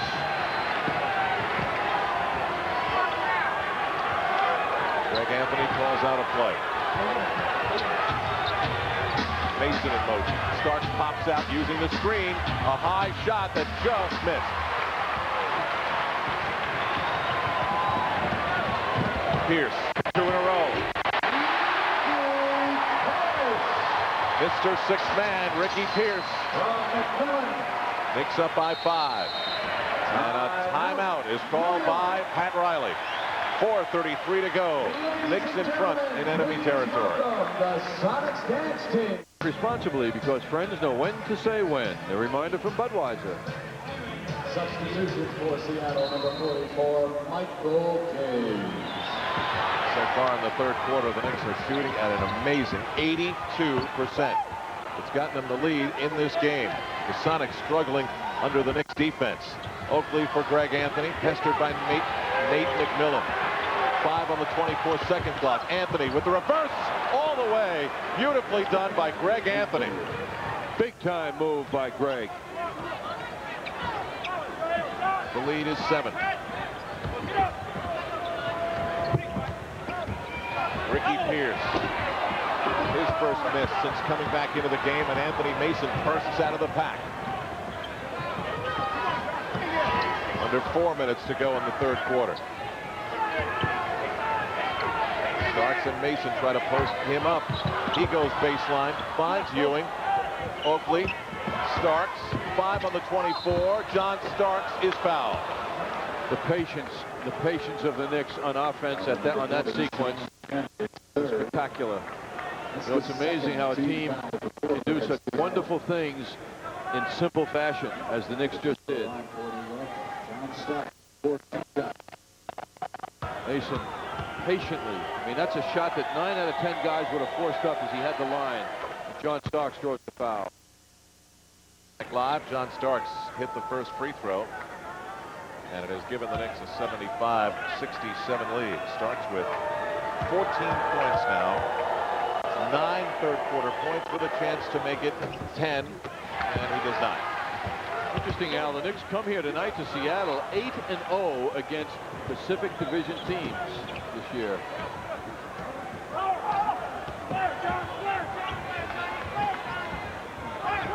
Schrempf pestered by Mason. Slaps his hand away.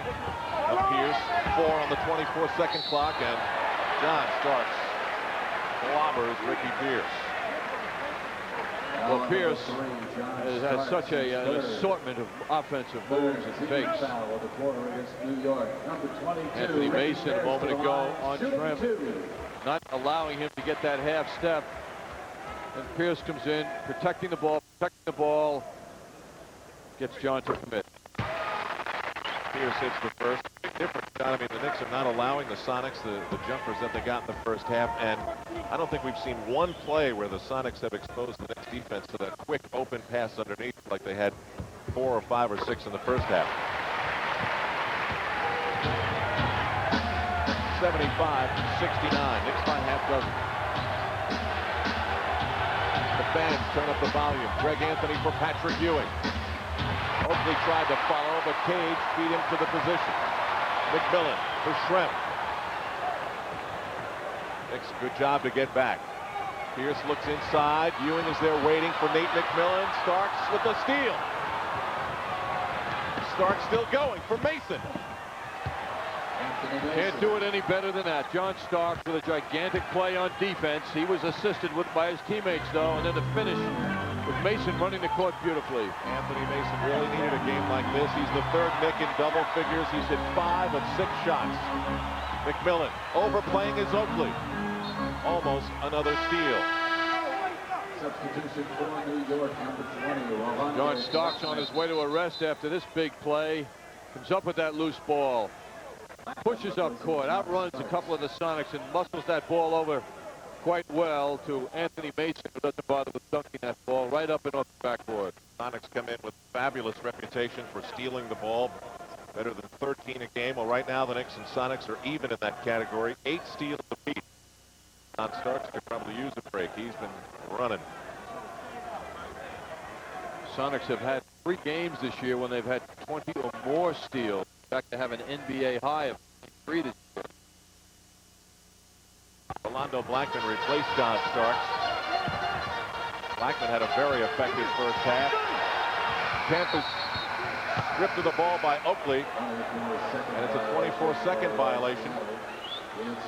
Big play by Charles Oakley. The Knicks are getting turnover moves now against the Sonics. Taking, you know, you get a sense of a balloon having a pin put in it now, the way the crowd is and the way the Sonics team is performing. Turnovers are starting to even out. Knicks with 17, but the Sonics with 14. Out of bounds violation called against New York. Seattle ball. Knicks going to handle that. For the Sonics, number 20. Anthony and Blackman exchange glances and words. You know, the crowd is as into it as they are, and with teams as high as they are, the tension is almost created instantly. You know, one little misplayed pass, and the tension is very obvious. Ricky Pierce is fouled again. That was on number 20, Rolando Blackman. Rolando Blackman is called for the foul. First in the last 2 minutes. Seattle substitution, number 14, Sam. You know, the energy is out of the Sonics right now. Not as high. They were living off the jump shooting in the first half. They've yet to establish that. Sean Kemp out. Sam Perkins checks in. More great defense exhibited by the Knicks. The Sonics unable to even get open for a pass, let alone a shot. Pierce breaks free, creates his own space, and it falls. Just a great move.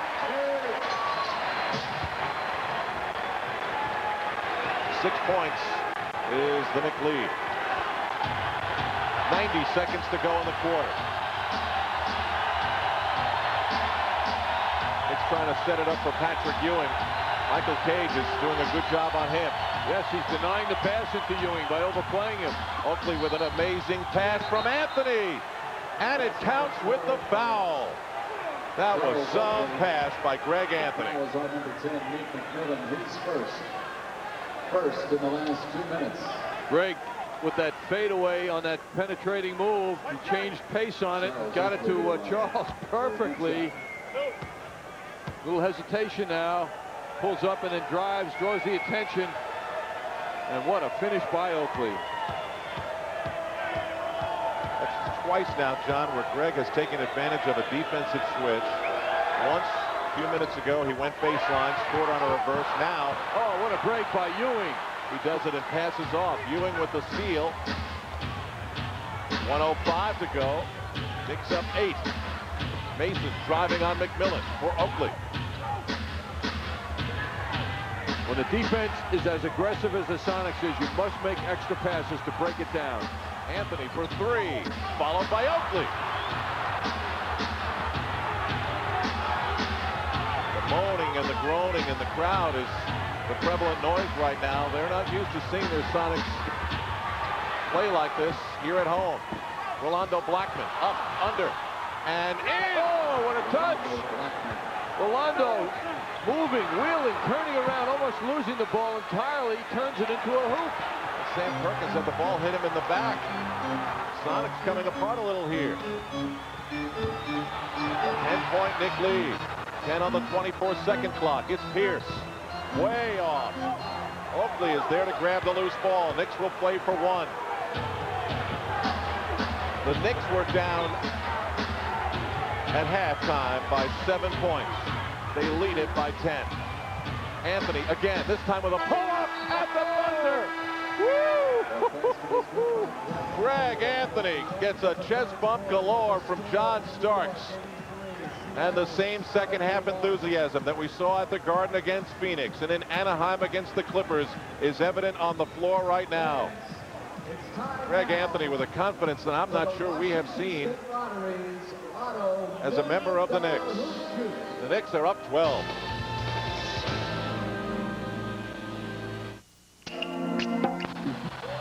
Well, the Knicks burst out of the locker room at the end of halftime, and they dominate in the third quarter over Seattle, 32-13.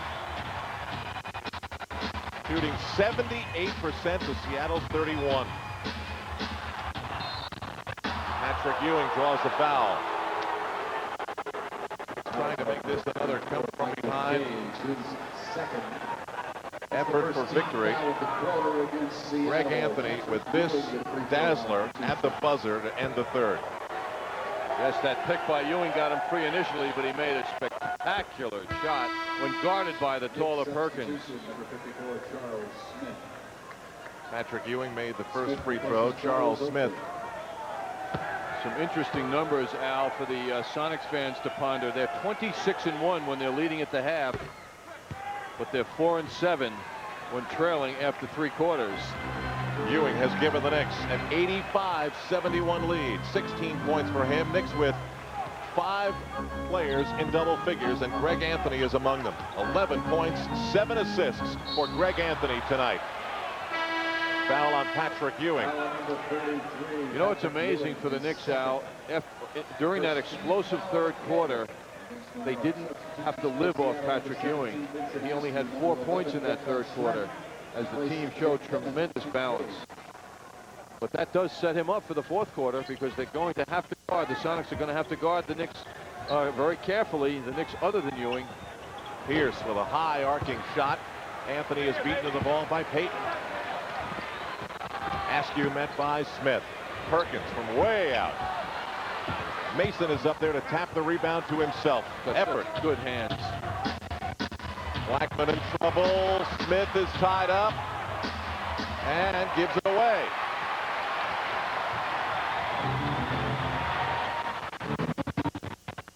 Pierce guarded by Mason. He's all.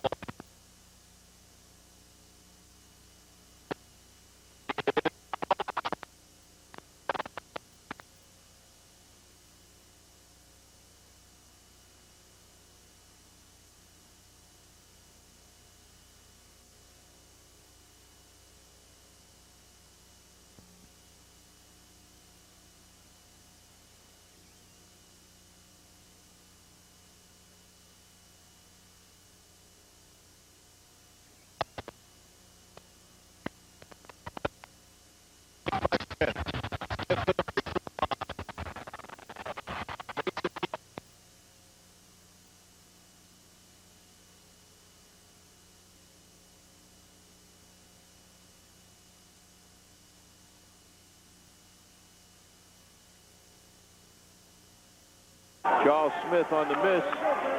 Mason there to spring it free, and Greg Anthony right there. So Greg Anthony steps to the free throw line. 11 points, 7 assists, that rebound, and 5 for 8 from the floor. You know, Al, this is one of those games that the league is watching. The 25 other teams around the league are interested in the outcome of the collision between the Sonics and the Knicks.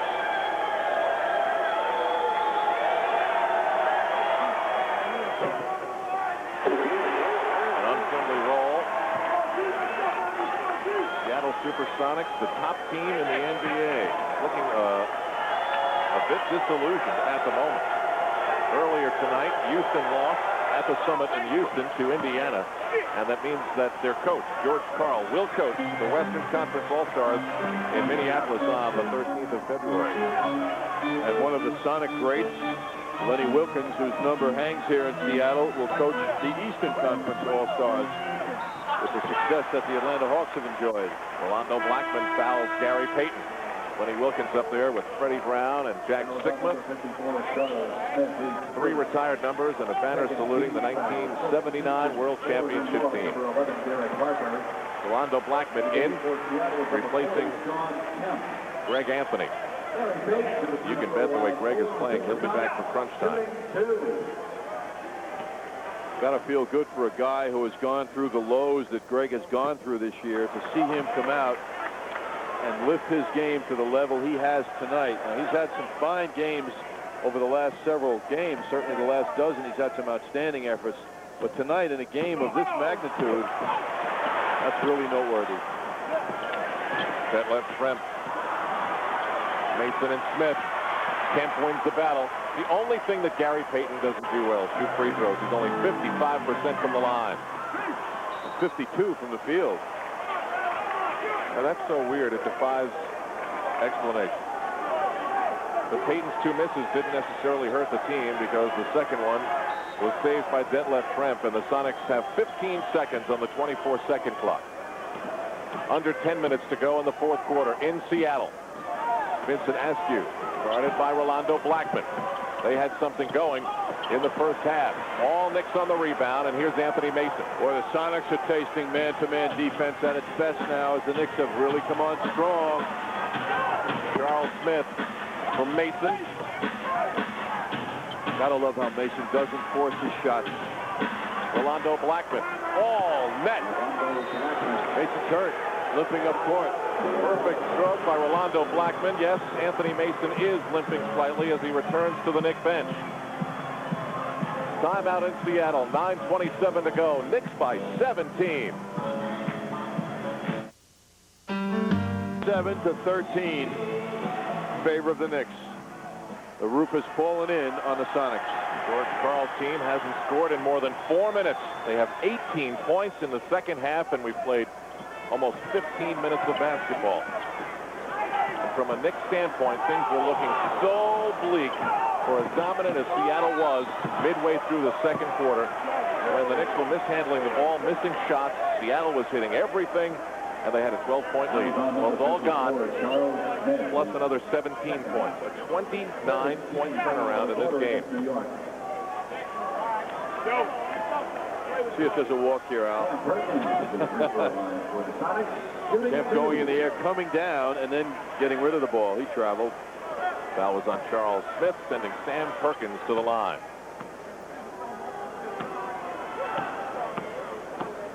Tough to criticize the Seattle team that has dominated the NBA this year. Team that started out winning their first 10 games, winning 26 of their first 29 games. And all the winning streaks. But in the last 10 games, they come in tonight 5-5, so they've lost their luster of late.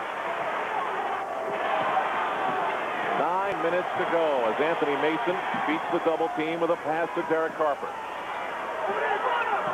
Smith for Blackman for 3. Ewing with a huge rebound and the putback.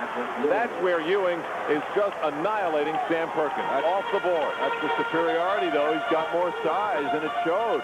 18 points, 13 rebounds for Patrick Ewing. Perkins. Ewing, because Perkins is way outside. Ewing is alone for the rebound. Knicks up 17, 8.5 minutes to go.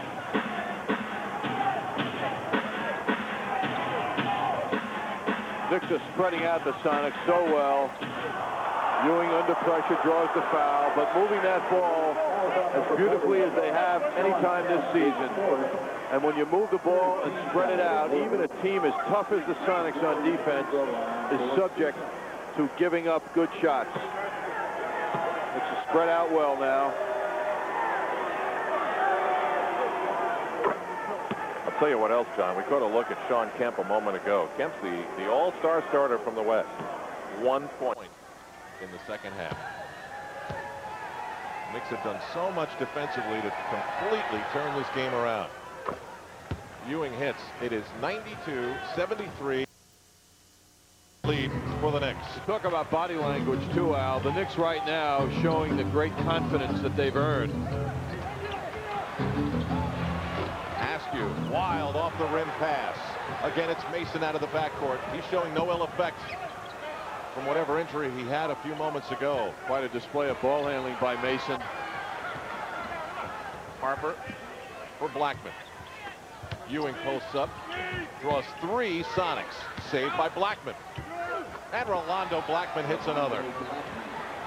Blackman with 14 points. He's 6 of 7 from the floor. The balance for the Knicks is amazing.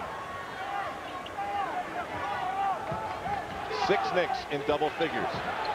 Trent gets it to fall with the foul. Finally, something for the fans to be happy about. How's the irony in this, John? You know, we come on the air tonight touting the Seattle Supersonics as well as it was deserved about how they have 6 players averaging in double figures. And what do the Knicks do tonight? They produce 6 shooters in double figures on the board. That left Schrempf working his way down the basket way and finishes with a beauty, but can't complete the three-point play. And yet the Knicks had no one in double figures at halftime. Now they have 6. Oakley, Ewing, Anthony, Starks, Mason, Blackman. Nice thing about that is that 2 of the double-figure scorers are off the bench. What a play by Payton, stripping that ball from Harper. Schrempf.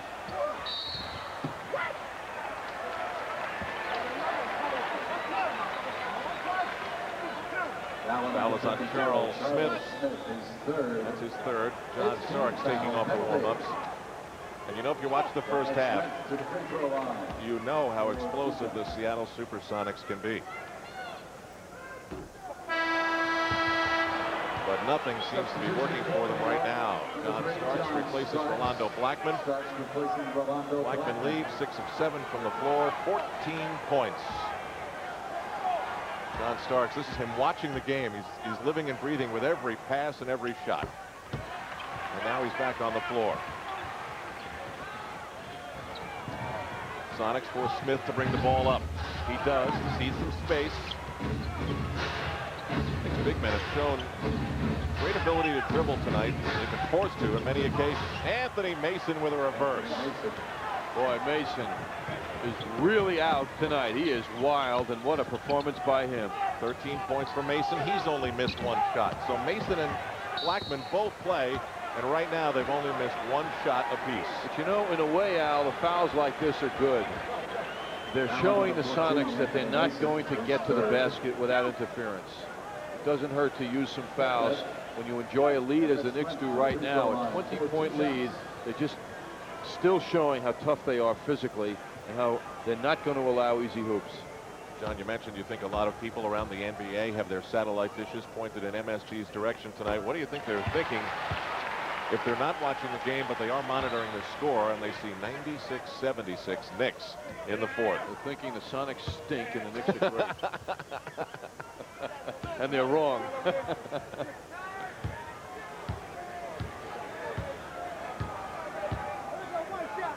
A brief delay with a wet spot on the floor. It's interesting, too, how Pat Riley before the game talked about how this is one of many tough ones coming up. Kind of with that coach's attitude of, you know, it's only the middle of the season right now. Let's not overreact to a meeting. But the players certainly are carrying a different message. The players in the blue shirts, that is.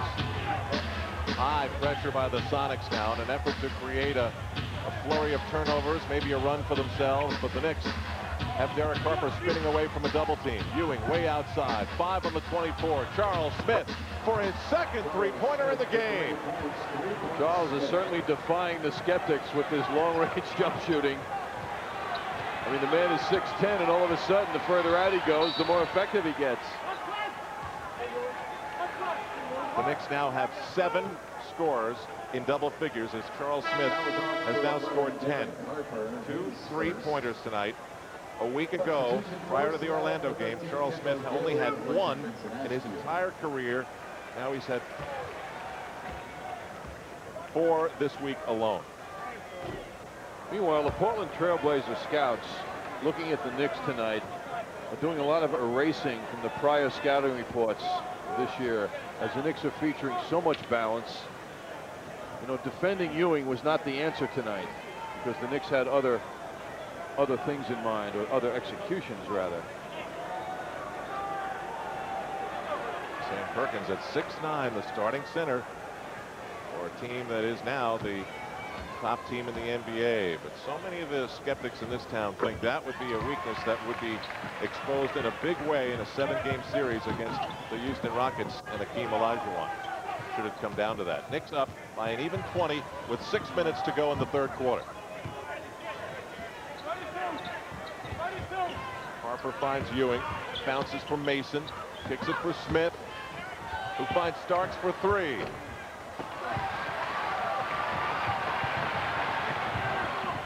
Nate McMillan, a very quiet game for him. Detlef Schrempf for a 3-pointer. The lead is 17 points. Mason screams for help on the inbound. Seattle with heavy pressure on the ball, and they force the turnover after the 3-pointer. That's Gary Payton's best attribute, pressure on the ball against one of the best men also in the NBA. This time Harper coughed it up though. McMillan for Payton. That's a 2-pointer. Here they come. A quick 5 points for the Seattle Supersonics. The time remaining 5:14. The Knicks lead 15. Performance at a... When the Knicks take on Charles Barkley and the Phoenix Suns on February 27th. For information and a free brochure, call 212-268-8844. John, it doesn't say whether the trip includes a meeting with Knicks VIPs or not. Would you think that would be a tradition that's continued? Absolutely, Al. It's an automatic. John Andres would know. I'm Al Trawigan for Marv Albert tonight. The Sonics putting on the pressure, and they've got the right man on the floor to do it, and Nate McMillan and Gary Payton, who's 6th in the NBA in steals. This is a theft-minded team, and the Knicks give it away again. McMillan for Schrempf. A 7-point change and a run by Seattle. Greg Anthony just replaced Derek Harper. Starks picks up a double team. Now Mason up the floor. He's greeted by a double team. 7-0 the Seattle run. Starks furious as he motions Smith away from Ewing. Patrick Ewing fouled. Missing on the shot. Sean Kemp is beside himself.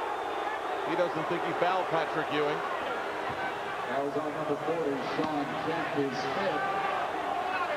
14 foul. That was an impressive display by Seattle in the last 2 minutes. For 2 shots.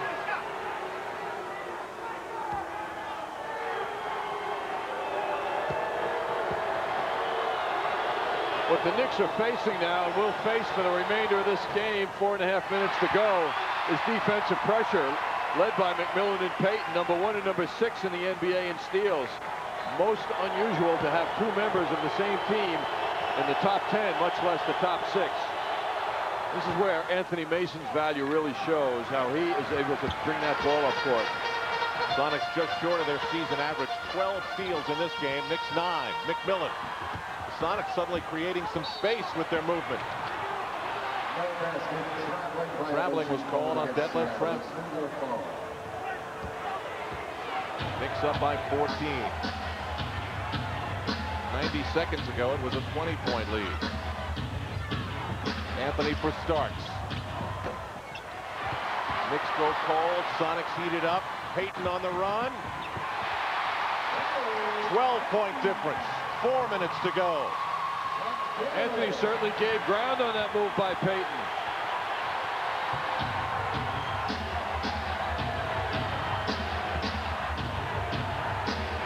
Knicks need something to happen on offense. Starks for Ewing, who's open.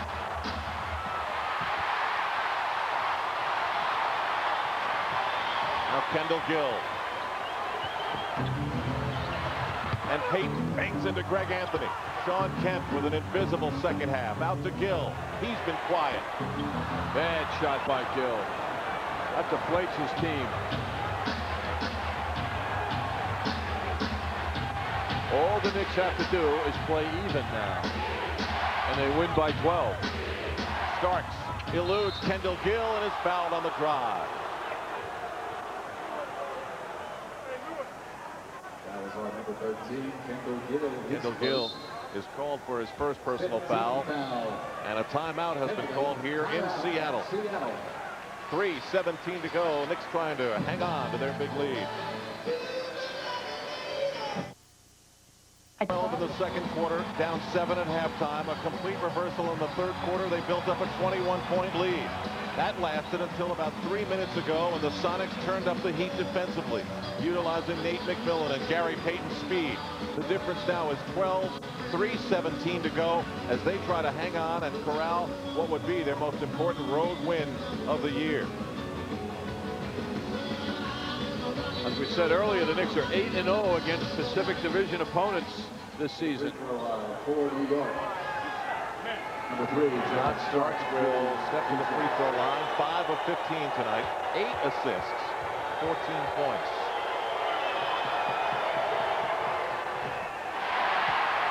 John's in a little bit of a drought from the free throw line. That spells nervousness when you miss that short.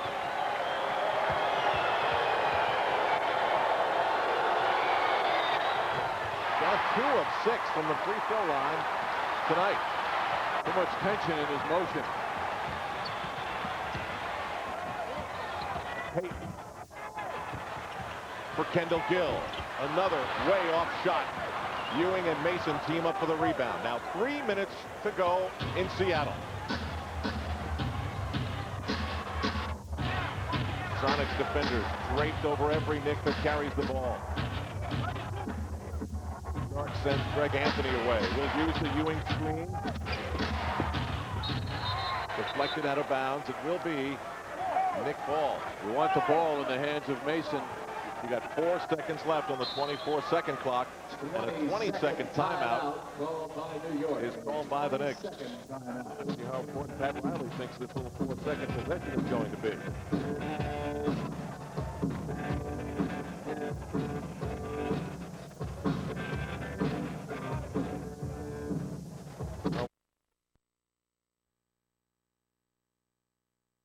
For the next 6 weeks that Pat Riley will talk about tomorrow.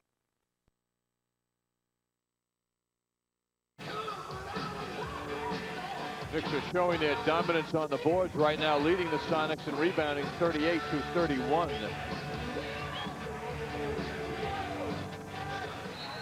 Four seconds on the 24-second clock. The Knicks took the timeout to set up a play. Charles Smith. Way off. Starks can't get it up. 24-second violation. Charles Smith was very deep in the corner.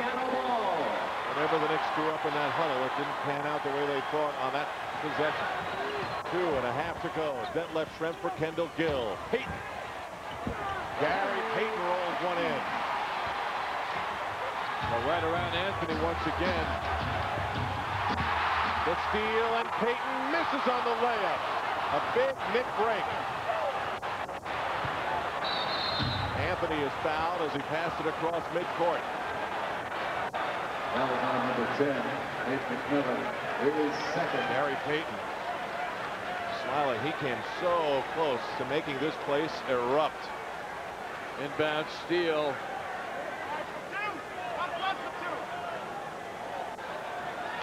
Payton, McMillan, this entire Sonics team, they can create enormous pressure. It's a 12-2 Seattle Supersonics run. Greg Anthony at the line. The Knicks on the game have lost 10 points on the free throw line. Prior to that free throw, 15 of 25.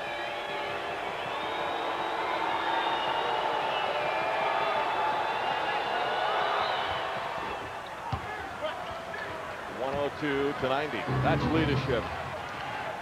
Courage at the foul line in a moment like this shown by Greg Anthony. A very significant game for Anthony. Payton from Kemp.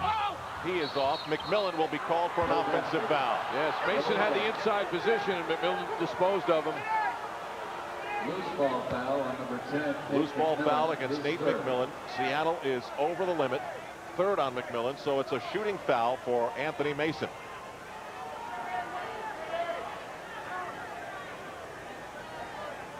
George Karl, known as a very excitable coach, showing much poise tonight with the disappointing performance of his team.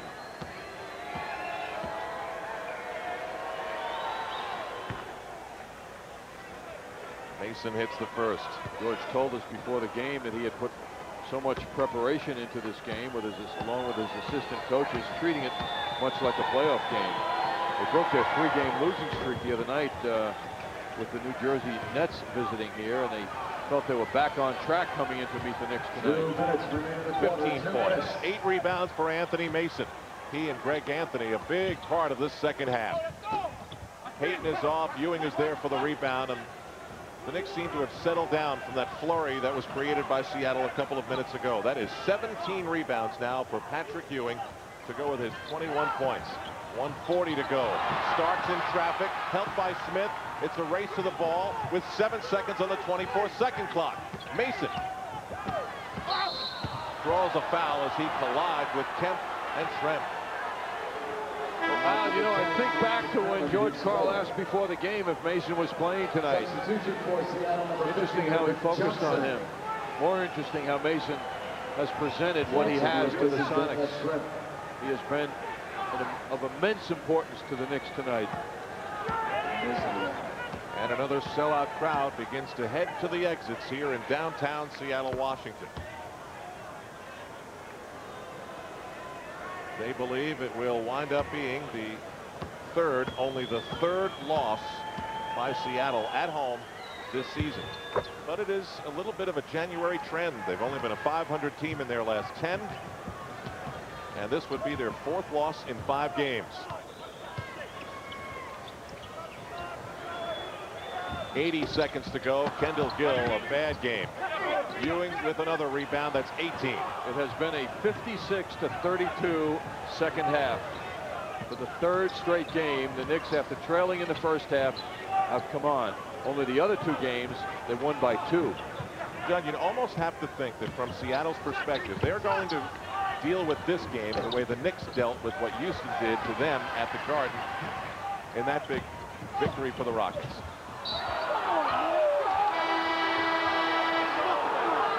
Kendall Gill with a mouthful there. A lot of frustration in his mind, I'm sure. Gill 2 of 8 from the floor, make it 2 of 9 with only 5 points. He's a double-digit average scorer as Gary Payton leaves. Another good game for Gary Payton.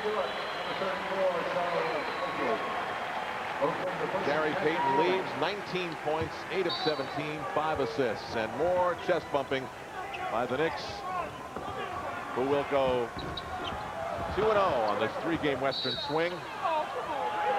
And they will win tonight in the toughest road arena to win in the NBA. Interesting contrast to last year.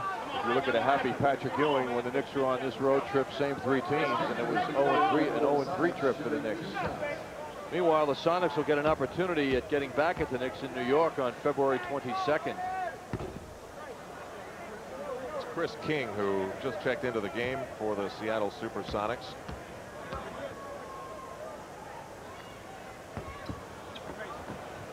This one is all but over with 40 seconds to go. It's going to be one of those games. You know, right now it's a 16-point difference. Let's say it ends something like that and you pick up the paper and you read it. It's going to be one of those games where the final score will in no way tell you how nervous things were for the Knicks a few minutes ago. Biggest loss the Sonics have had this year was a 121-100 game at Golden State on January 14th. So they have had some down moments.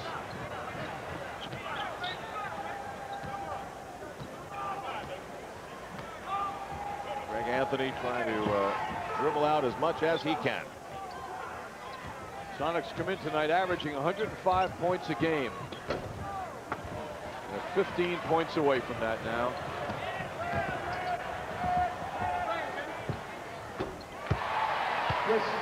Chris King hits. 2.9 seconds to go, and that will do it here in Seattle. The most important Knick road win of the year.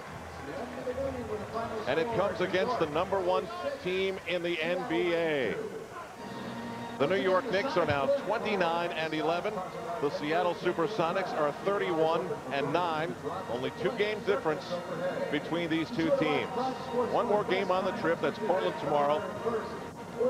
But not enough can be said about what the Knicks did in the second half of tonight's game to completely take it over and claim it for their own. We will be back in Seattle for our post-game wrap-up. Stay with us. The final again. The Knicks 106. The Sonics 92.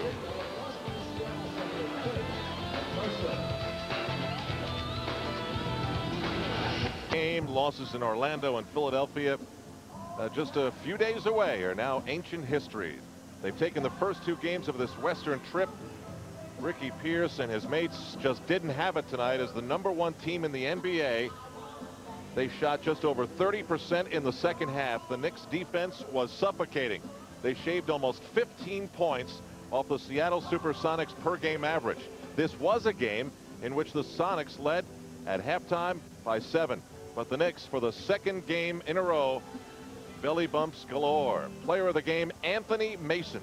One of his best efforts of the season, maybe the best from an all-around contribution standpoint. 17 points for Mason. He missed only one shot. He was 6 of 7 from the floor. Perfect from the free throw line and also grabbed 9 rebounds. Lots more to come post-game here in Seattle, where the Knicks have taken their 3rd straight and head to the locker room knowing that they can go for a sweep tomorrow in Portland.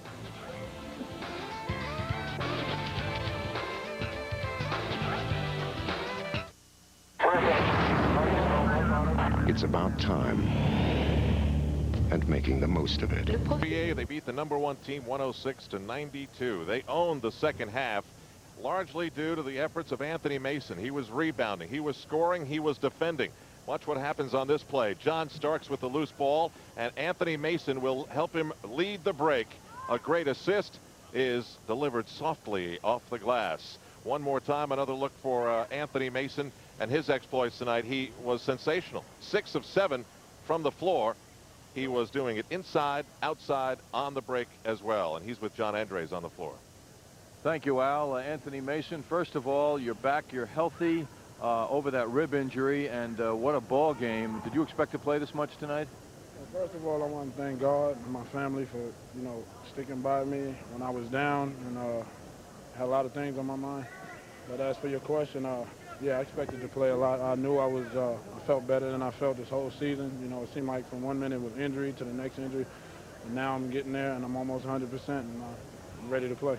Anthony, when you say you were down, what do you refer to? Your health or how you've been playing? Frustrated because I've never been hurt before that much in my life, and never missed games or none of that. And coming back early off of all my injuries, I wasn't playing like I can play. And I guess, people probably second guessing me, but my family stuck by me and I believed in God and he helped me get back on track.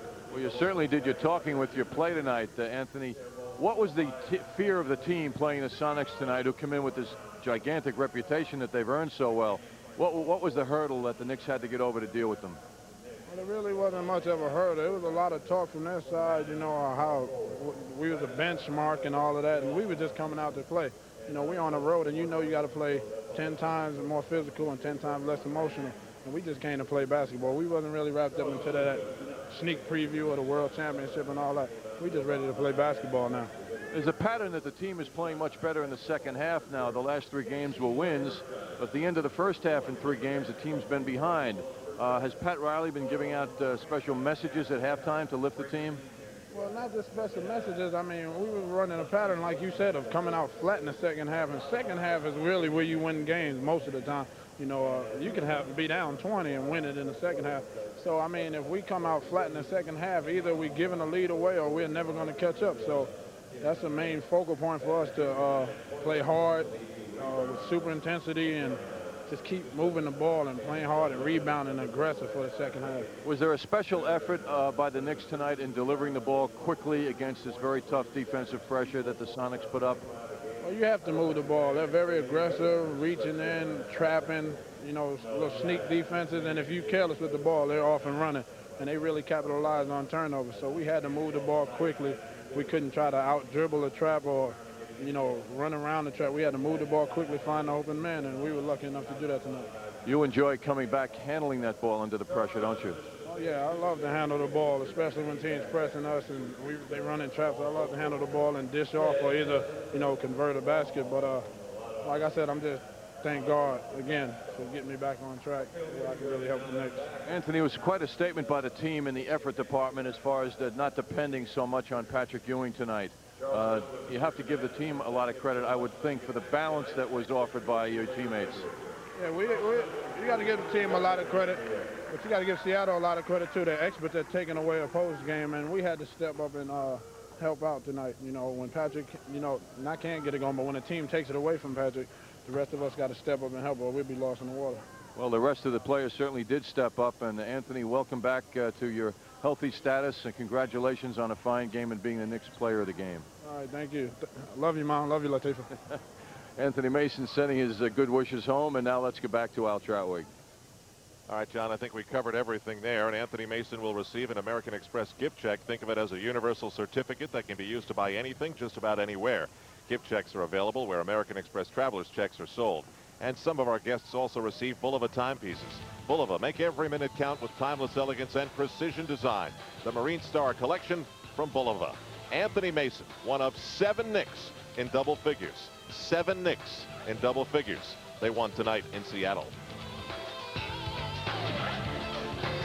It began as a friendly game. Then it took on a life of its own, changing the way. Sonics to win their 3rd straight game. The Knicks winning today 106 to 92. We've already spoken to Anthony Mason. A little video salute now to the performance of Greg Anthony. In the second half, he was very impressive, hitting there from three-point land, his only three-pointer of the game. He finished with 14 points. Watch him here now using the Patrick Ewing screen to make something happen on the baseline. On the defensive switch over Sam Perkins. Another one. John, he was amazing. Sam's only 6'10", no problem. And there was more from Greg Anthony. Nate McMillan, one of the better defenders in the NBA, offered no obstacle for Greg.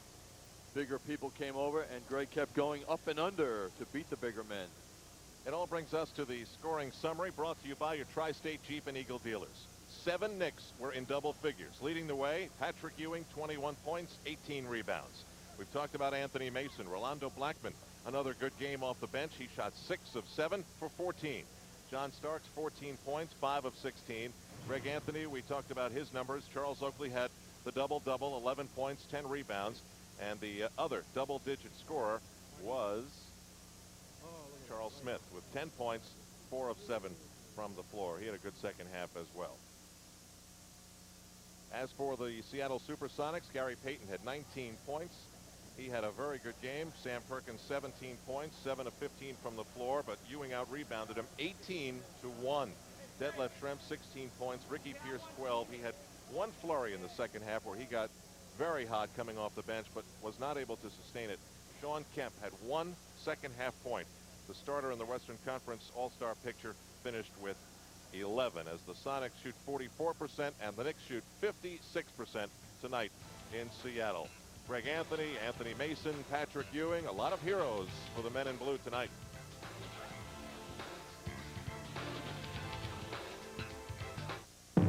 As a truck company, they overcome a 12-point deficit in the second quarter and win going away 106-92. The Knicks, though, have lost 3 of 4 in Portland, and they'll be at the Coliseum up there in front of the usual 12,666. Our coverage begins with game night at 10 o'clock here on MSG. The game can be heard on radio on WEVD, and I guess that's the way it is in the NBA, John. As well as the Knicks played in the second half tonight, right about now they're thinking Clyde Drexler and the Portland Trailblazers. Well, I'm not too sure about that, Al. Maybe on the plane up there a little bit later. But it was a 14-point win for the Knicks against Portland in New York a couple of weeks ago. They have a lot to be happy about, though. They put forth a great effort. They shot the ball so well. One of the things I was noting in the final stats were the Sonics shot over 50% in the first half. In the second half, they had to be in the mid-30s because they finished in the mid-40s. You know, they were they were in the mid-50s in the first half. So the defense of the Knicks was spectacular. At the same time, the Knicks' 51-point percentage shooting in the first half got better in the second half. So they just rose to the level of excellence, and they just had a great all-around game. And the Knicks have showed some comeback ability lately, haven't they? And in the midst of the team turmoil controversy on Tuesday, they beat the Phoenix Suns coming back. They did it in Anaheim, and now they've done it 12 down in the second quarter when really I think I could have won a lot of money from John if I bet at that point, 12 down in the second quarter, that there would be the turnaround that there was. I could have won a lot, should've. but I didn't. All right, we're continuing our post-game wrap-up where the Knicks have done it to the Seattle Supersonics. We'll get a quick word from Curtis Bunn, who's been talking to the Knicks in the locker room. We'll hear what they thought about it. Stay with us. Here's Ewing. Top shot. Yes! MSG salutes the one and only Marv Albert for yet another ACE Award for sports play-by-play excellence. You've got to see it to believe it. The men's Something you haven't given us yet. Well, I just thought it was interesting that Anthony Mason, he came out here to speak to you. He didn't want to speak to the writers. He said that he didn't have anything to say. Really? Yeah, he did. I think he's a little bit upset about maybe the way he's been portrayed in the papers, you know, doing his bad spell for him. Okay, well, all right, that's interesting. Anthony was rather happy with himself. And he did say that he went through a tough time, and the people who surrounded him were part of helping get him through that. So that's a little interesting. Thanks, Curtis. Sure, anytime. All right, that's the recap from the Knicks locker room tonight. They'll be flying out of Seattle tonight and heading to Portland, Oregon. There'll be a lot of talk on that flight about the Knicks' 106-92 victory over the #1 team in the NBA. Tomorrow night, it's the Portland Trail Blazers. Our coverage begins on MSG at 10 o'clock with Knicks Game Night. Game can be heard on WEVD because of the fans' Super Bowl coverage. Coming up next on MSG, Crosswalker. For all of us who bring you the Knicks on MSG, thanks for joining us and staying up late night.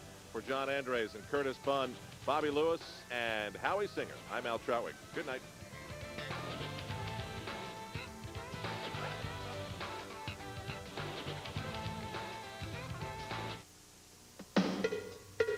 Since your face can't adjust.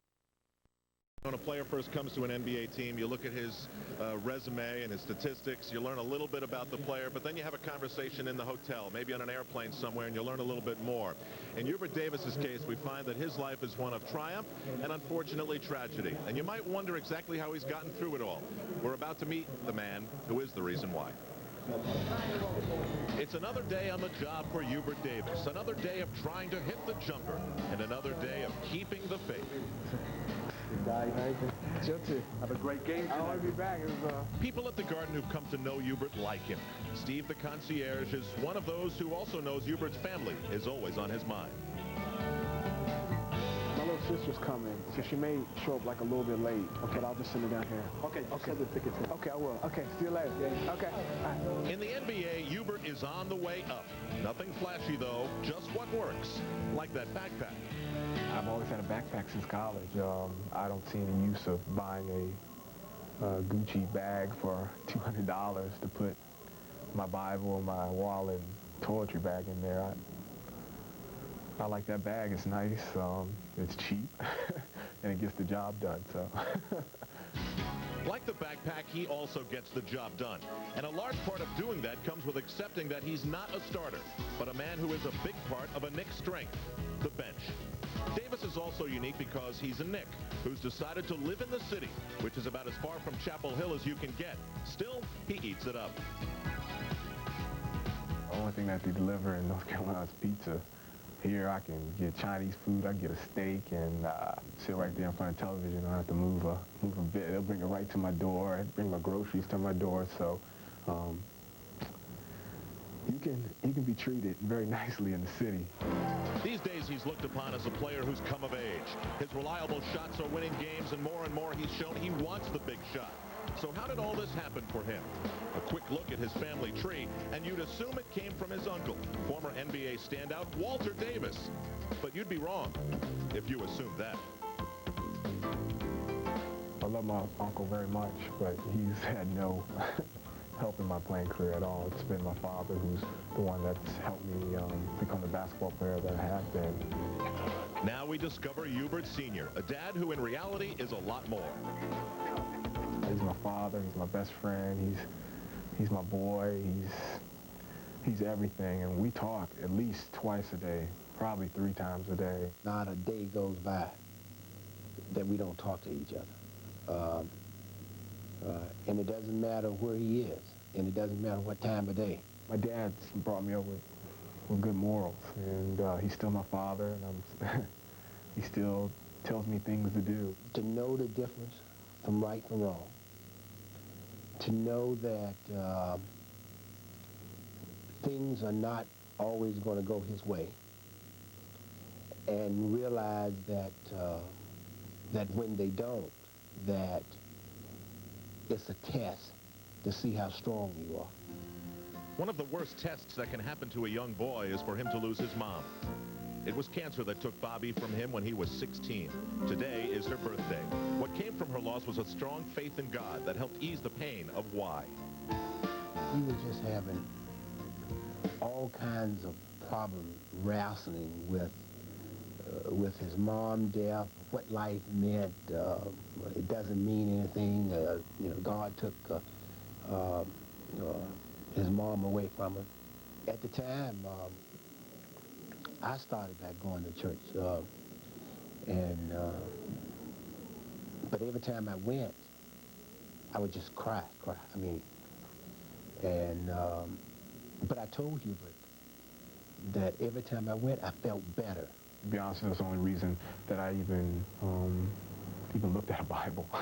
I went to church as a little kid, but didn't understand it, didn't know the reason why I should go to church, and unfortunately, this tragedy built up a tremendous curiosity in terms of wanting to know how God could take away such a beautiful woman away from us.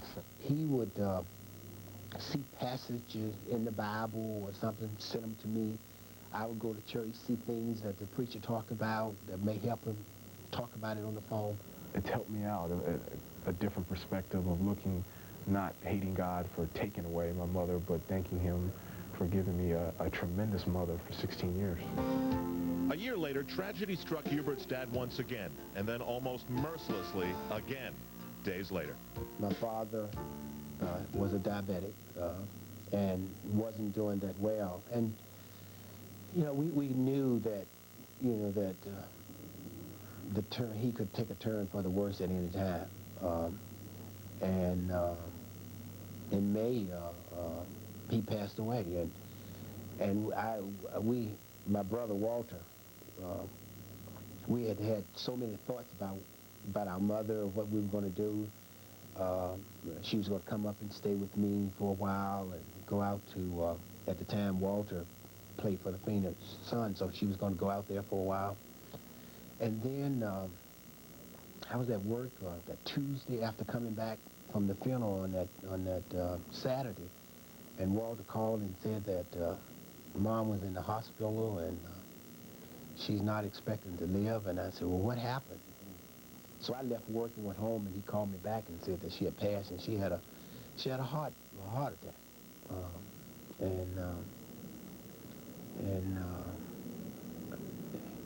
You know, there are not too many things that you can deal with at one time.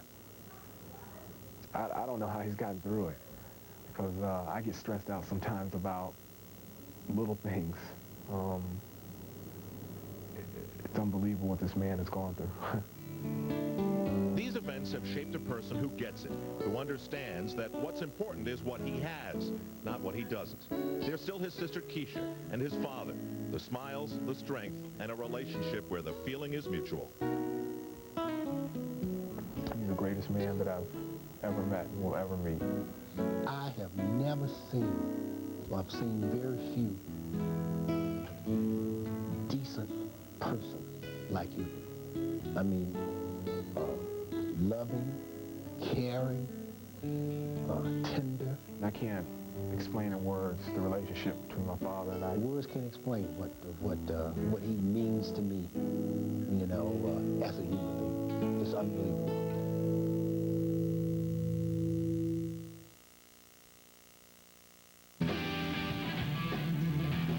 Catch the highlights from the Evian Indoor AVP Pro Beach Volleyball Championships. Zero down payment and just $199 a month. John Starks makes 3 points from Minota. Point 1 is fun. Minota's 135EX. Watch it zoom. Point 2 is for you. Free your creative eye with this 400SI. It's automatic. Point 3 is a breeze. To replay my play, what's in order? Minota's camcorder. And every 3 points I hit, Minota sinks $100 into my foundation, helping high school kids. Only from the mind of Minota. And John Starks.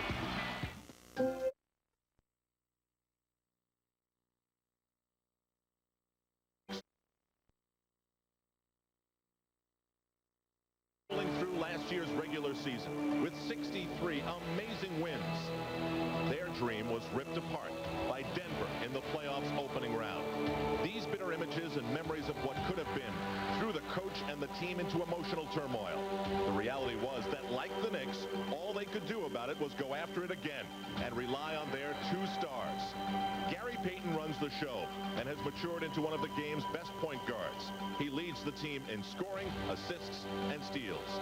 Complementing him is the sheer power and strength of Sean Kemp, an all-star who is constantly bringing fans to their feet. Tonight, two teams on similar missions with almost identical records get together for their one time in New York.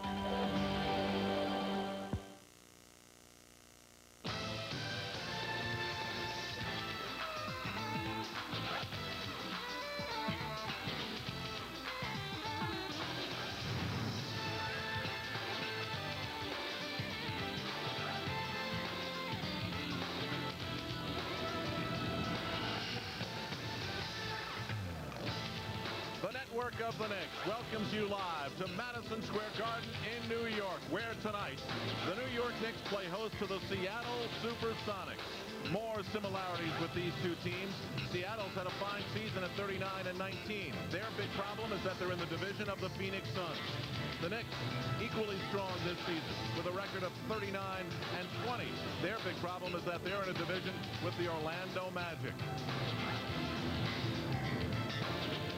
Good evening, everybody. I'm Al Troutwig for Marv Albert along with John Andres. And John, you've often said that weekend games at the Garden are a little bit different. Sometimes the season ticket subscribers give their tickets away and that people actually come from the suburbs. But not tonight. This is one of those marquee games. And one of the key things for the Knicks is the health of Patrick Ewing's shoulder after that bruise he suffered last night. Yes, Patrick wasn't on his game last night, I think, with or without the shoulder. Nor were the Knicks. They had a terrible effort. They just weren't into the game at all, Al. In fact, I don't think that was the Knicks down there last night at all. Patrick Ewing warming up tonight, though, and you know he's going to be the center of attention for the Seattle Supersonics. Patrick is the one bad matchup for this team. Last night in Atlanta, 9 points, 4 out of 18 from the field. That's not the Ewing of the previous 20 games when he has been super at 27 a game, 52% from the field.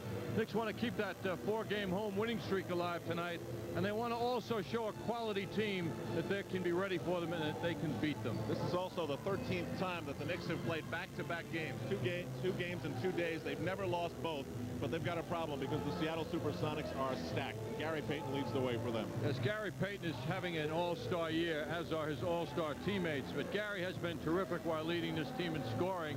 A great passer leading the field in that area as well with long lead passes when available. Gary goes to the basket extremely well on fast breaks, and he's also got the jump shot working. This is where he's really improved his game on the perimeter. He's really having a sensational year, as are Detlef Schrempf and Kemp, of course. They're all double-figure scorers in a big way. They're all all-stars this year, and they're all shooting at 50% or better. This is quality now in this lineup. The Knicks can't have an off night. They can't be mediocre tonight to beat Seattle. Strange team, though, Seattle. For all their talent and depth, they've lost 6 out of their last 7 following the All-Star break. George Karl has no more hair to lose, but he's going to be ready to take on the Knicks tonight. And we will be back on MSG in a moment for the lineups.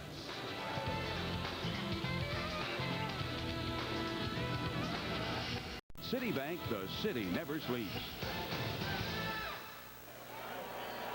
We are ready to go. This could be a game to remember. The Knicks and the Sonics. Let's meet the lineups.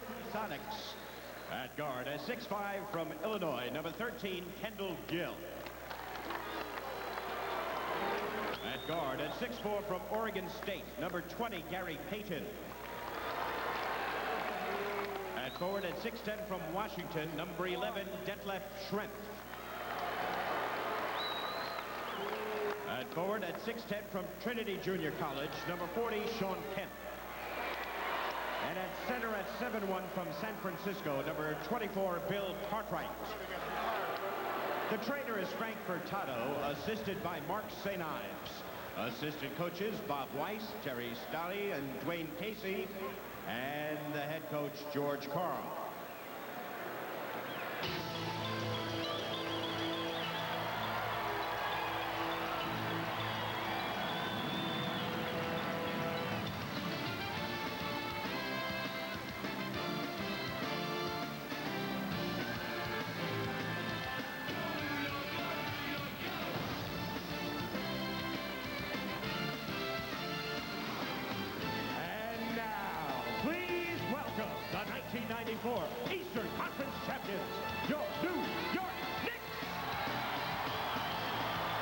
guard at 6'5" from Oklahoma State, number 3, John Starks.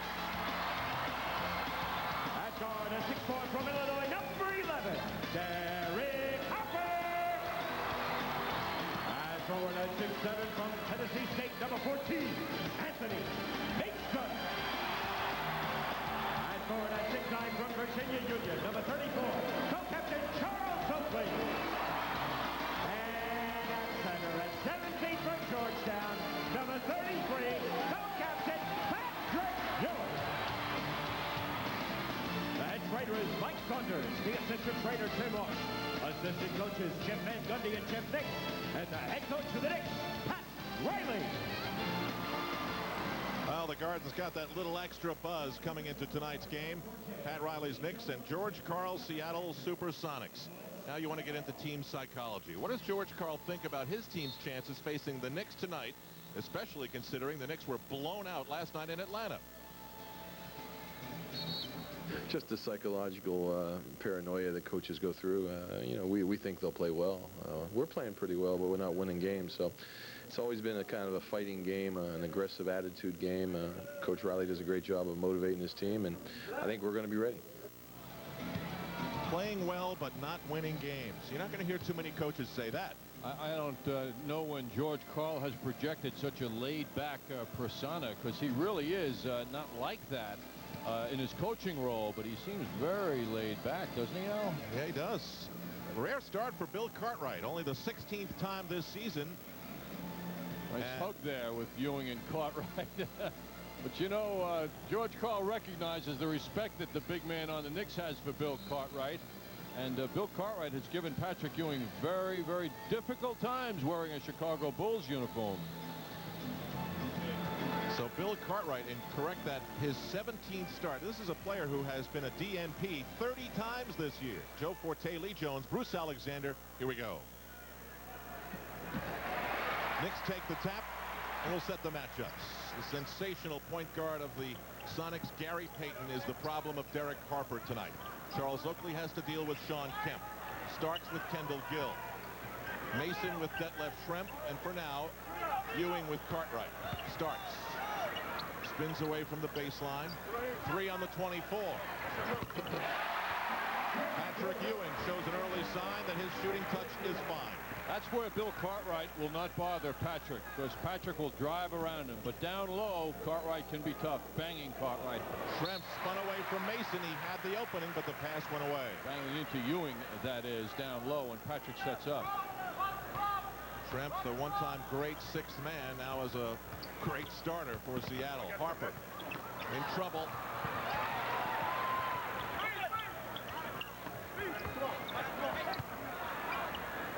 Harper back for Ewing, posting up low, leaves Oakley open.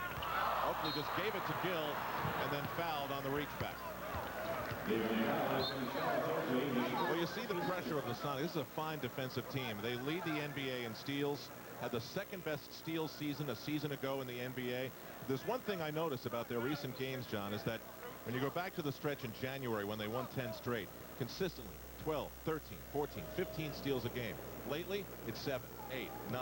So it seems as though that's one of the edges they've lost. They have 7 players who average at least 1 steal a game. Kemp. Ewing up high, Harper on the move. What a big day of hoops at Madison Square Garden. The Big East semifinals earlier today. And now this. Starks lost the handle. Nick sloppy here in the opening moments. Well, the worst thing John did was then attack the man who had the ball, because it left the backcourt wide open for a Kendall Gill layup. So easy. Bad instinct by John on that play. Tied at a deuce apiece. Starks gets away from Payton. Gill stays with him, now drops off. A bunch of mismatches now have been created. This is not one. Mason on Kemp. He gets the roll. Those are 2 big bodies. That'll be tired when this one is over. Tough pass. Kemp creates something. Rejected by Ewing. Sonics ball. You get a sense of the quickness and speed of Kemp. and pursuing that loose basketball. You're coming out. Payton on the inbound for Kendall Gill.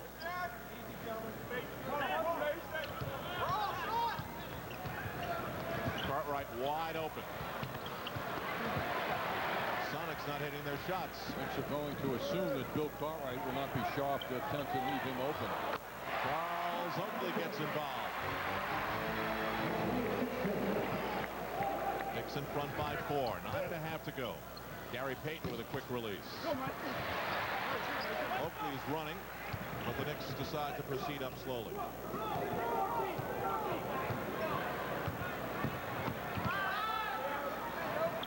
Starks, great fake on Kendall Gill. But Trent beats Ewing to the rebounding position. Always a good sign, though, when Ewing is in there scrapping and waving at that basketball as he just was. Another pass went astray. Harper lets it go for 3. See, those flat-footed jump shots and flat-footed teammates mean no chance at offensive rebounding. It's not exactly a clinic so far, is it? Bill Cartwright tries to draw Ewing from the low post by setting up way outside. That creates room for Kemp. Again, he's tangled up on the baseline. Starks. What a feed for Harper. The Sonics love to counterattack quickly. This is a team that can run and kill you when they do. Harper full speed back to make sure Payton doesn't get away from him also. Seattle 1 for 6 from the floor. Schrempf fakes Mason. Great creation by Detlef Schrempf. Deceptively tall guy. Schrempf has such a well-balanced game. You don't think of him as that tall, but he's 6'10".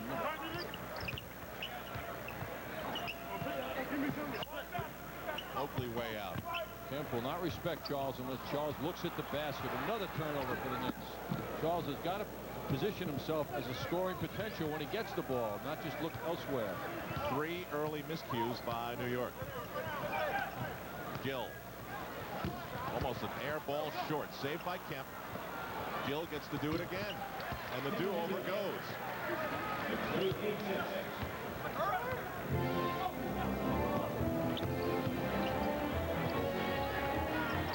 Knicks looking to post up Ewing. Cartwright's got Patrick out a couple of steps from where Patrick wants the ball. Now he's got it. A lot of patience by the Knicks before they hit Ewing. Well done. Look at the hard work Ewing had to go through in order to get that basketball over. Knickerbockers 10. Seattle Sonics 6.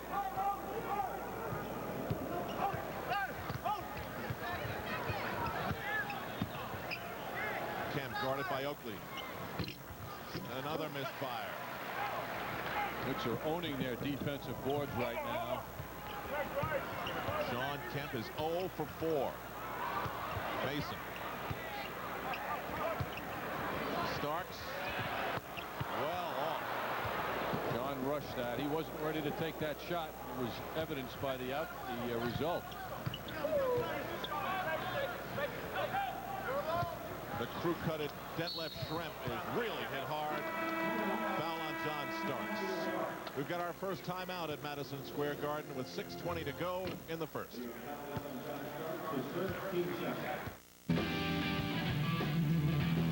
Catch the highlights from the Evian Indoor AVP Pro Beach Volleyball Championships Sunday on MSG.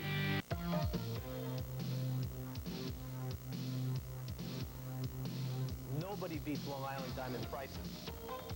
My dad got my mom's ring here. Long Island Diamond saves you a lot of money. We got the diamond we wanted at the price we wanted. Long Island Diamond has a world-class selection of all sizes, shapes, and price ranges.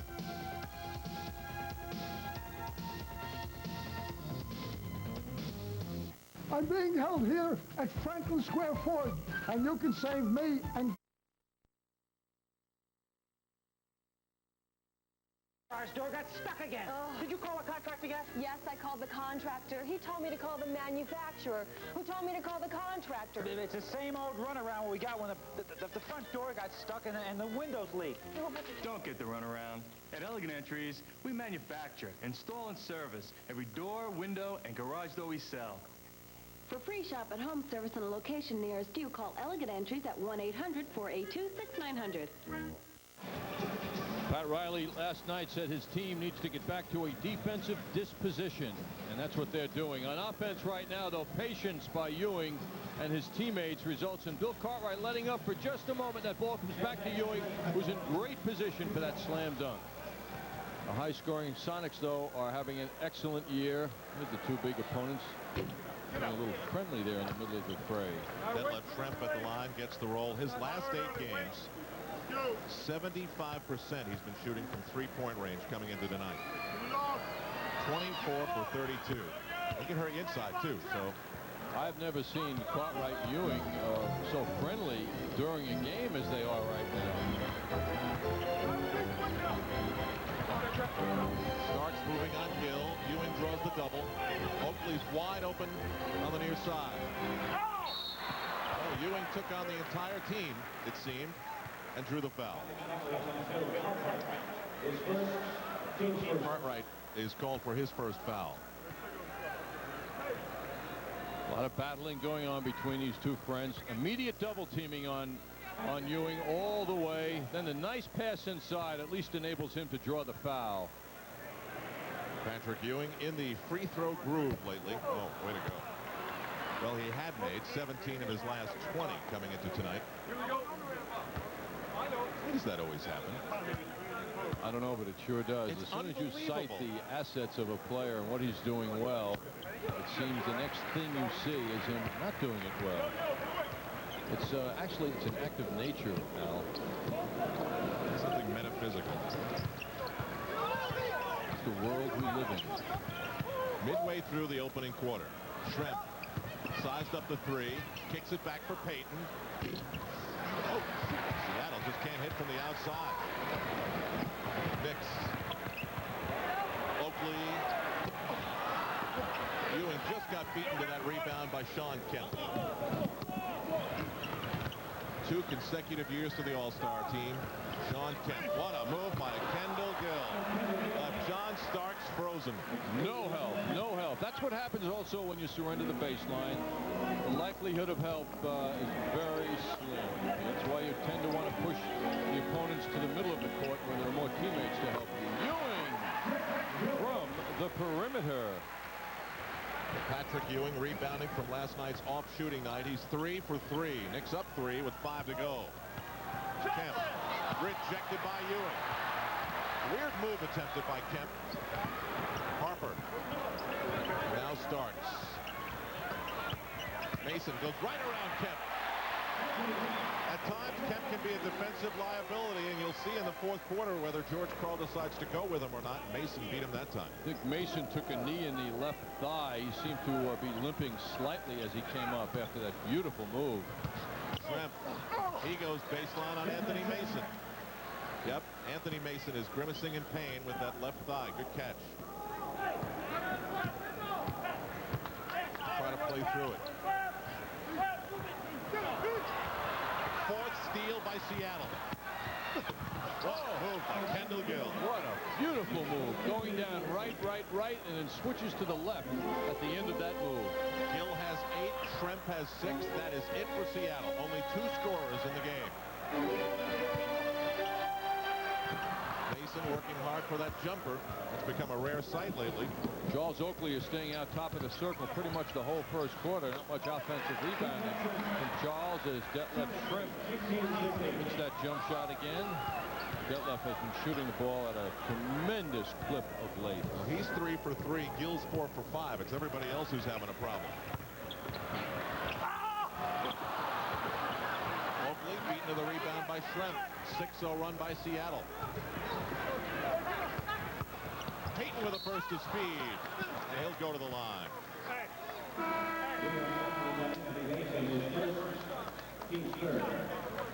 The intense defense of the Sonics creates an offense for them.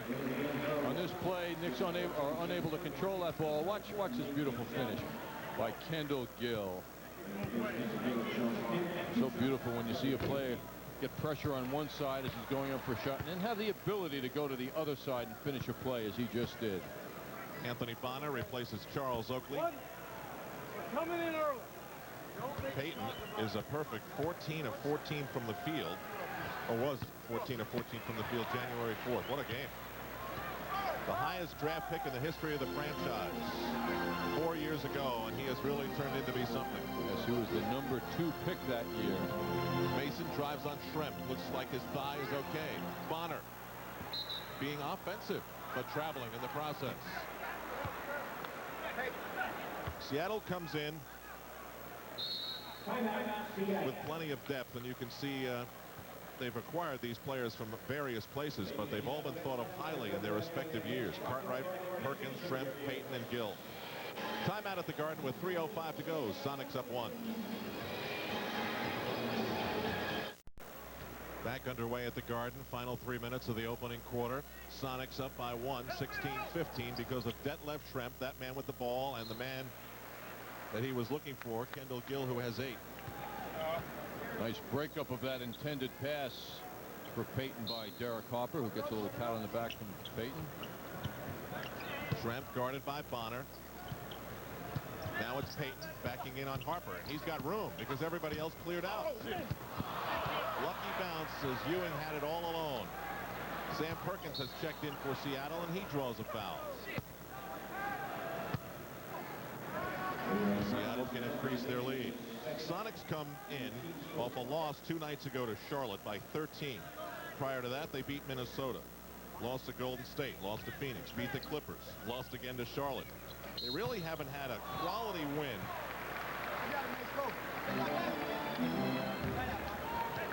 Traveling is called. They really, when you look back, since February 6th, they're 7th and 8th. They haven't had a quality win since the 2nd of February when they beat Orlando. I mean, they consider themselves an elite team. Well, the last time they beat an elite team was that game. Schrempf breaks out. Here's Payton. Nice move. Making Ewing the ball handler on that play was work against the Knicks as he coughed that ball up.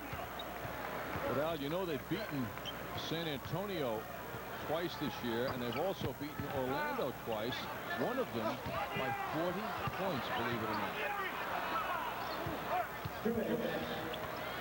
Harper lets go a 3. This is an 8-0 run by Seattle. Speaking of the Spurs, did you see the way Doc Rivers helped them win a game yesterday against Cleveland?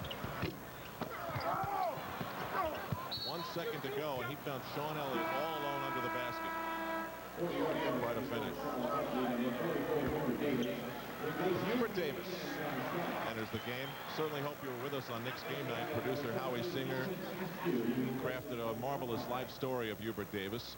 A thoughtful man. The Bible very important to him. Great relationship with his dad, who is here tonight. And you know that Hubert, who lost his mother, Bobby, when he was 16, knows and thinks often about the fact that it's her birthday tonight, and he'd love to have a game for her. Ewing thinks again. Harper, or rather Davis. Saved by Bonner. This is Harper. Great hang time, but it still doesn't go for the Knicks. No easy shots for the Knicks with this defensive-minded team. McMillan went all the way and missed the layup. You'll notice when the Knicks are going up for shots, they seem to be contested every time. Ewing draws a foul. And the Knicks can really use these 2 points here. Sam Perkins commits his first foul. Gary Payton leaves. Kendall Gill returns. For George Karl today. The Knicks have not scored in 3:40. Just to Kendall Gill. This is a guy who obviously thinks minutes are incredibly important. And another foul, but this is an offensive foul against the Knicks as Perkins goes down. Derek Harper on a very strong drive, but he hit Perkins. Take another look at it now. Harper committed to the move, and the big man Perkins is bent backwards on that contact. So now Kendall Gill with the ball. George Karl said today on The Fan that our basic philosophical difference comes from the fact that Kendall thinks he's a 38-minute-a-game guy, and I don't put him in that category. I heard that interview, Al, also with Chris Russo. Ewing came down with another rebound, and he's furious that a foul is not called as it's knocked away from him, but the Knicks have it. I think part of the point was that they don't do well against teams with big scoring machines. And he was pointing out the Orlando and San Antonio and Houston success Seattle has had. Oddly enough, they've had not anywhere near that kind of success with teams with smaller front lines. Harper draws Askew, who's come into the game, and a 3-second violation against the Knicks. A prolonged drought has Pat Riley's team frozen at 15. The Knicks are looking as though this is the 4th game in 5 nights, which is precisely what it is. They are not looking sharp, yet the motivation to erase the memory of last night's horror show in Atlanta has to be there, not to mention the fact that they're home with a very, very supportive crowd. A lot of talk about March being the Knicks' time of year. It's so strange to see them play the way they did last night in the month of March. Another layup miss by Vincent Askew. Bonner in trouble, gets it to go. How did he do that? Unbelievable shot. He got in midair, and I think he did not want to shoot that ball, but he wound up doing it. Schrempf, wild shot. Ewing pulls it down. Well, the Sonics, except for Schrempf and Payton, Schrempf and Gill were the gang that couldn't shoot straight. The Knicks didn't have an easy time shooting either. So we've got an 18-17 end of first quarter score. Back in a moment.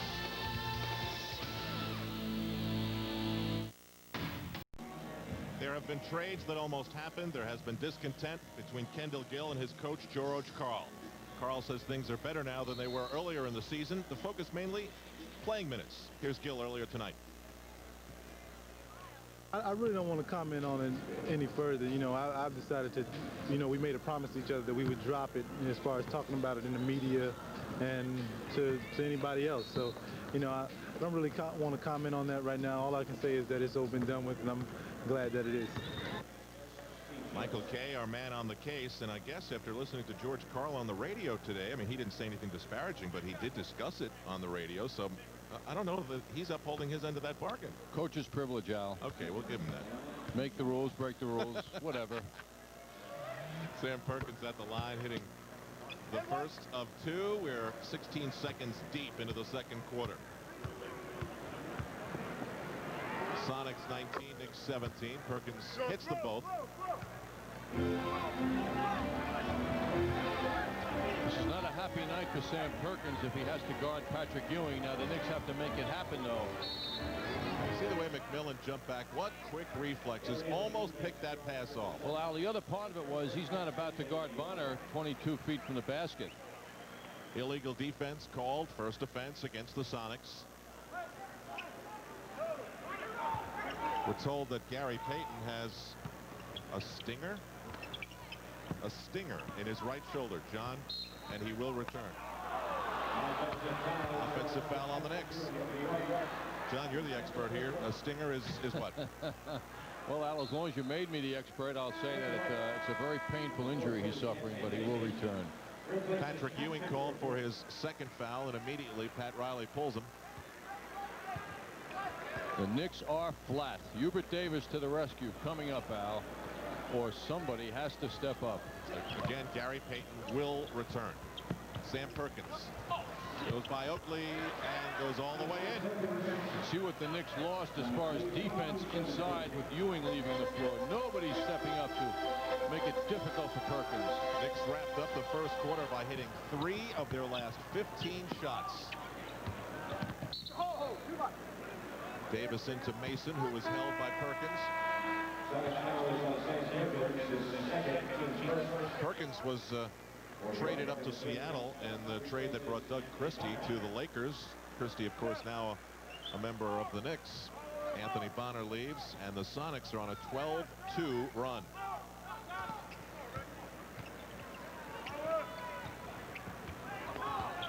Davis breaks free. Askew right with him. Mason spins away. Looked like he had pretty good position. And another foul.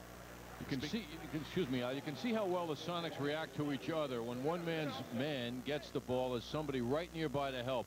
They rotate, they move very quickly together on defense as a team inside the foul line. Oakley looked for a cutting Starks. It's Harper. Seattle is all over the Knicks wherever they go. It's Kemp on Davis and a foul down low. That's what, again, presses the need for the Knicks to spread the offense out. They have to stand far apart from one another and move the ball quickly. Make that defense move until one of the 5 men on the Sonics breaks down and isn't in the right spot. So the Knicks have to get patient and they have to move the ball quickly. Turnovers are killing the Knicks. They've committed 9 to the Sonics 4. Oh, the Knicks need that. Derek Harper hits the 3. They're down 2. Sean Kemp, haven't heard from him in a while. He bangs into Mason and draws the foul. The amazing thing, Al, is that the Knicks are shooting 44% from the field, which is better than the Sonics at this moment in the game. So as bad as the Knicks shooting has been, the Sonics are not doing much better or any better. Well, this is a big problem now for the Knicks. Sean Kemp has drawn 3 fouls on Anthony Mason. And look at the growth of the one-time man-child. He came in, his skills were so raw, but the Sonics saw what they saw, and they gave him a 6-year contract right off the bat. Yes, a natural. No college for Kemp, right into the NBA. No one is unhappy about that. A very mature guy, too. Again, Anthony Mason's out there with 3 personal fouls. Starks behind the back for him. Good fake. That would have been enormously spectacular if Mason had pulled it off. Here's Kemp. Looks like that. That's what it would have looked like. That's right, even better. So Kemp breaks through. He's now 1 of 6. He figured the previous 5 hadn't been dunk attempts. He had missed all of them, so he went for the sure thing.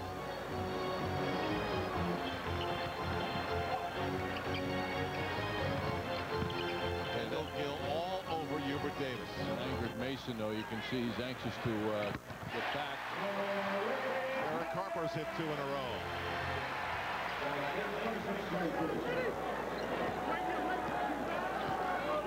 Well, the Knicks have shown one thing, that the malaise that they showed in Atlanta last night was not a one-game thing.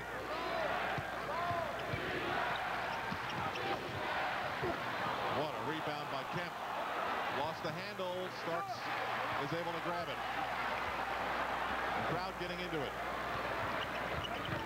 Harper spins, picks it back for Davis. Knicks going with 3 guards. And a foul that will send Hubert Davis to the line. Hubert under pressure as a jump shooter took that big step. At the other end, Mason almost with a spectacular shot. The dunk doesn't go. Sonics push the ball down to the other end. Sean Kemp now with a slam dunk. He has a special way to get those slam dunks in a manner that turn on any crowd. Right after that play, Oakley letting Kemp know he's around. Charles working him over, boxing him out. And despite the fact that Oakley did a good job boxing out, Kemp with his quickness, tremendous quickness shown on that play. Something went wrong on that free throw. You could see at the moment it left Hubert Davis's hands. So the Knicks are within 3. Nate McMillan, taller than Harper. They go inside, and now the Sonics are going to Kemp and going to Kemp. He takes a shot to the arm. Gary Payton has removed the shoulder treatment and re-enters the game, replacing Nate McMillan. And now here is Sean Kemp. He's got a unique way of running, John. You know, he almost prowls up the floor. You know, his feet don't get great height. Can't say he's a graceful runner, but boy, does he get there with power when he does. It's an unusual gait that he has. He's very loose. Go ahead, I got it.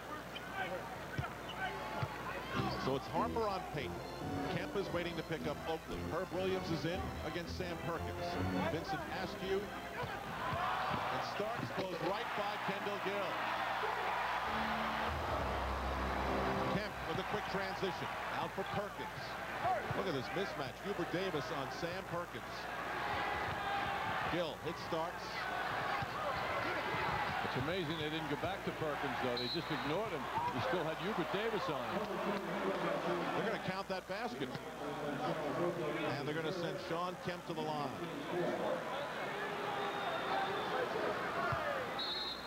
There's a Perry Ellis look now at that ball being moved around. They went away from Kemp.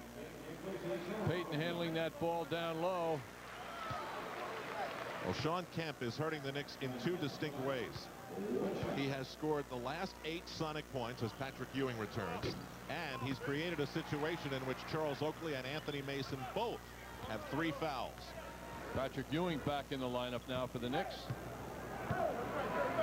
Harper cuts away using the Williams screen. Ewing is hit on the release by Gill. His second foul.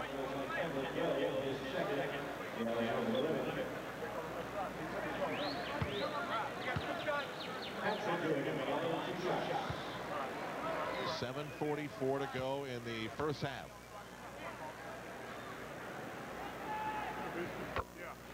Knicks up, or the Knicks are down 4, and the scoring leaders list has Patrick Ewing in 7th position. Top 3 are centers. Patrick Ewing not far behind. Patrick emerging of late. Now being talked about, as you would expect by his coach, as an MVP candidate. And Patrick is really turning it on these days. Well, you score 30 or more 5 straight games, you're going to move up that list. In the 46-point game against Boston. Fans into the early chant of defense. Now Williams commits the foul on Kemp. Sean Kemp is wreaking havoc inside for the Knicks. He goes to the line again. Yet another foul drawn. Herb Williams doing his best, but Kemp with his upper body strength a little better at getting that basketball and then presenting some very difficult moves. Kemp is 6'10" tall. Moves with great fluidity. 78% from the line. He comes in averaging 19 points a game. He's a starter this year, Al, as you know, for the Western Conference All-Star team for the 2nd straight year. Harper moves up. Finds Ewing. Spins one way, then the other. Beautiful move. Kemp comes out of the backcourt. Payton, now Perkins. Wide open, he'll take it. That line drive is off. There's Kemp again. Now Gill. Harper runs to the rescue.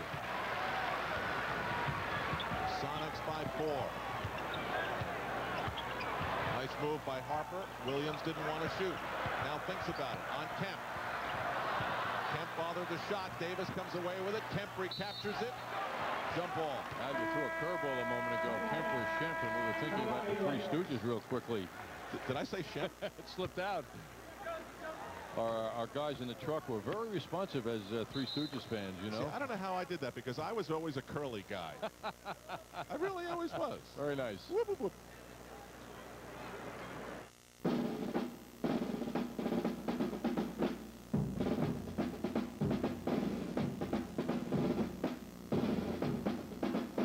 One-Tour Mitsubishi unleashes the power of the price wizard. Your price is my command, and I'm granting powerful deals. The 95 Galant ES at prices you've only dreamed of. 95 Eclipses at prices you won't find in Newsday. 95 Montero leasing at hundreds less. One-Tour Mitsubishi sells and leases more in 1 month than most dealers do all year. One-Tour Mitsubishi. Put my power to work for you. And discover what thousands of your Long Island neighbors already know, that you get something more with our low prices. You get even more than the best incentives, even more than award-winning service priced fairly. At Hassett, you get 73 full-time employees driven by one singular objective, your peace of mind. Hassett in nearby Wantagh.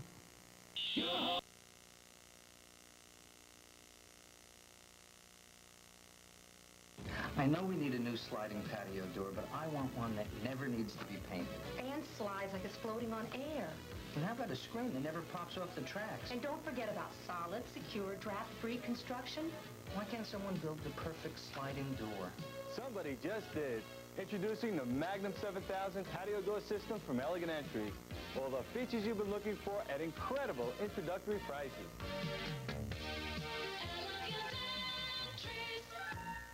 Missed a game, came back when he shouldn't have, now on the injured list. This earlier tonight, and I'm going to say this is sort of like Greg Brittenham's version of the crab. It's that lateral movement, strengthening the sprained knee. Greg's such a big part of every bit of conditioning, what the Knicks eat. What are their favorite candy bars? What kind of hot fudge do they like? I mean, if you go in the Knick locker room before the game, you'll find fruit and bagels. That's it. Gill guarded by Davis. Harper comes over to help. That'll be illegal defense against the Knicks. First infraction, Sonic ball.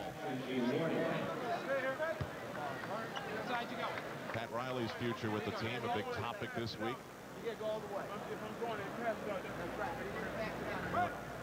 I guess it's just a topic that'll go away because it's pretty obvious we're not going to find anything out until the season is over. Stay tuned. One never knows. Gill breaks free. Patrick Ewing is going to say he got all ball, but they call a foul on Hubert Davis. So Davis commits the foul, and Kendall Gill will go to the line. And John, I've solved the Schempp problem. I was probably thinking of Detlef Schrempf, but looking at Sean Kemp, and that's what happened. Meanwhile, Kendall Gill, we just saw working hard around the in the rebounding area. Kendall Gill at 6'5", a terrific rebounder, and from the backcourt, he's averaging 4 rebounds a game.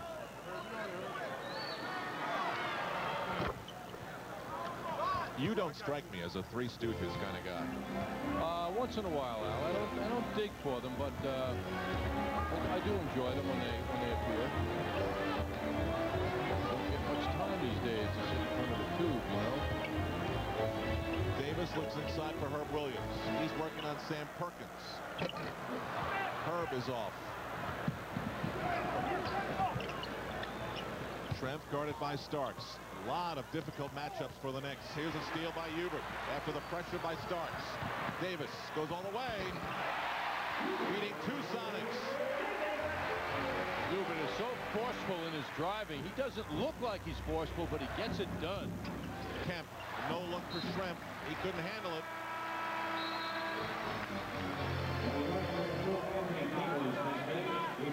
Detlef Schrempf never played for Doug Moe or with Curly Neal. It's theme night. Moe or Curly, it's theme night. Crew cut. The crew cut of Detlef. Nice Sightney. 9 rebounds and 9 points for Sean Kemp. Ewing.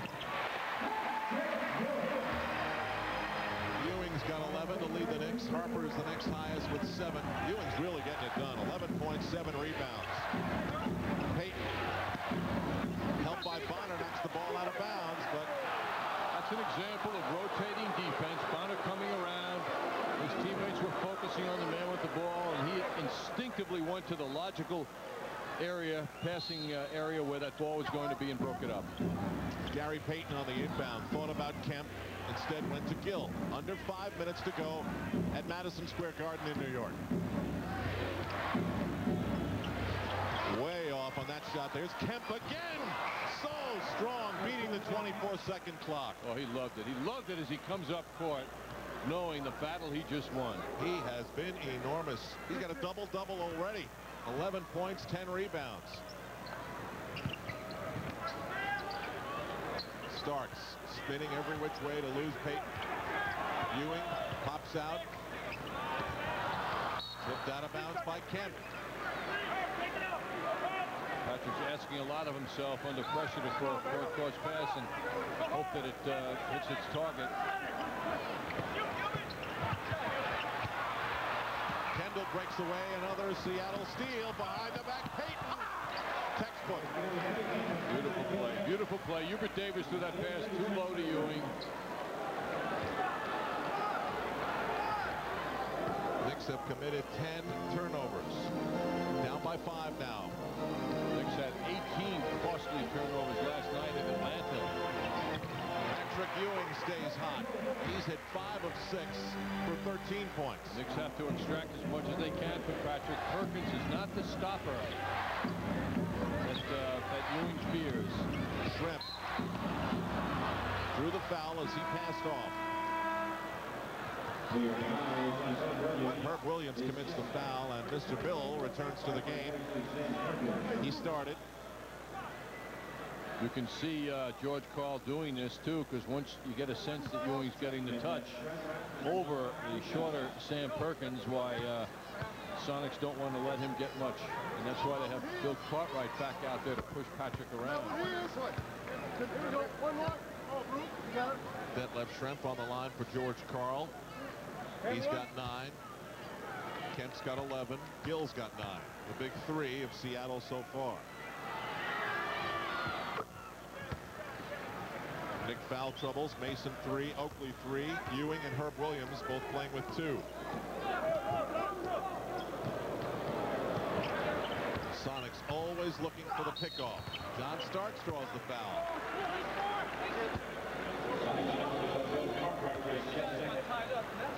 Bill Cartwright called for his second personal foul. Just amazing, looking up at the scoreboard, seeing the field goal percentage of the Knicks and Sonics. Sonics shooting 39% from the field. The Knicks are 50%. Score is very deceiving in this game. Here's a strange number. John Starks is taking the 18th and 19th free throws for the Knicks. I'm sorry, the 7th and 8th free throws for the Knicks. Meanwhile, all those fouls have allowed the Sonics to go to the line 17 times. Knicks down by 3, 3.5 to go in the opening half.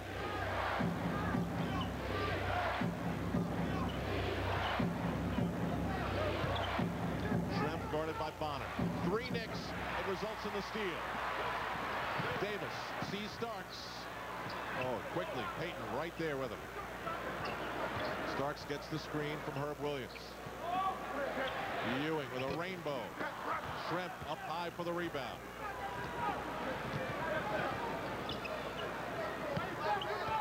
Gill tries to go baseline, and Hubert Davis commits the foul.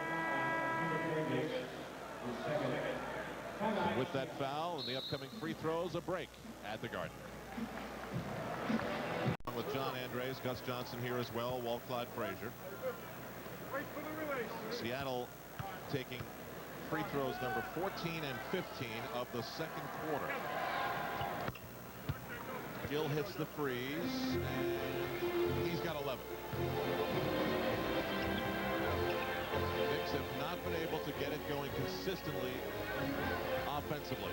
And they haven't been able to take advantage either of the Herb Williams-Patrick Ewing combination that's been out in the court for several minutes. They are not getting any open shots, and the steals are beginning to mount up. Up the floor with one dribble, Kendall Gill. Knicks are very soft in their response to this pressure. They are not responding by attacking the attacking defense.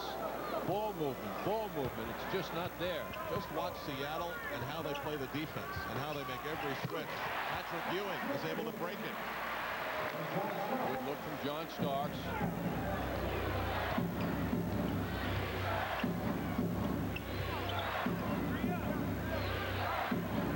Sonics run a set piece now. They started off with Kendall Gill. Starks using his forearm. Now Sean Kemp. Quick look for Schrempf. Bonner with the bound.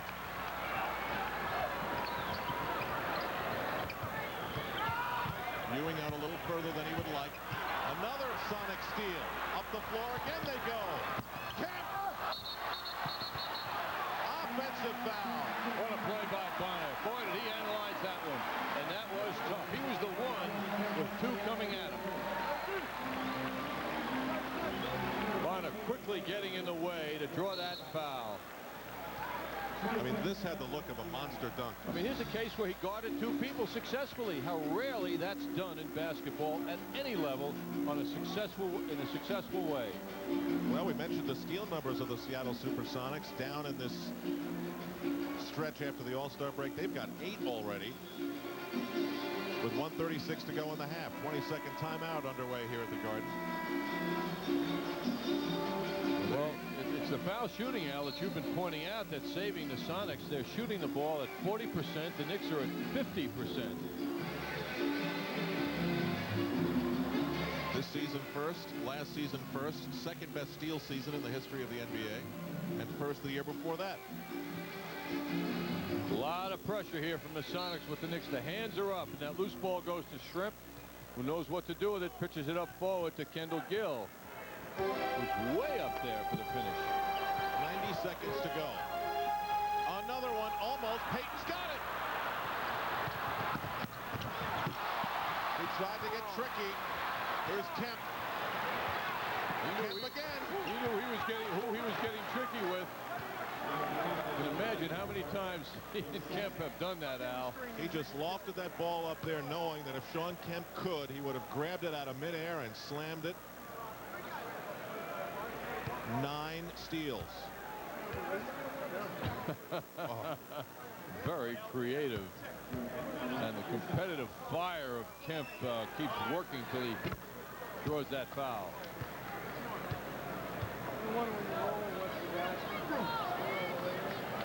In the theft department, Gary Payton and Nate McMillan, 2 Sonics in the top 7.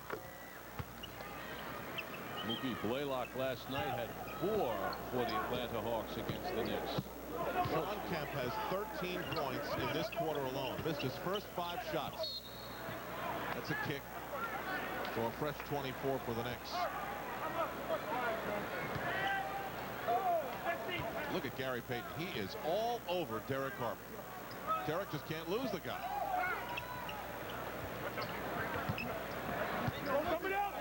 Ewing, a slow, deliberate dribble. Gets caught right up, and then he went. Knicks back to within 5.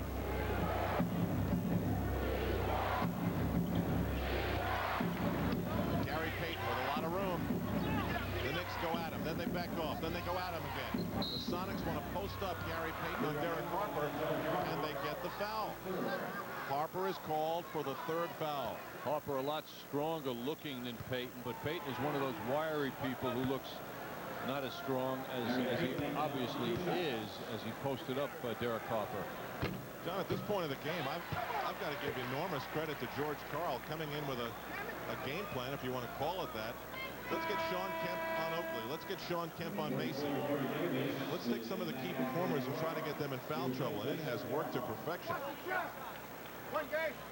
It's their defense, though, Al. It's done it for them. They've caused so many turnovers, and they've had a party at the foul line here in the first half, because they are not shooting the ball that well. Their perimeter game has been nothing here.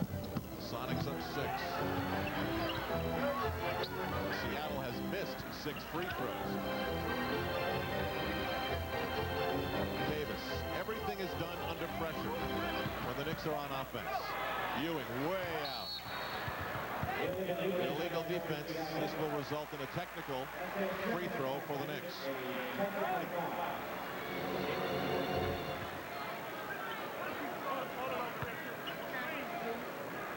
And Hubert Davis will be the technical taker. Hubert shooting at a 75% clip from the line this year, and under that scenario didn't come through. Derek Harper with a very brief exit from the game. Bonner sits, Harper returns, and once again Pat Riley goes to 3 guards. George Karl responds by reinserting Sam Perkins and giving Shawn Kemp a rest.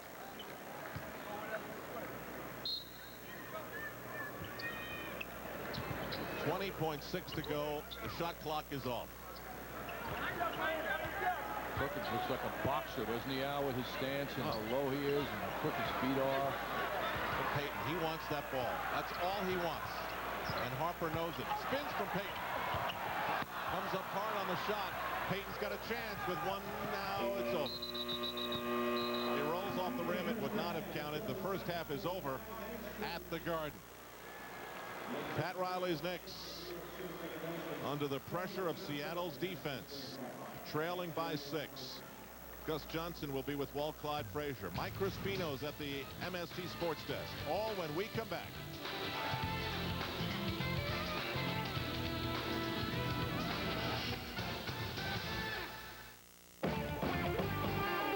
The Rangers are back at the Garden to take on Eric Lindros and the Philadelphia Flyers Wednesday night, right here on MSG. Where's Becker? Where's Becker? Becker is back. Yes, Becker is back in Island Park with a treasure chest of great deals on new and used Chevys, Geos, and Dodges. Where's Becker? That's right. Becker is back with great service, great prices, great deals, and great financing. So you're sure to find the car you want at Becker Chevrolet Geo Dodge. Where's Becker? You'll find Becker right here in Island Park at 4101 Austin Boulevard, just off Long Beach Road. Here's Becker. Save a treasure. United States Postal Service. We deliver smart solutions for you. And by MetLife. Get Met. It pays. 45-39 your halftime score. Sonics 17 of 23 from the free throw line in the first half of play, and the Knicks will try to limit their shots at the charity stripe in the second half. Now to start the second half, let's go to our Al Trotwick and John Andres. Guys. All right, Gus, as you well know, no one does the stat sheet like Johnny Hoops. John? Yes, Al. The Knicks with a very interesting first half, 50% from the field. The Sonics only 38%. But that's not the story of why the Sonics are doing a better job. Free throws is the big difference. The Sonics getting to the line 17 for 17 points. The Knicks only 6 from the foul line. The Sonics doing a bigger job on the offensive boards and total rebounding. Out-rebounding the Knicks. And in the steals department, Kendall Gill leading the way. 9 big steals for the Sonics. Points in the paint also favoring the Sonics, who put 3 men in double figures in the first half. The Knicks only 1, and that is Patrick Ewing, who had a solid first half, but not much support.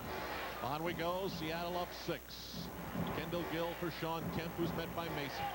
Detlef Schrempf draws Patrick Ewing. And the Knicks come up with a steal. Harper sees Ewing, but pulls up. And Patrick Ewing draws a foul. So the Knicks start out with a response of their own. And they respond in kind. Harper couldn't believe he missed that shot the way he reacted. It's the 3rd foul on Bill Cartwright. Patrick Ewing is 3 for 4 from the line tonight. So he's hit 20 of his last 24 free throws. The big area of improvement in Patrick Ewing's game this year is rebounding. Number 3 now behind Dennis Rodman, who was in his usual stratosphere, and Tuesday's opponent, Dikembe Mutombo. Patrick now with 9 rebounds in this game. So he's targeted to beat his season average. Knicks within 4. Harper on Gary Payton. What a pest he was to Derek Harper in the first half. They whip it around the perimeter. Gill crossover. Stark stays with him. That wasn't a travel. Yes, it was, of course. Oh, you did some officiating in your days. Never did. No. Never did, really? No. Not even on the young level? Never did. Never held a whistle, in fact. Boy, you seem to have that groove, though.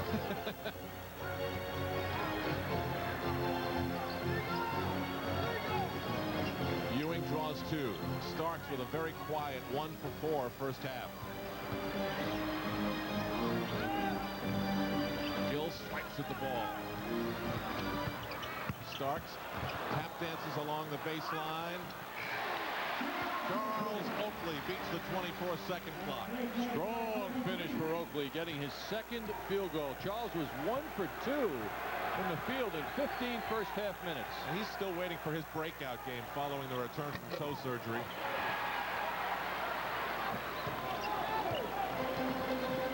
He's been averaging just about 6 rebounds a game since the return, and that's not Oakley-like. It didn't seem that Charles wanted to shoot that ball. Ewing almost had it. Schrempf sees Kemp all alone. Kemp has many styles. You know, I think that's classy sometimes when a guy who can really dunk the ball in spectacular fashion just lays it in. You know, it's kind of cool.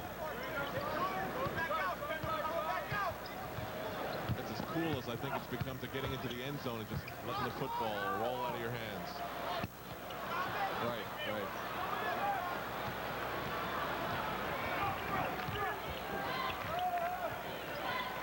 Kemp. And this is the move that turned the game for Seattle. Sean Kemp got Anthony Mason and Charles Oakley in foul trouble and then scored 13 second quarter points. That time no foul, but 2 more.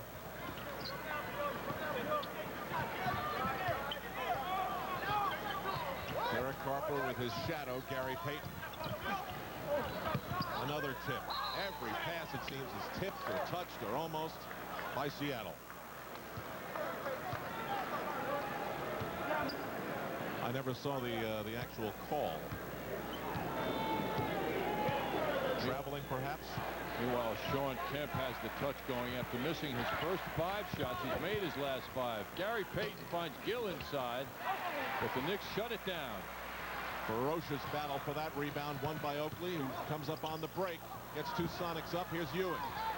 Now Starks for 3. Kendall Gill shaking up on the play, later arriving up the floor. Starks is now 2 3-pointers away from tying Trent Tucker. 3 from becoming the most prolific 3-point shooter in the history of the Knicks franchise. Schrempf, nice fake on Mason. Beautiful shot by Schrempf. Does a great job of creating his own openings.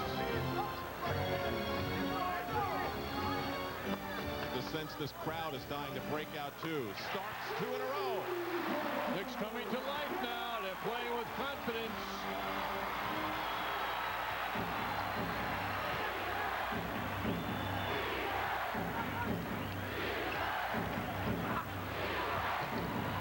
It's Gary Payton.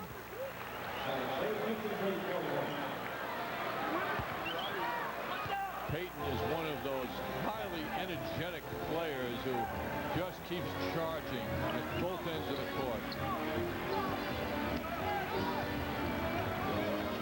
Mason met by Schrempf.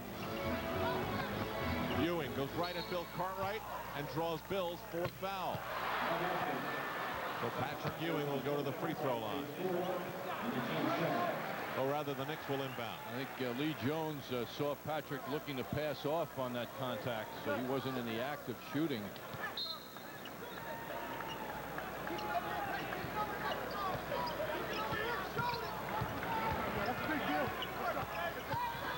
Harper lays it for Starks, slapped away by Kemp. Starks looking for the foul, does not get the call, but the Knicks keep possession.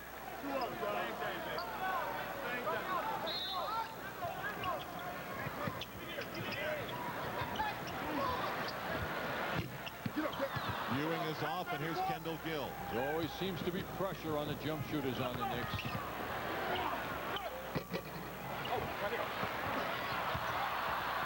Starks and Kemp collide. Every loose ball is viciously fought for. Second foul on Sean Kemp. Kemp's really having some game. He also has a terrific disposition as a competitor, Al. He plays very hard, but doesn't have any bad side to him, it seems, anyway, in this game. You know, we don't see him that much. Mason tangled up. Gets it out. Starks goes by Gill, and he is just pounded by Kemp and Schrempf. Kemp wants the jump shot. The jump ball, rather. Fouls on Schrempf, his first.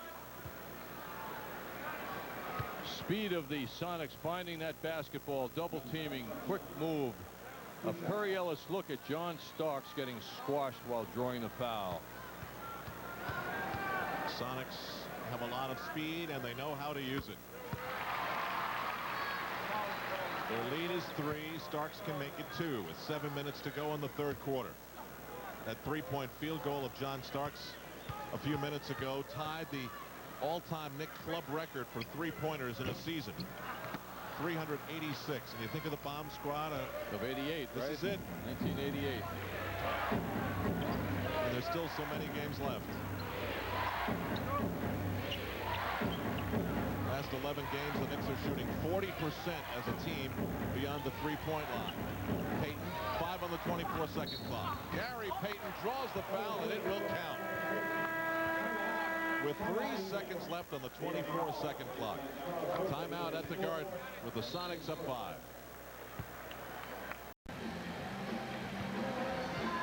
Sonics holding on to a 5-point lead right now. Knicks playing a little more actively and more effectively here in the opening part of the third quarter. Talk about the Knicks tying that three-point record of 1988. There's the bomb squad. Rick Pitino's team at that time. Johnny Newman, Mark Jackson, Rod Strickland, Gerald Wilkins, Trent Tucker. The three-point line, though, is 23 feet 9 inches away, top of the circle to the basket. Now it's 22 feet all around, and that's why the three-point shot is being used more and more effectively this season. Gary Payton completes the three-point play after his sensational drive and foul. And he's given his team a 6-point lead. Derek Harper runs into traffic. What an offensive rebound by Anthony Bonner. Knocked out of his hands. Knicks will keep it. Boy, those horizontal rebounds, Al, are real tough to get.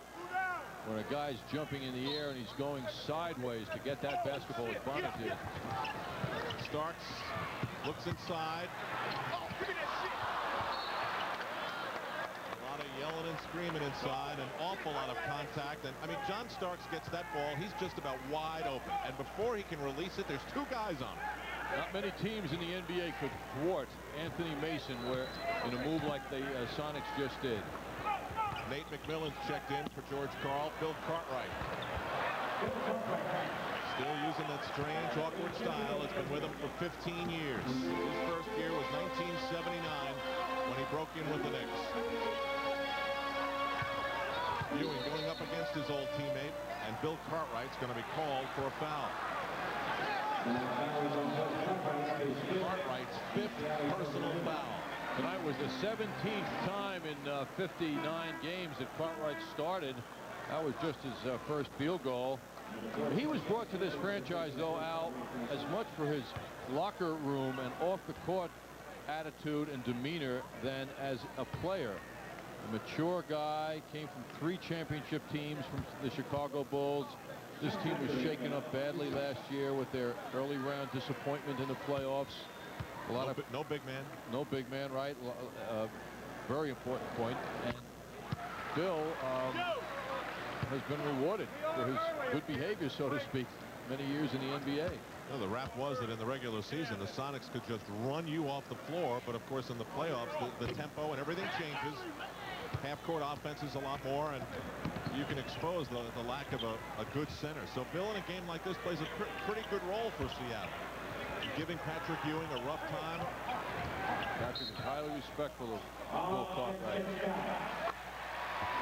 Offensive foul is called against the Sonics. Detlef Schrempf is called for it. Mason working very hard on Sean Kemp, forcing Kemp to respond. And it's really distracted Mason. Off numbers so far, 4 points, 2 rebounds for Anthony Mason, who's been playing so exceptionally for the Knicks. Well, he's dealing with a guy who's real tough. I mean, Kemp is boxing out Mason and playing Mason just as tough as Mason plays other people. Ewing goes down hard, but looks to be okay. Some free throws coming up, but let's get this update from Mike Crispino. Alan John, it's over for the Nets. The 3-game winning streak is history. George Murison hitting Don McLean. 21 points for him after that 3. And the Bullets win at 110-102, snapping the Nets' 3-game winning streak. All right, Mike. Patrick Ewing hits the first of 2. And the Sonics lead it by 6. They had led by 8 moments ago, their biggest lead of the game. Nets will be here next Saturday, Al. Nets who had happy things coming out of their camp the last couple of days with that 3-game winning streak. Butch Beard get a little bit of a break. Right. Payton guarded by Harper. Now McMillan. Schrempf thinking 3. Mason and Ewing battle Perkins and McMillan. It'll be Nick Ball. You know, one of the interesting byproducts of the 3-point range coming in closer is Detlef Schrempf In 9 years in the NBA, he made 133 threes. This year, he has 61 with the shorter distance. He has taken advantage. Ewing hits the turnaround. Knicks within 3 as they respond to that burst of Seattle. 4:44 to go in the third. Kemp spun around, ran right into John Starks, and that's an offensive foul. Well, timing is everything, and Starks had it working that time.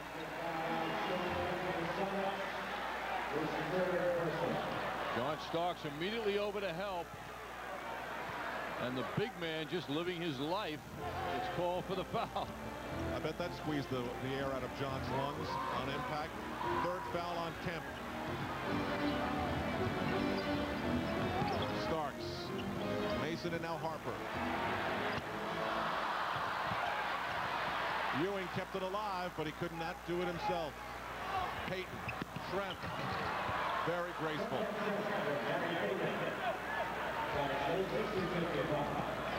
Seattle gets up the floor in a hurry. Bonner. He got there but couldn't get it to drop. McMillan running again. 2 fast break lay-ins for the Sonics. Knicks do not have enough offense out there right now. Mason was very quiet tonight. Bonner just can't get anything going in the offense area. 22nd timeout is called by the Knicks. 3:47 to go. John, you didn't call him Shemp a minute ago, did you? You did call him Detlef Schrempf. Detlef? Yeah. Detlef, interesting three-point situation. As we were just mentioning, our AT&T long distance graphic shows it quite clearly. In his first 9 seasons, he was a 32% shooter from three-point range while making 133 threes over 9 years. This year, 22 feet all around for that three-point shot, and he's a 60% shooter, and he's already made 61, almost half of what he did in 9 years. The recent run is unbelievable, 75% over his last 9 games. But tonight, he's 0 for 2. So what does it all mean? Means that he'll probably have 3 of them in the fourth quarter. He's due.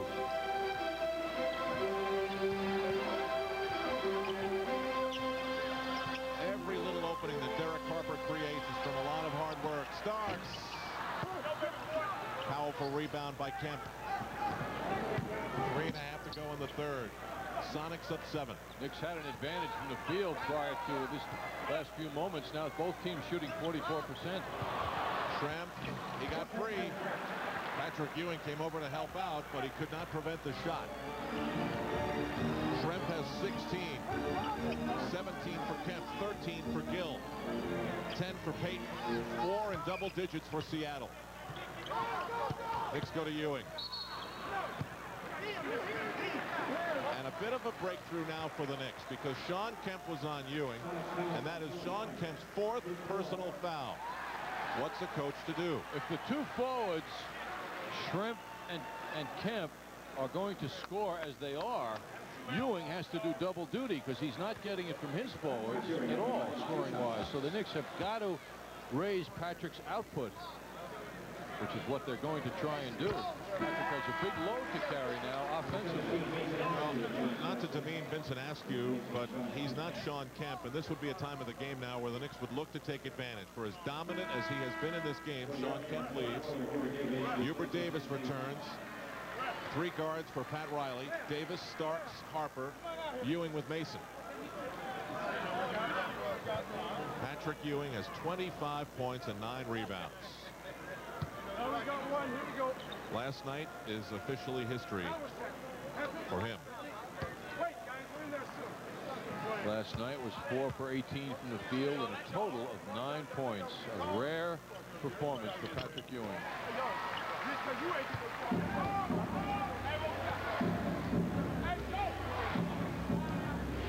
Just under 3 minutes to go. The Sonics lead it by 7.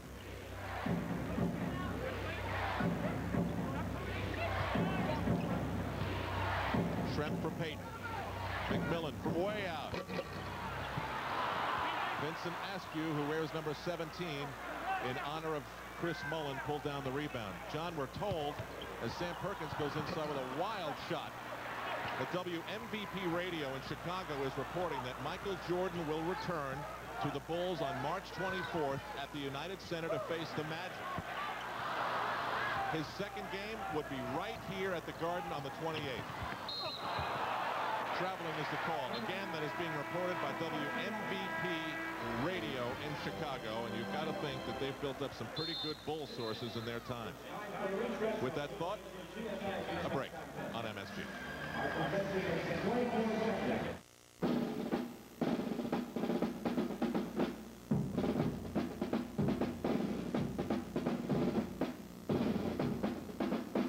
$49.95 and under. Bayshore Mazda is the home of the $49.95 and under quality used car. Only Bayshore Mazda has them. $49.95, $39.95, even $29.95. Used, not abused cars. Choose from one of the largest used car inventories on Long Island, including all makes and models protected by the unique Qualicare used car warranty. Only at Bayshore Mazda, home of the $49.95 and under quality used car. Sunrise Highway, Bayshore. Automobile brands, Buick and GMC truck. Now you can save twice with the Tom Rice price when you buy or lease any brand new Buick or GMC truck. And remember who gives you the lowest prices, the biggest inventory, and the absolute best service. Only at Tom Rice Buick, you get the Tom Rice price. Tom Rice Buick. And GMC trucks.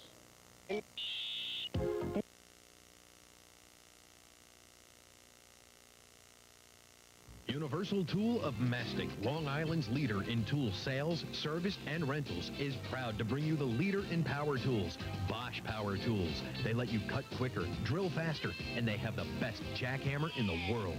Bosch is the name real pros use, and Universal Tool is where they go to get Bosch toughness, Bosch reliability, Bosch power. And remember, Universal Tool delivers, located in Mastic and their new location in Farmingdale. Call 420-1420. 7 in the third quarter. Looking ahead to this upcoming week, it's the Flyers and the Rangers. Wednesday, MCS Cannon game night begins our coverage at 7.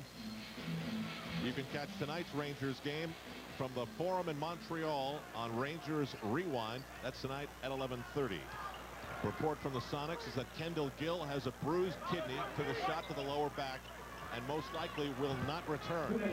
That with Sean Kemp on the bench in foul trouble. And the Knicks want to be thinking about making something happen in this game soon. We believe we found the play where Kendall Gill got hurt. It was John Starks working underneath the basket there, and you can see he put that right arm up into what appears to be the lower area of Kendall Gill's back, which didn't look very forceful, but it must have hit just right in order to inflict that pain. Sensitive area. Things have a way of evening out, John. Seattle took 19 free throws in the second quarter. Big advantage for them. They've taken 1 in the third quarter. The Knicks have taken 10. But the Sonics still lead it by 5. Under 2 in the third. Nate McMillan, fathered by Hubert Davis. Knick defensive intensity looks to be picked up. 5 on the 24-second clock for Gary Payton. For Schrempf, it's a 2-point attempt, and he hits it. Patience of Gary Payton in getting that ball to Schrempf was perfect. Schrempf leads the Sonics with 18 points. 7 of 13. Ewing.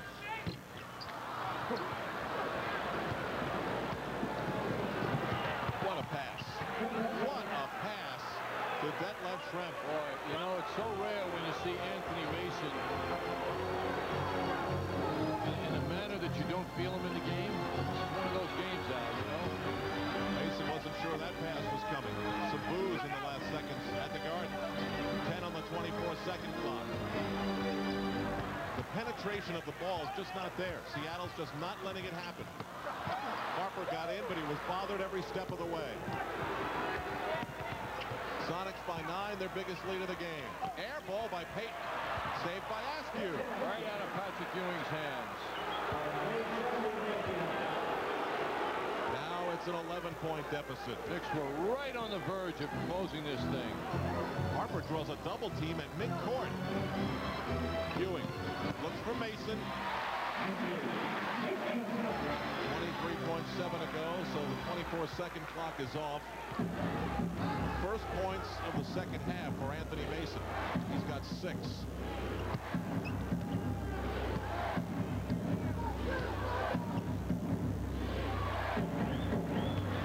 Perkins gets it to Askew. 5. And with 1.2 seconds to go, the Sonics get the foul call. And Vincent Askew, filling in for Sean Kemp, who's on the bench in foul trouble, is doing a good job. Draws the foul there, and last time down got the putback.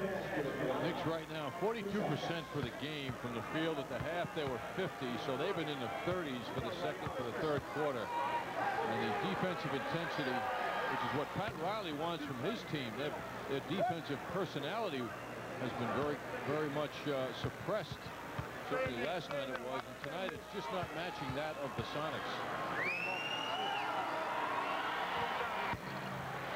Mason the big rebound, and the third quarter comes to a close. The Knicks have their work cut out for them, down 10 to the Seattle Supersonics. Third quarter shooting, not a happy picture for the Knicks. Sonics lead it by 10. Seattle forwards outscoring the Knicks forwards 37 to 10. Starks gets the Ewing screen. Pick and roll. Mason had the position. 3 on the 24-second clock. Mason comes up short. Seattle rushes up the floor. Payton for Shrimp. Starks goes down hard. A lot of contact, but no call. Mason just apparently out of sync tonight, or at least it appears that way. Starks for 3. Well, he's dealing with strong people who are taller than him. So he doesn't have, the perimeter game where he can take those people outside and loosen them up so he can do other things. He tends to rely on his inside strength, and it's just tough matchup night for Anthony Mason. Every player goes through that, and tonight's one of his tough nights. 5 on the 24. Askew. Air ball saved by McMillan. And the 24-second clock expires. This is a particular night, Al, where Charles Smith is missed. Because this team is long up front, as you'll often hear Pat Riley say. They're tall. There's a lot of inches on those bodies on Seattle. And Charles Smith's 6'10" height and scoring ability is severely missed in this matchup situation here. Anthony Mason replaced by Charles Oakley. For the record, Seattle is 0 for 8 from three-point land. Davis for 3. He was bothered. Under pressure. Good defense. They challenge everything. They're contesting all night long. First meeting of the season between these two teams. On March 26th, they'll do it in Tacoma. Perkins, he hits the first 3 of the game for Seattle, and the Sonics have their biggest lead, 13 points. Well, the Knicks lost to Seattle here at the Garden last year, but won out in Seattle. Interesting situation. Sort of like the Cleveland series. Back in a moment. Garden for the New Jersey Nets. But the game you really want to circle, if you listen to WMVP Radio in Chicago, is March 28th. They're reporting tonight that would be Michael Jordan's second game with the Bulls. They're saying he's going to return to the Bulls lineup on the 24th against the Orlando Magic in Chicago. That's what they are reporting tonight. Sonics owning the boards and in control of this game right now, but there is ample time for the Knicks to put something together other than Patrick Ewing. Patrick's carrying the team now. Greg Anthony got extended minutes in Atlanta last night, and he's in here with 9:15 to go in the fourth. He'll have the same challenge that Derek Harper had, and that's Gary Payton. Starks looking for Ewing. He's down there on Perkins. Ewing up strong. He hurt himself. Onto the floor. Ewing looks hurt. His left ankle, perhaps. Patrick Ewing just barely able to make it up the floor. He's grabbing his left ankle. A Madison Square Garden nightmare when Patrick was up limping like that. He's been the most important of Knicks in this game. He's trying to walk it off. How we've seen it so many times.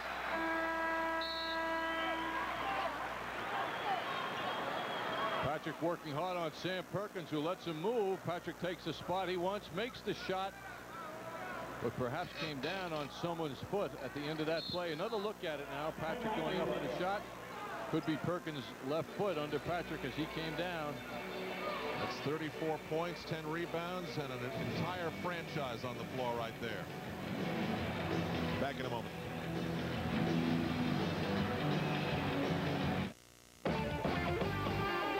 The Rangers are back at the Garden to take on Eric Lindros and the Philadelphia Flyers. Wednesday night, right here on MSG. Looking to have some remodeling work done in your home or office? Then call 1-800-REMODEL today and get in touch with the experienced people at Jarrow Building Industries. When you call Jarrow at 1-800-REMODEL, you'll be working with talented professionals who will take you through every critical step of your remodeling project, designed to fit your budget. Jarrow Builders has been providing quality remodeling work for over 29 years and offers a 3-year warranty on workmanship and materials. Call Jarrow Builders today at 1-800-REMODEL and begin to work with the best. All you can do with television is sit back and watch. But if you lived in the 21st century, you could actually participate.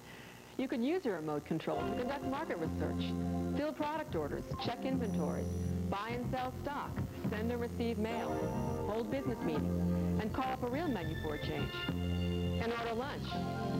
The 21st century will be a boon for business. And the good news is you don't have to wait for it to occur, for it's happening right now in Fairfax County, Virginia.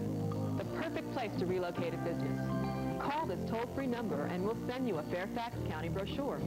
Of course, if you were already in the 21st century, you could just call up the information on your screen and print out a hard copy right there in your den. But you're not, so we'll just have to do it the old-fashioned way. Call toll-free and we'll drop it in the mail. It may take a few days, but that's the price you pay for living in the past.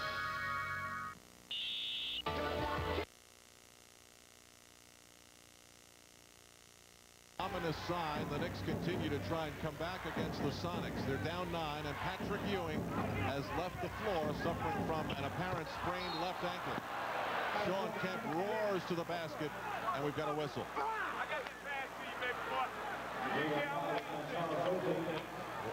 One more look at the injury. Ewing working on Perkins, came down. It looked like he might have tripped on Perkins' foot. Most sprained ankles in basketball come from players leaving their feet and then coming down on someone else's foot. Sonics up 12. You know, John, just speaking of this, when I read this, I couldn't believe it. The Sonics have a player, Steve Scheffler. He missed 52 games this year with a sprained ankle. I mean, that is a grade AAA1 sprained ankle. Starks, drives baseline, goes reverse, and he's met hard by Nate McMillan.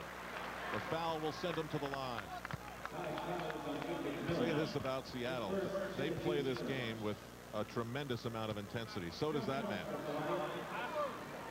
Patrick, just moments ago, he may be going for to get his ankle retaped. Well, let's say this. If Patrick comes back after leaving the floor that way with one of those triumphant walks from the tunnel, it'll be a great moment here at the Garden. Kemp slaps the ball into his hand. That is rebound number 17 for Sean Kemp. Quiet offensively in the second half. But 19 points and 16 rebounds nonetheless. Vincent Askew. He's made an impact in his limited minutes. Sonics by 13 again. Oakley up strong. One of the rare uncontested shots for the Knicks in this game. Well, the one thing that George Karl admitted to Michael Kay on Knicks game night was that the Sonics' weakness is their inability to defend the three-point attempt by the opposition. Now, they haven't shown that tonight, but it might be a time for the Knicks to try and use that weapon.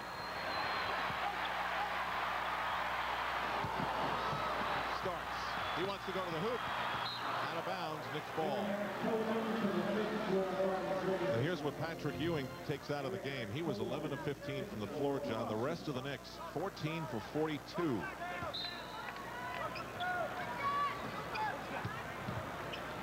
Knicks obviously need a perimeter game badly now. Even under pressure, it's very difficult for Hubert Davis to get a good shot off. Davis hits metal. 1 for 5 is Hubert Davis in the game. Schrempf, or rather Kemp.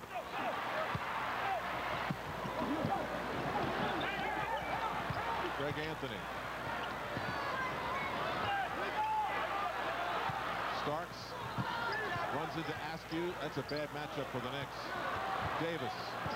He's met. Every shot is challenged. Oakley with the terrific finish, though. No one could stop him. Payton. That's a foul on John Starks, and the goal counts.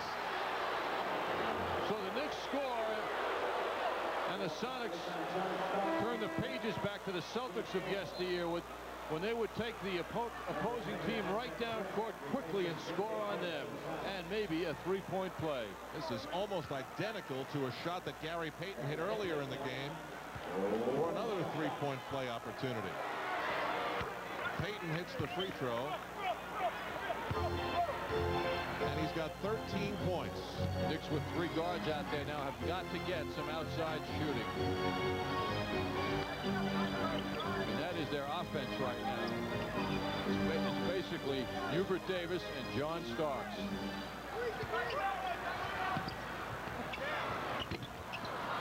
Oakley battles hard for the offensive rebound. Starks guarded by Schrempf. Tough shot. Up the floor goes Payton. Sonics running. Askew, and it rolls off. Gary Payton, playing in his 269th consecutive game, runs a pretty nice show. This is a tough team. Al, I can recall, we'll take a look now at the movement on the floor. Perry Ellis looked at the Sonics pushing that ball up court quickly. Askew going in. He's done a nice job in his limited minutes. But I can recall when the Knicks have done well against the Sonics, I particularly remember out in Seattle a couple of times, it's because they've been really powerful on the boards. That's not the case tonight. Now, Knicks have been out-rebounded in 10 of their last 13 games, and this is going to be 11 of 14. Here you see the sad numbers other than Patrick Ewing. When you're not doing it on the boards and you're not shooting the ball well. Word from the Knicks locker room is that Patrick Ewing has a sprained left ankle and will not return. Starks. That was more in than it was out. And then it was out.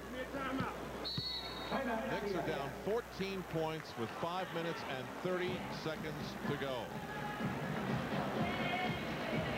Game. And so much for taking advantage of Sean Kemp's absence. Oh, what a play by Schrempf. By Kemp, rather. Excuse me, Al. You did it to me. What a play. He grabs that rebound with one hand. Greg Anthony with a terrific play. Starks on the run and a nice pass. He goes up on Askew, right to the hoop. Knicks down 12, and a hopeful crowd gets slightly into it.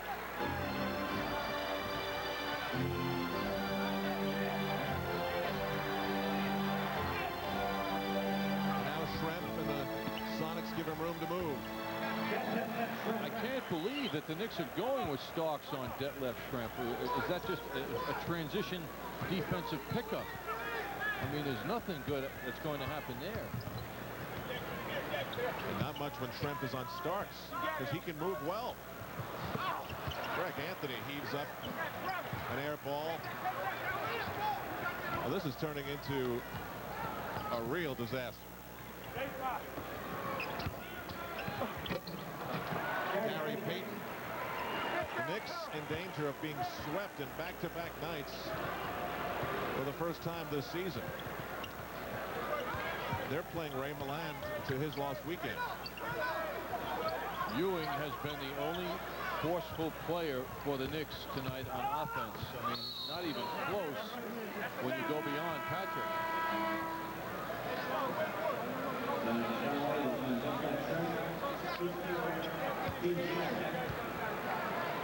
Well, the Knicks had won 4 games in a row. John Starks will go to the line.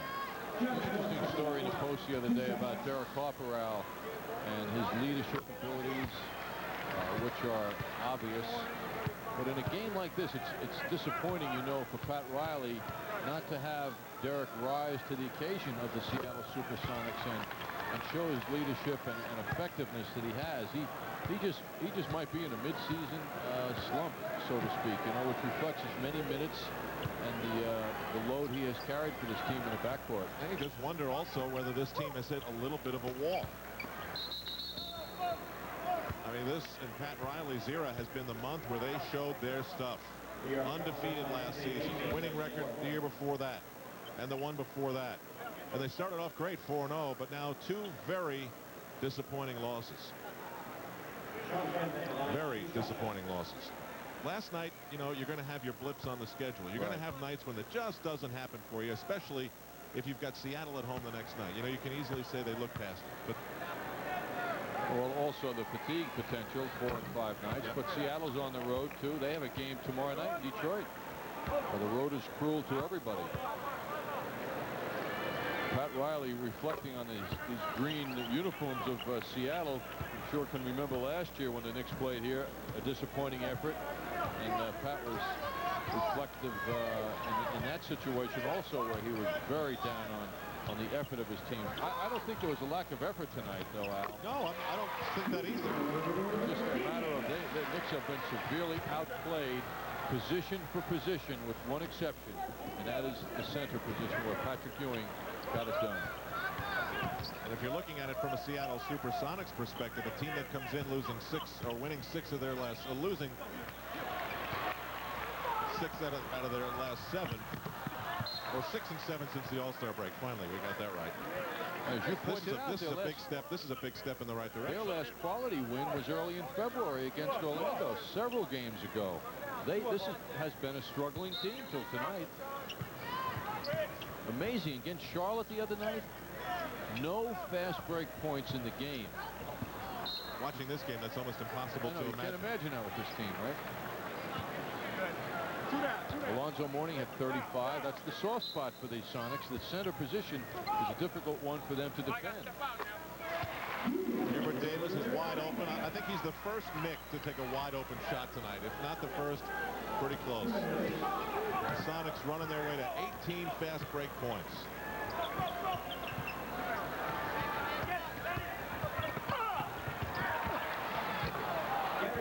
Payton's a tough guy, boy. He gets stopped in the middle of the move and has the instincts and ability to respond right away and put that ball in. 22 for Kemp, 22 for Schrempf, 17 for Payton, 13 for Kendall Gill. Kemp also adding 17 rebounds, Schrempf adding 9. Charles Oakley, 8 points, 10 rebounds. He's really been working the boards hard in this 4th quarter, but it's all coming too late for the Knicks.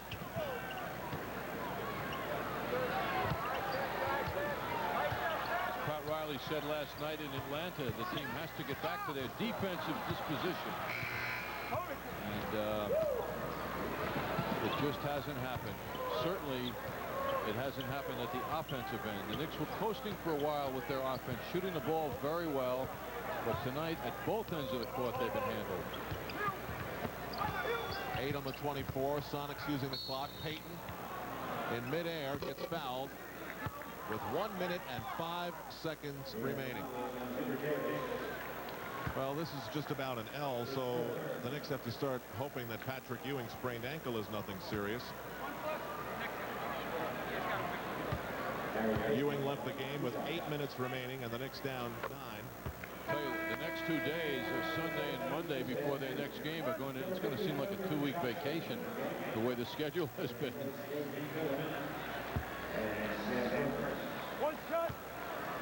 Checking into the game for the first time, the first-round pick of the Sonics, Irvin Johnson. See, John Jordan is back, and so is Irvin Johnson. I don't think Magic has been labeled this Irvin Johnson. No. 50 seconds to go. Hubert Davis. Sonics The Knicks 82. The Sonics will push their record to 40-19. The Knicks will fall to 39-21. They thought about the alley-oop for Irving Johnson. And the Knicks, which has really not been their custom. When was the last time, John? I mean, maybe last night, that the Knicks didn't make a run. You know, not a real fourth quarter push in the game. They really didn't. Particularly at home. Greg Anthony hits from long distance. Knicks may get the ball back one more time. Back-to-back low-scoring nights for the Knicks. Last night 81, tonight 84 and holding. Well, the Knicks' 4-game home winning streak ends. Their last loss was to Cleveland. Mason up the floor for John Starks. For Greg Anthony, Hubert Davis. Well, there's the whole night in a nutshell. It's over at Madison Square Garden. A lost weekend for the Knicks.